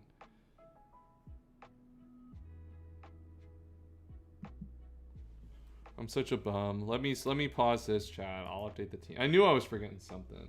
Funk's team is... Hold on. Crown versus Funk. Damn it.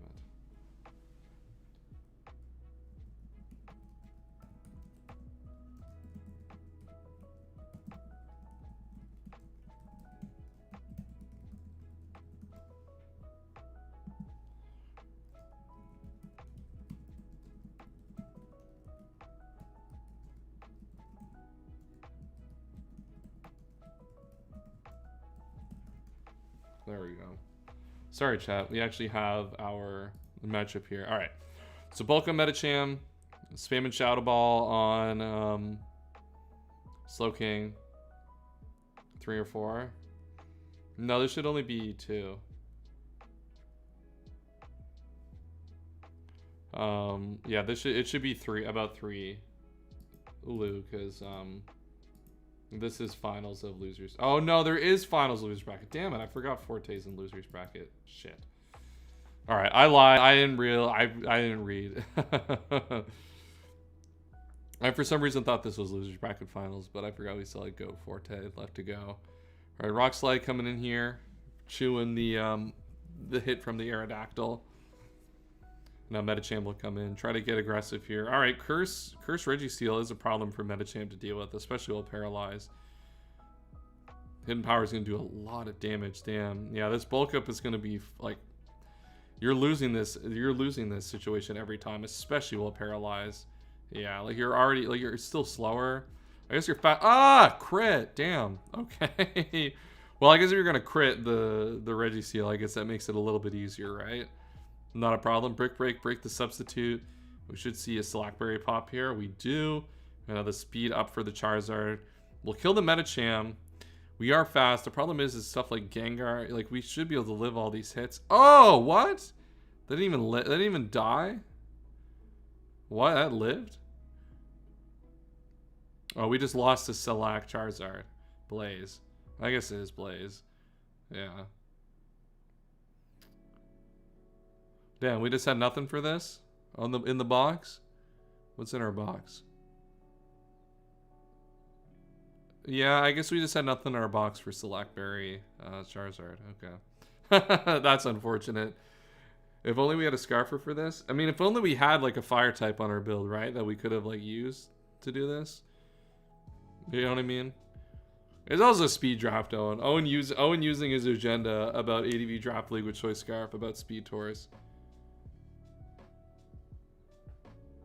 What was HP Rock? HP Rock, I think.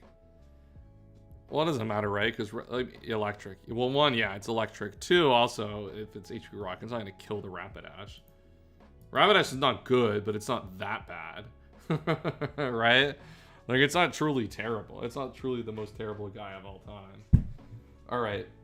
I was aiming for Rapidash. Yeah, I know what you mean, but... Yeah, all right. Next up, we got Goat Forte.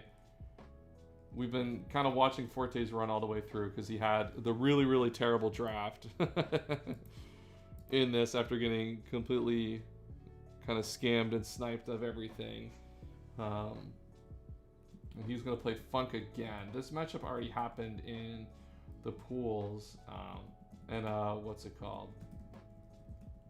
Forte did win this battle, so... We'll see how this rematch goes for our heroes. Yeah, and they're just right into it. Okay. See, this is what I was expecting, right? We got a rematch. And we get right into it. All right, Lantern versus Slowking here. Big Thunder comes out. Deals a hell of a lot of damage to Slowking. We do see the Yawn. So that does mean at least Slowking gets to get out of here with some health back. I guess you have to Psychic. That's going to do nothing to the Blissey. You get a little bit... You get a Spit F drop, but, I mean, that's not accomplishing anything. Okay, and we lose our Slowking. So, early momentum. Good start here for our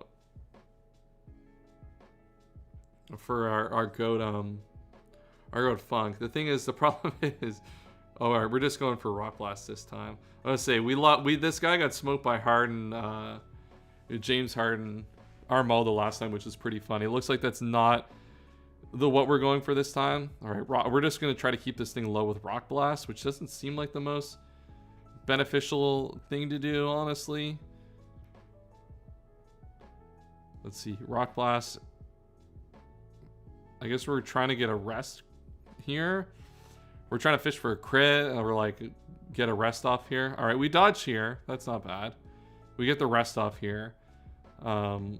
Which is good. And now like we're just cooking here. This Snorlax is just like super pro. Oh god, here we go. All right, what is this, man? Fucking Confuse Ray. This is gonna do a lot of damage.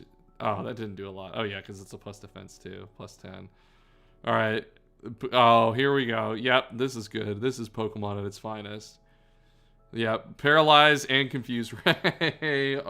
There's never been a better game of Pokemon than this. Paralyze. Yep, there we go. All right, we set up the substitute. Earthquake comes out here. I mean, this is still not going to work. This is ball knowledge, yeah. This is what ball is all about right here. I still think we're cooked, unfortunately, to the Snorlax. Unless we do some, like, Mickey fucking crits. But, like, I don't even think that's going to work. All right, BP into Lantern. All right. Hey, get the Confuse Ray going. Let's go. Let's see how much we're doing. I mean, this is, I guess, a way to deal with that. The problem is that the leftovers heal off the thing basically every time anyway. There we go. Confuse Ray again. Minus 10%. I think if you're Funk, you just try to rest. Oh my god. Are we going to get confused the whole time? Confusion ends. Alright, we get the rest off. Alright, cooler heads have prevailed here for now. I think at this point, we're just trying to... Yeah, we don't confuse right here. There's no reason to. You'll confuse Ray on the next turn here. Chat, can we get a like in the stream for Confuse Ray Lantern beating up on Snorlax? Yeah, there we go. Para. Or Confuse. Thunder. Get a Para? Alright, we get the rest. Okay. This, I think, is not going to work. I think this was a good effort, but this is unfortunately not working as we expected.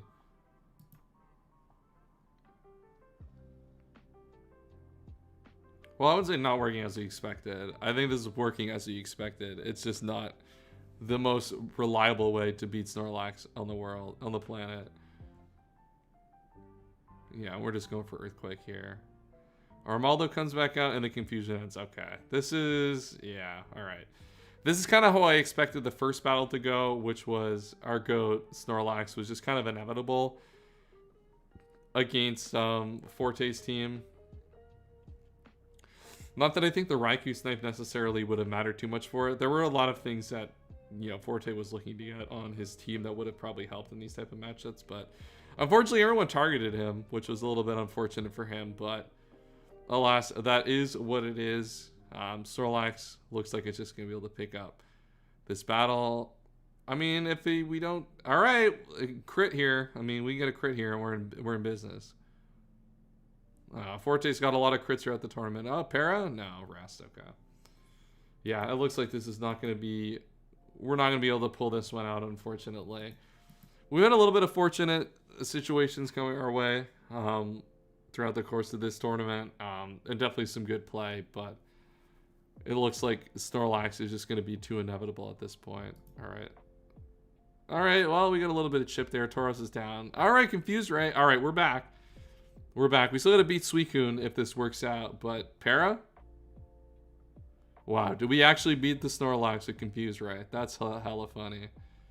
Hit the Thunder, get the crit, goodbye Snorlax. Oh my god.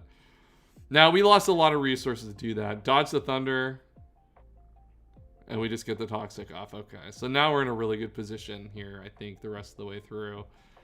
Easy dodge. Thunder comes into the Claydol. Obviously, that's immune. And now Lantern's going to really be pressured on its HP here. Earthquake here should just 2-hit KO this. Oh, it just kills it straight up, yeah. Goodbye Vaporeon. Claydol is just goated. Jirachi comes back here. Oh, that is a lot of damage from Shadow Ball here. Earthquake is going to do a lot, but after some, I expect... Oh, is that CB? On the Jirachi? Well, goodbye. Well, first of all, goodbye to Claydol. Now here comes a Charizard. Charizard... Probably, yeah, with the substitute is the sub-belly drum angle if I've ever seen one. Or it looks like we're just subtoxic. I want to say the leftovers, or not the leftovers. Give me the HP number. That definitely shows itself to be not sub-belly drum. Thunderbolt comes out here. It looks like we're just going to try to stall this Blissey the best that we can.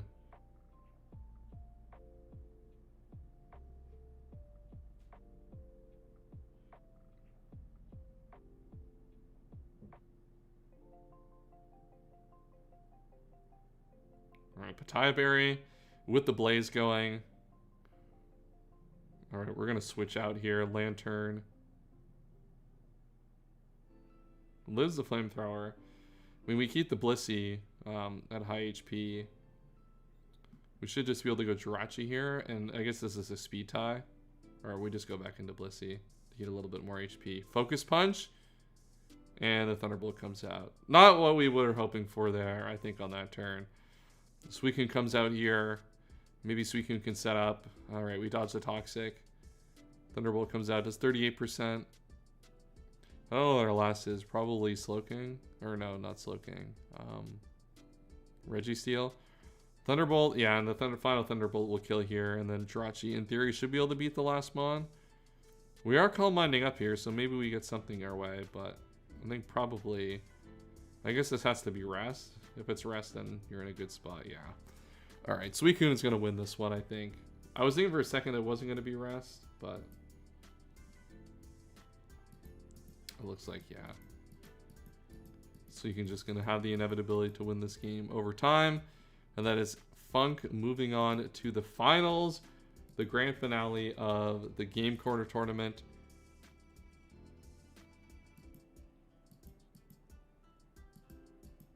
And that'll be JBL versus Funk here to end off the stream.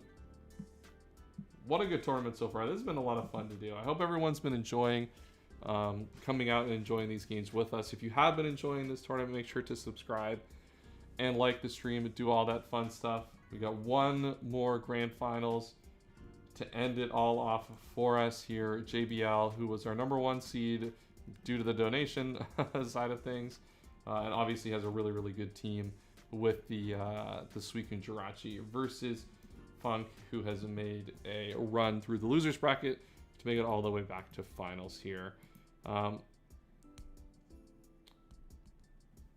I think we'll do, yeah, do 15-minute timer here. I don't know if I don't remember if these guys played at all or not. I don't think they did. So we'll get the timer up. We expect a little bit of 15 minutes, and then we'll get right into the games. What a good tournament. This should be a good one. We see Suicune versus Suicune. So we got one Suicune Jirachi team and one Suicune Snorlax team. Kind of what we expected. Kind of one of these two broken combinations to come through here and make it to our finals. And that is what has happened here. I'm curious to see who you guys in the chat predict are going to win this one. Let's throw a little poll in the chat.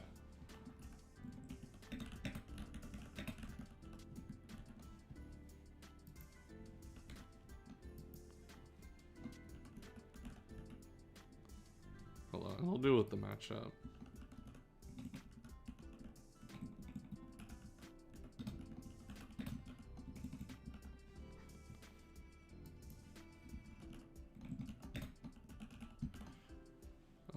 No, I got the teams wrong. Hold on.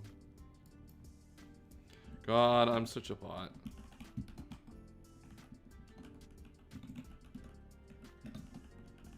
There we go. I finally got the pull right, chat. Holy crap. I'm having a... You know what? Getting third, honestly, considering the team that you had, I think is pretty good. I think you'll take that all day long as a good result for that. Funk, why are you in YouTube chat? Build your matchup. You got 15 minutes. No wonder you're worried about the time. You're spending it in YouTube chat right now.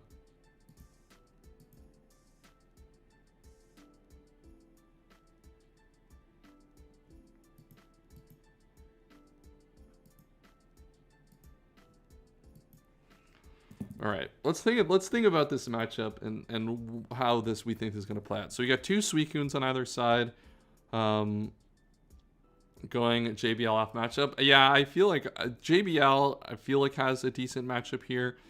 We have at least, we have good offensive pressure into the Snorlax, which is nice. Snorlax is pretty good against Suicune Jirachi, which is like one of the main reasons that you go for it in a matchup like this. Or go for it in like a tournament like this and try to prioritize it, because it's going to be good against these other really broken teams. But I think like Machamp is really good here. Machamp's super hard to switch into here. Obviously, you have to make like good clicks if you're JBL side to catch the right thing coming in. But one good prediction opens up this matchup so much. And these matchups, these predictions aren't super hard to get. Like if you come in on like a non-boosted Lax, like you can probably pretty freely click Ghost Move and have a good time with it in that situation. Obviously, Suicune could maybe come in, but then Suicune's taking Chip in a matchup where you definitely want to have it as like an end. Like it's definitely gonna have to have its work cut out for it here. Man, this is kind of a bad Suicune matchup, actually. Starmie does a decent job against it. Slowbro's not great versus it. There's an Ampharos. There's a lot of ways to pressure the Suicune offensively here, which is going to be pretty problematic.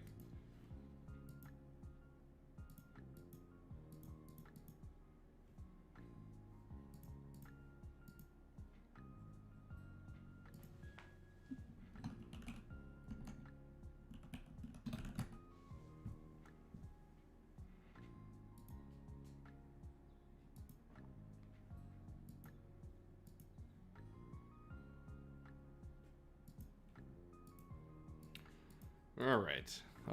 But yeah, I think going into this matchup, I think that's realistically what I would expect. I think Machamp's going to be a really key factor here to break this team open offensively. And then I think Suicune and Jirachi just kind of in combination are really going to do their best to overpower a lot of what's going on here. I think Lax is the wild card here. I think like Curse Lax will be good if we can find a way to beat the Machamp early. But if we can't beat them at Champ early and it's able to stay around and put a lot of pressure offensively, I think this is going to be a pretty tough matchup. Pretty tough matchup for our hero, SP Funk M, to win. As we get into this matchup, we got 10 minutes before the finals, the grand finals of the Emerald Open Game Corner. I hope you guys enjoyed this tournament. This was a fun little thing that we tried for this event to see if it would work out. I think everyone really enjoyed the event. Playing in it, drafting in it was super fun, super interesting to see it play out. I'd be curious to see it tried again in another format or another tournament. And if you did enjoy the tournament, the stream, make sure to like the stream before the end of the stream. Always helps keep this, helps the channel out a bunch, which I really appreciate. We put a lot of hours streaming in here, and I appreciate all the support we get for providing this content for you. This tournament is one of my favorite things to do every year, and we have so much planned for content for this tournament. I did have one plan to do one other stream before draft stream for this tournament. Whether I'm going to be able to get to it or not, I don't know. So I won't spoil it in case I do not get to it. Maybe we'll get to it at some point next week, after the draft stream, because I think it'd be interesting to do more content for the Emerald Open. So.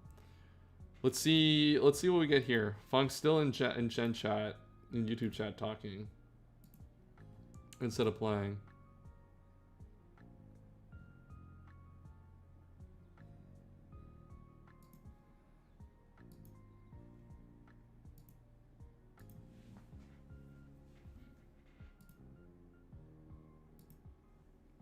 All right. One thing I did remember I have to do. I gotta write a note for myself. I need to figure out guests for the Emerald Open stream. Let me lock in and write that down so I don't forget to do that later this week.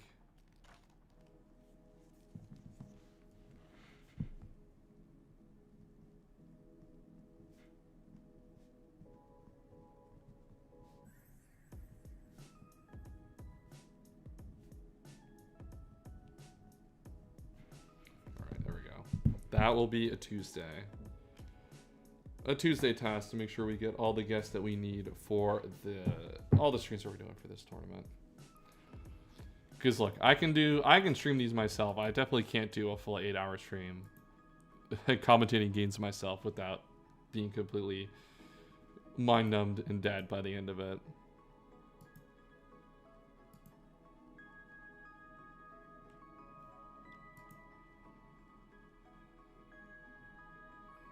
We got probably 7 minutes here before we get into the final game. Where this is a grand finale, the way that this is basically going to go is JBL has to win 1 and SP Funk M has to win 2 to get the win here. So Definitely a little bit favored on JBL side of this, obviously, because of the fact that it's a double elimination. Grand final, there's a little bit of that as well with the matchup. I think this is the matchup you probably win.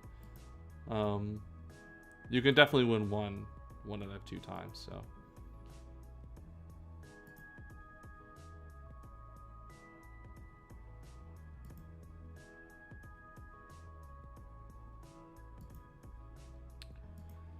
All right, where are we at? Come on. I know Scrap's there. Scrap, bully JBL. Make sure he gets his matchup done quickly. Tell him to lock in. Get this matchup figured out.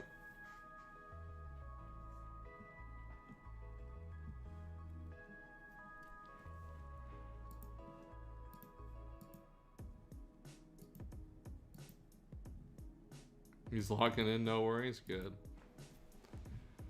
Damn, this has been over almost 4.5 hours. I did not think it was going to be this long. For some reason, I thought this was going to be like a 3-hour thing, but okay, Funk is ready, so JBL, hopefully he'll be ready in a second. Yeah, I don't know why I thought it would be slow. No, maybe this is how much I thought it would be.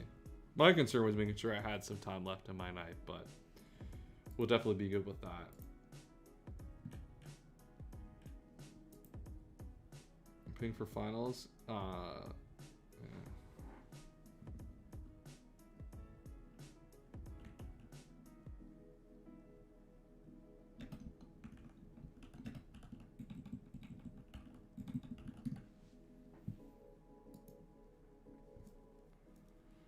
Alright, so it looks like Funk's ready. JBL should be done. We got only 5 minutes to wait.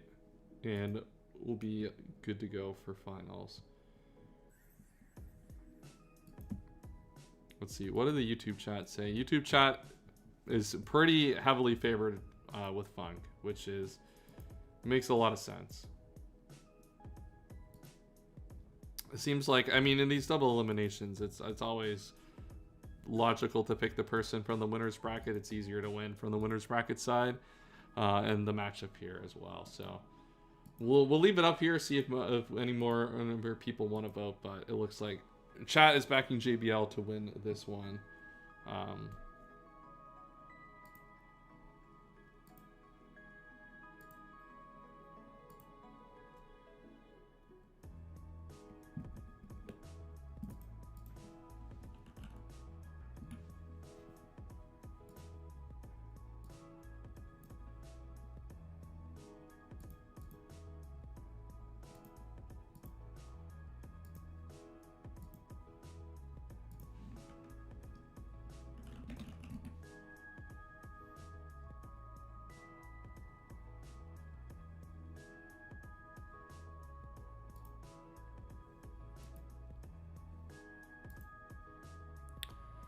All right, 4 more minutes.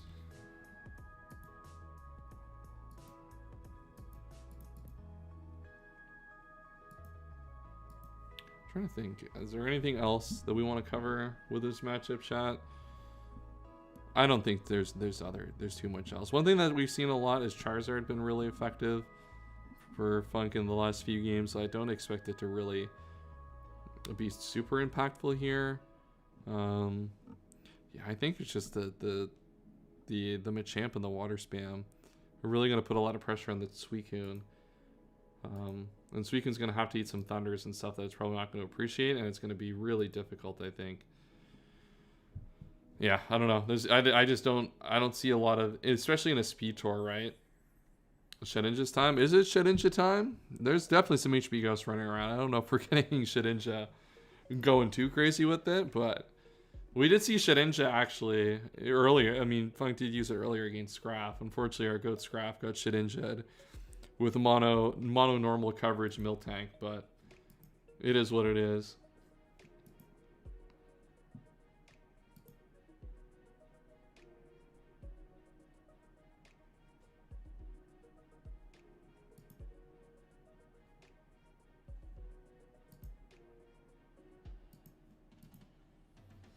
All right, we're still holding up for them to lock in.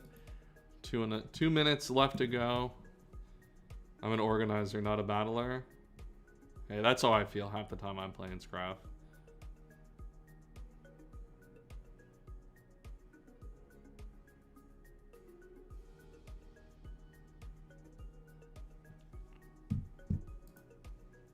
All right, they're ready. JBL's ready. We're good to go.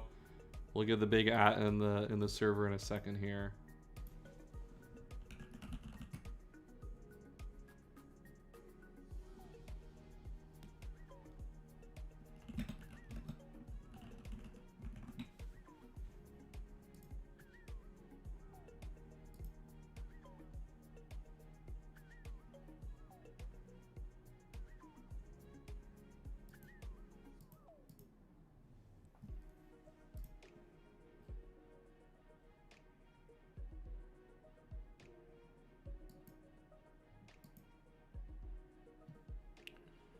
All right, timer down.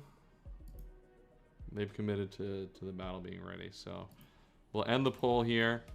86% of people are backing JBL to win this one, and that's probably who I would expect to win this battle as well. So let's get right. Come on, where's Funk? Accept or send the challenge. Damn.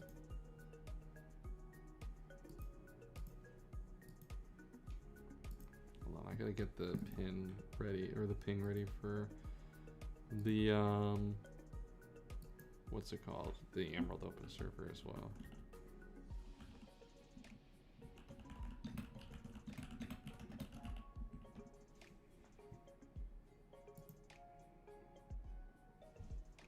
Sorry. We got John Stallers, man. Come on, let's go. I'm trying to play Fortnite. I was thinking I was going to solo queue Valorant. I'm trying to play Fortnite now. I just feel it in my body now. Well, I got to play Fortnite. I don't know what it is. It's a disease I have every once in a while. That I just can't scratch the itch of gaming.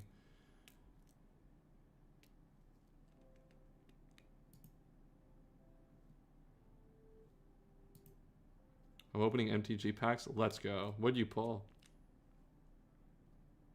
I say JBL will win because of that. Let's go. Okay, we got the matchup. All right, chat. We'll give the big ping in the server. All right, let's. It's the Gold Sam Cloud Art card for the. Let's go. That's fire. All right, let's see here.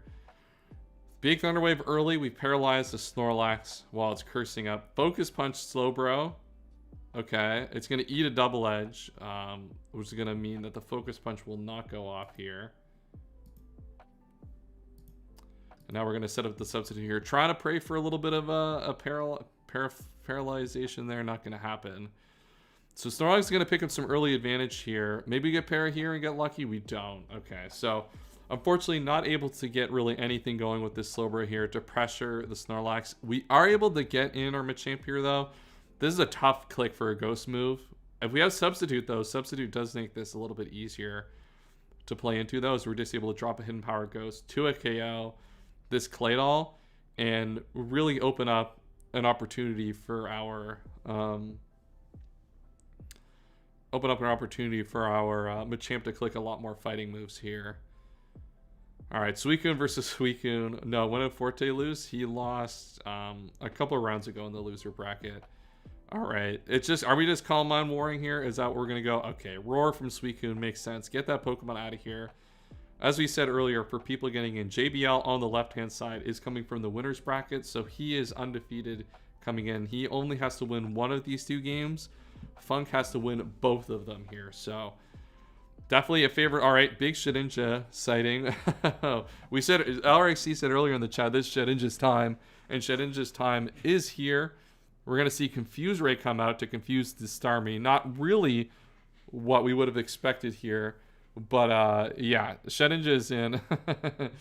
doing the most here to put the pressure on. Big Confuse Ray coming out.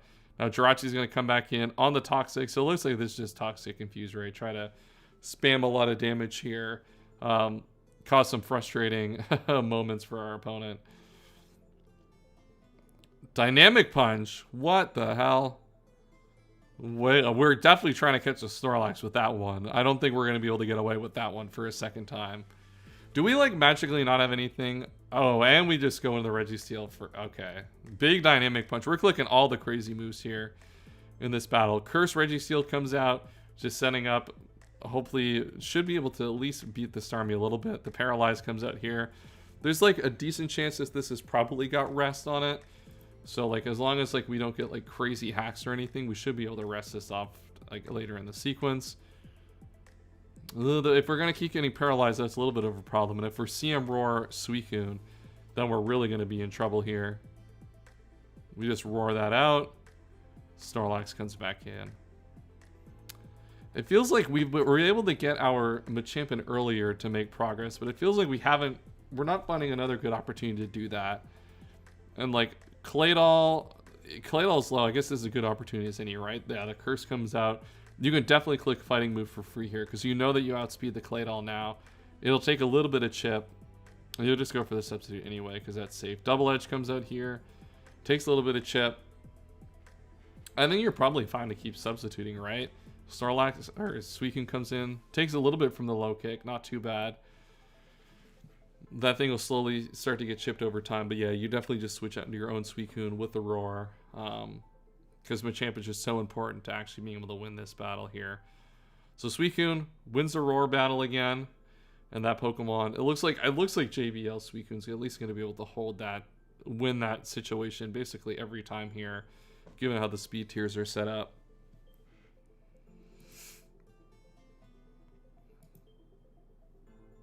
All right, Shedinja back in. Do we have a move on Jirachi to hit Shedinja? Surely, right? We do have the Shadow Ball here. Okay, perfect move too. Kills the Claydol. And now Machamp is in a situation where it definitely can freely just click fighting move here the rest of the battle. There's obviously the Shedinja, but you can just click the move after the fact. So that's really good for JBL to get rid of that Claydol early here in this battle.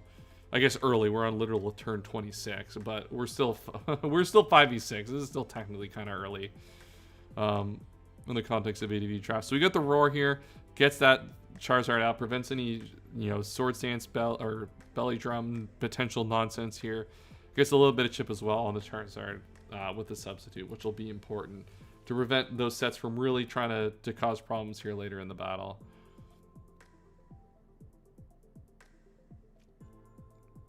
Dynamic Punch, wow. All right, we miss a big dodge here on the Dynamic Punch.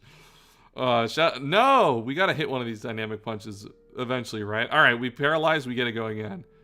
Oh my god, come on. Para, we got to go for it again. I had to go for a bit. How did Forte's team end? Forte lost. Oh my god, are we just not going to hit a Dynamic Punch here ever? Block? We're just blocked in a Dynamic Punch missing the whole time. PP stalling Dynamic Punch by dodging the ball. Truly generational. Alright, we finally hit. Big 23%. We get the confusion at least. But this is not... this is... Okay. Snorlax... Dude, the Snorlax's big ass is on the screen and is somehow able to dodge every hit. 23 after 3 curses is crazy. Alright, big 11%. Alright. I think we might be in trouble, chat. It looks like Funk's going to be able to pull this one out. I think Lax has found its way to take over this one, if you will. the truly generational PP Saw. Hey, look. We gotta, you know what, chat? You gotta give a like for that. If you haven't liked the stream for that one, to block Snorlax to just dodge 5 Dynamic Punches in a row, surely that deserves a like on the stream. What a truly funny moment to see in this battle, honestly. All right, we see the crit and the para. Okay, danger potentially. We could be in danger territory now. This next crit kills. No, it doesn't matter. How many missed out of 8? I think like literally 1 hit. I think 1 out of the 8 actually hit in this battle, which is like really funny. Look, I appreciate Dynamic Punch. Like, I was playing a lot of in-game in Gen 3. That was one of my favorite moves to click, just like for the aura of it. Or 2 out of 8 hit. Okay, I thought it was 1, but yeah, unfortunately not the move for this battle. 0.7 chance, yeah. All right, we're getting a little bit of stall here. Maybe we get a sub up here, which is higher than I thought. Yeah, true. All right, substitute. I guess there's no parry here, so it doesn't actually matter. We're just going to be able to stall this thing out a little bit, get some damage up before we go for our crit. That did more damage than I thought it would, to be honest. All right, goodbye, Machamp. You did the most here. Oh god, Ampharos here. Surely Ampharos can kill, right? Para? No. I thought Ampharos, we thought Ampharos would be able to pull it out. Unfortunately, no aura. Are we just gonna, alright, there we go. Add another miss to the list. Why not, right? Just more missing with Dynamic Punch. You gotta click it, right? What the hell? Why is everything Dynamic Punch in this battle? What is going on? Confusion? Alright, we hit the confusion. Alright, hey, look, we're in business right here. This T-Bolt crits. If we get confused, we're in business. No. Bro, this is still very winnable right now. Because the fact this is a friggin' Dynamic Punch. This is very funny. This is very winnable here. Like, we still, like, have to, like, hit crits and stuff here. But, like, if we hit a confusion here, or hit a crit, like, it's over. Confusion? Alright, we go for the rest. This is possibly no move for Shed. There is possibility. You're probably right. But I don't think that's oh, and the crit. There we go. All right, crit gets it. We're crit. Oh my god, this is crazy. All right. Ampharos with the Dynamic Punch pulls it out. Do we have a move for Shedinja, chat? All right, so we're scouting. All right, our move is Thunder Wave. I think we might not have it. All right, Dynamic Punch again. Get the confusion.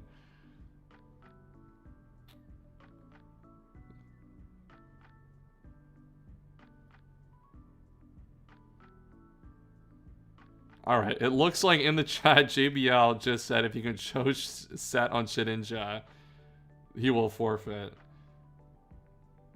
What a generational game of Pokemon. This is, dude, you know what? This is what the fans wanted to see. Dynamic Punch spam in the grand finals of the Speed Tour. I wonder if that changes, right? Because like these players do have to play again with the same teams. So I wonder if you like what changes you would make to account for this sort of strategy. I'm a little surprised that this is what we went for, but all right. Yeah, let's just skip through that. Okay. So JBL is lost. Funk has pulled back one of the battles here for the Game Corner finals, and we're almost at the end. We got one more game for all the marbles here. What a game, man. This is crazy.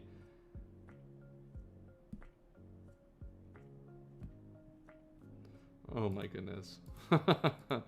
Chat, if that didn't earn a like and a subscribe, I don't know what does, man. That's crazy. That is what Game Freak intended for Pokemon. Told you it shouldn't just time. I guess I didn't believe. I get a freaking terrible voice crack. You know what, my voice will be fine. I'll actually bring honey and tea next time and not kill my voice. This is the most endorsed Game Freak move because they give it all Pokemon. True. That's true. That's how they want you to play. Yeah, I was doubting on Shedinja. I was a hater. Surely we get a like for Shedinja on that one. On that, because that was a crazy game. That was ridiculous. Dynamic Punch, all the fun stuff. Unbelievable. That's what Pokemon's all about, though. Crazy games of Pokemon. That's what Speed Tours bring to you sometimes, right? Is that like when you have like a lot of time to prep, you get like really good, like high quality Pokemon in good games. But when you get these Speed Tours, you can just like sometimes you just bring ridiculous stuff and just like hope to catch your opponent off guard and that it works. And like honestly, if those Dynamic Punches hit earlier, like that probably would have worked out a little bit more than it did in that battle. So all right, we're waiting for the next game. I assume they're going to take a little bit of time.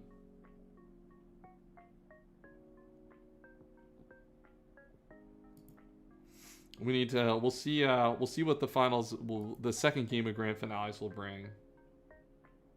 Oh, the game is already up. No. This game already happened. Yeah. I got pinged and I short circuited and I thought it was the actual battle. It was not. I was trolling.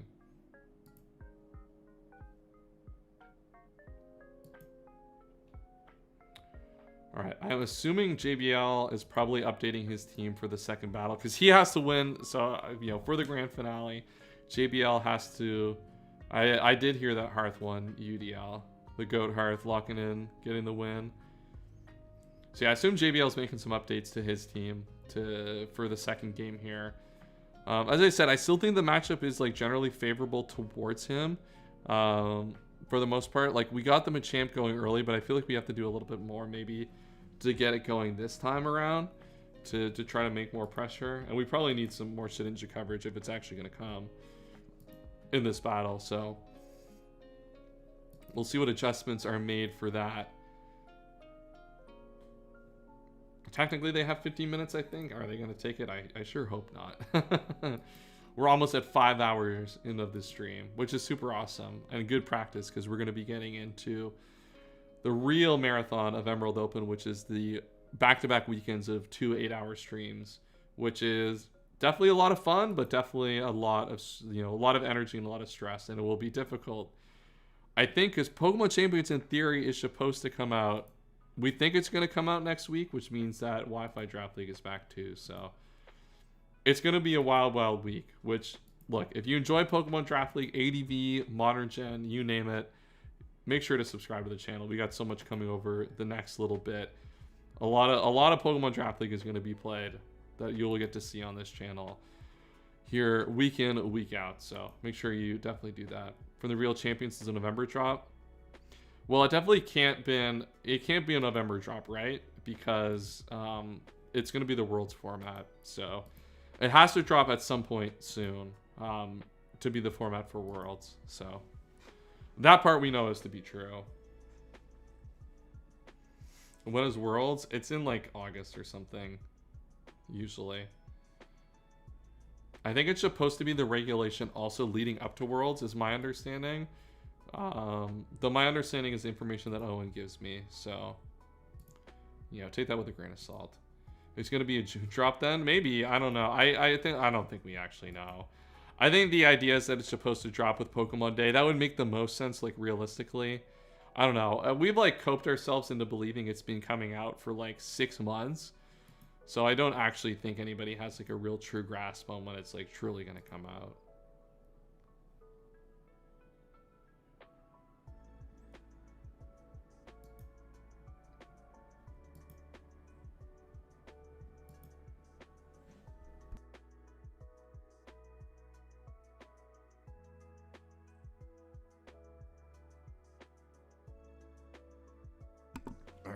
It looks like the challenge has been sent, so this battle should be up in just a minute or so here. What a way to end this tour. That was such a crazy game. I don't know how we're going to top it in this final game, but given how these games have gone, I'm sure we'll find a way to top what we just experienced in the last battle. Because that was surely something to watch.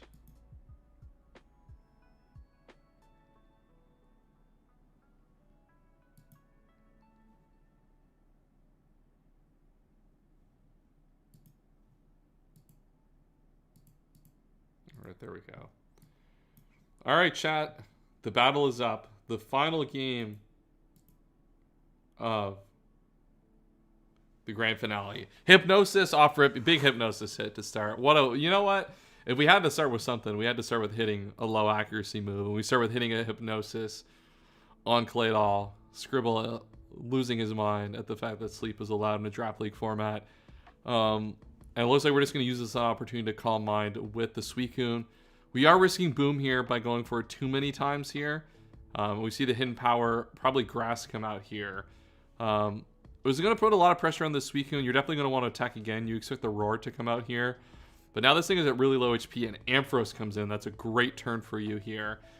Now, if you have Toxic, this is a great turn to click it because Claydol, I guess it's not a great turn because Claydol is already asleep.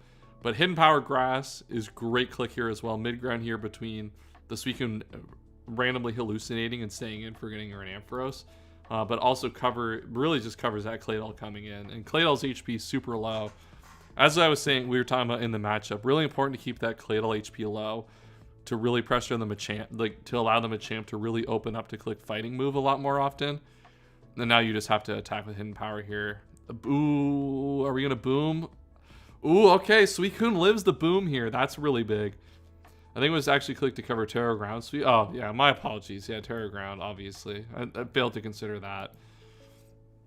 All right, here comes Curse Lax again, and we're going Curse Slowbro here to try to win this Curse War. I would assume that Snorlax should win this Curse War realistically, but open to being wrong. Focus Punch Slowbro. I think Focus Punch is gonna still lose this this one. Blocking coming again. I mean, you could block this, I guess. I don't know what that would do. I mean, you're both just playing for the crit.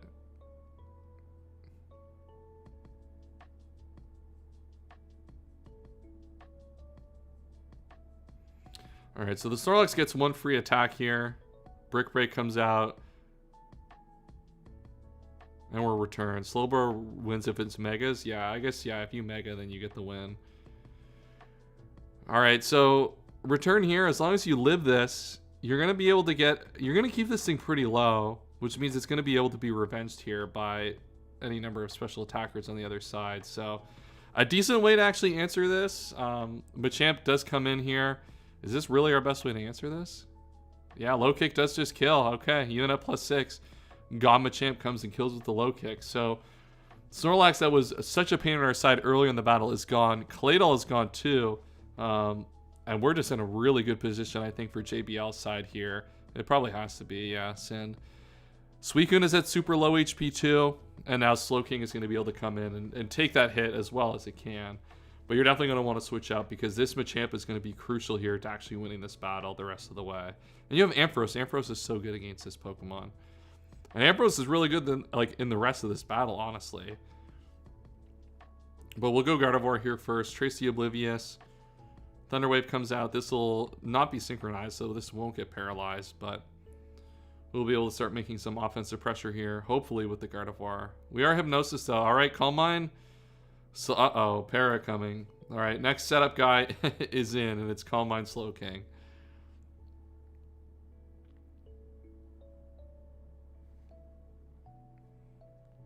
How do we deal with, how do we prevent this from, like, taking over the game?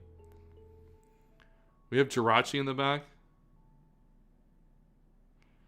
which could be a problem. Needed to trace Wonder Guard last game. True, that would have been beast. Unfortunately, our opponent had Shadow Ball on their guys, so that wouldn't have been a problem. All right, let's see. Suicune comes out here. All right, we get the sleep and we get the roar out. So JBL survives a potential very scary situation and gets Charizard in on the Suicune, which is a really good turn for you. You'll take that. Roar comes out. You'll prevent any craziness. Yeah, unfortunately, the trace mod is weak. Shouldn't. Yeah, well, not everything can go perfect for us, unfortunately. And now you're in a position. Suicune's starting to get some more HP. You can Hidden Power, start to put a little bit of chip on the Slowking. Do learn. I guess the item's not obviously learned. And now you get Ampharos in for free on... Kind of in for free on the Slowking. You have to eat a T-Wave, a Thunder Wave to do it. But this Thunderbolt's going to still hurt even after the Calm Mind. And you are just going to go for the Thunder Wave here. Yeah, just put that into a situation that's going to be difficult. But that also means is after, wow, that's a lot of damage. It also means that your Hidden Power Ghost is going to just smoke this after the fact. You're just going to pick up the 2 KO anyway. Yeah, aren't immune to it? Yeah, the beauties of the old gens always got some quirks to them. And now Registeel comes out. I think at this point, we're in a situation where I think Machamp should be able to win this battle. We paralyze the Registeel. That's going to make it really difficult for it to win a real long game in this situation. And Machamp comes in here. That's a para. That's going to be tough. This low kick is going to do a lot of damage. We go for the substitute here. I guess trying to get the situation, and it's not Choice Band, which is also crazy, by the way, but it is bulk up here. So the situation, yeah, at this point with the sub and the bulk up, you should expect Machamp to win this situation. Sub here. Suicune's going to come in, try to pressure it. It's going to take a lot from this hit, though. Surf going to do a lot of damage, but it's going to have to take a bunch from low kick. Doesn't die, though. That's good for the Suicune player here, or the Suicune on Funk's side. Because you probably do want to preserve this for the Registeel realistically. I don't know how you yeah, you just go into your own Suicune now. Surf comes out here, you take that. And the hidden power just kills the Suicune. Yeah, I think this should be JBL picking up the second battle. Dynamic Punch Jirachi in the back is looking raps. That's true. Alright, Charizard comes out here on the double. We just go for the roar. And Suicune's, yeah, Suicune's just going to be able to keep its HP, so, like, get its Suicune HP. It's going to get its HP back up here. It's going to really prevent Funk from being able to accomplish almost anything in these final few turns here. Earthquake comes out here, does literally nothing, and Roar allows the Charizard to come in here. And maybe you take this opportunity to surf. Maybe you don't have it. I mean, you probably do, right? There's no way you don't. And we're just gonna keep clicking Roar. Okay, just get our Suicune up as high as possible. I mean, that's what this game's come down to sometimes, right? Just start clicking Roar. You can probably Calm Mind at a certain point, but Hidden Power comes out here, and we just Roar again.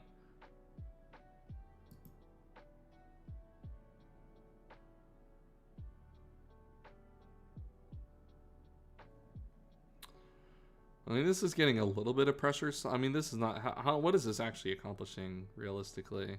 I guess, like, you're trying to get a switch into something.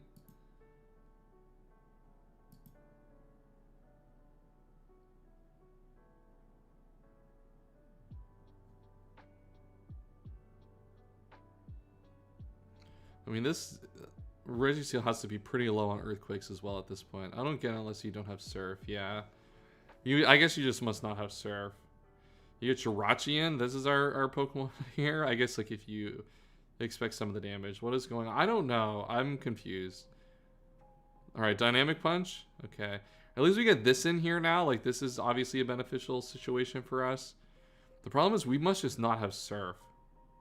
Alright, Bulk Up. Para here would be crazy. Yeah, that's a problem.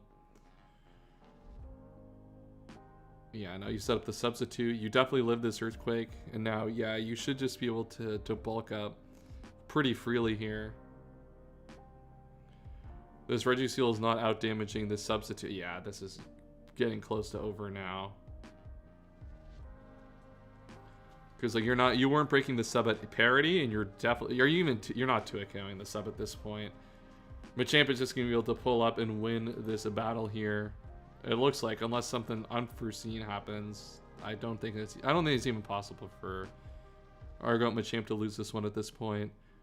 And JBL, after losing a really insane game 1, right? Like truly like generational crazy game of Pokemon with the Dynamic Punch misses and all of that, is going to be able to pull this one out here. Low Kick will kill the Registeel, and then any move will basically kill this Charizard here. At +6. Hidden Power comes out, doesn't even break the substitute either, and you just click the Hidden Power. Kill the Charizard. Machamp locks up, and JBL wins Emerald Open Game Corner with a Suicune Jirachi team. Who would have thought at the start of this event Suicune Jirachi was going to pull out the win? No one, I think, is surprised at the end. But I think this ended up being a really cool team. I think Machamp really showing out here itself in this tournament. Had a really good performance. Then Suicune Jirachi, obviously, when you get to have both of those Pokemon in tandem, makes the team pretty broken. So thank you to everyone who tuned out and came out to the stream and enjoyed. This is a super fun stream. I hope everyone enjoyed it. Emerald Open is right around the corner. Signups end, I think, on Wednesday evening. Kaz, you can correct me if I'm wrong, but I think it should end Wednesday evening. Make sure to sign up. We do have a limited number of spots for everyone, so if you have signed up at this point and you're worried about getting in, make sure to donate. $5 guarantees you a spot in the tournament, so depending on how many people we have, we will have to turn some people away, unfortunately. So if you sign up, make sure you donate $5 to get in guaranteed. If you guys enjoyed the stream and you haven't done so already, make sure to like the stream and subscribe to the channel so you don't miss any of the streams we're doing. We have so many streams for ADV Draft League coming over the next couple of weeks. As I said, we got Hoenn Draft Invitational semifinals basically coming up tomorrow. That's going to be all the rest of Losers Bracket, the Winners Bracket finals, and then we'll have the grand finale coming with that at some point over the next week. We'll have the Emerald Open draft stream at some point soon. The hope is that we get drafts done by Sunday, which means we'll have the draft stream at some point early next week as well. And then everyone's favorite the big marathon Emerald Open Pool streams will be coming very soon. So get subscribed, because I'm going to have all of that into the YouTube calendar here coming up soon, so you can get notifications for that as well. But thank you for all tuning out. I hope you guys enjoyed this stream and this tournament as much as I did. We'll see y'all next time. And as always, have a wonderful day.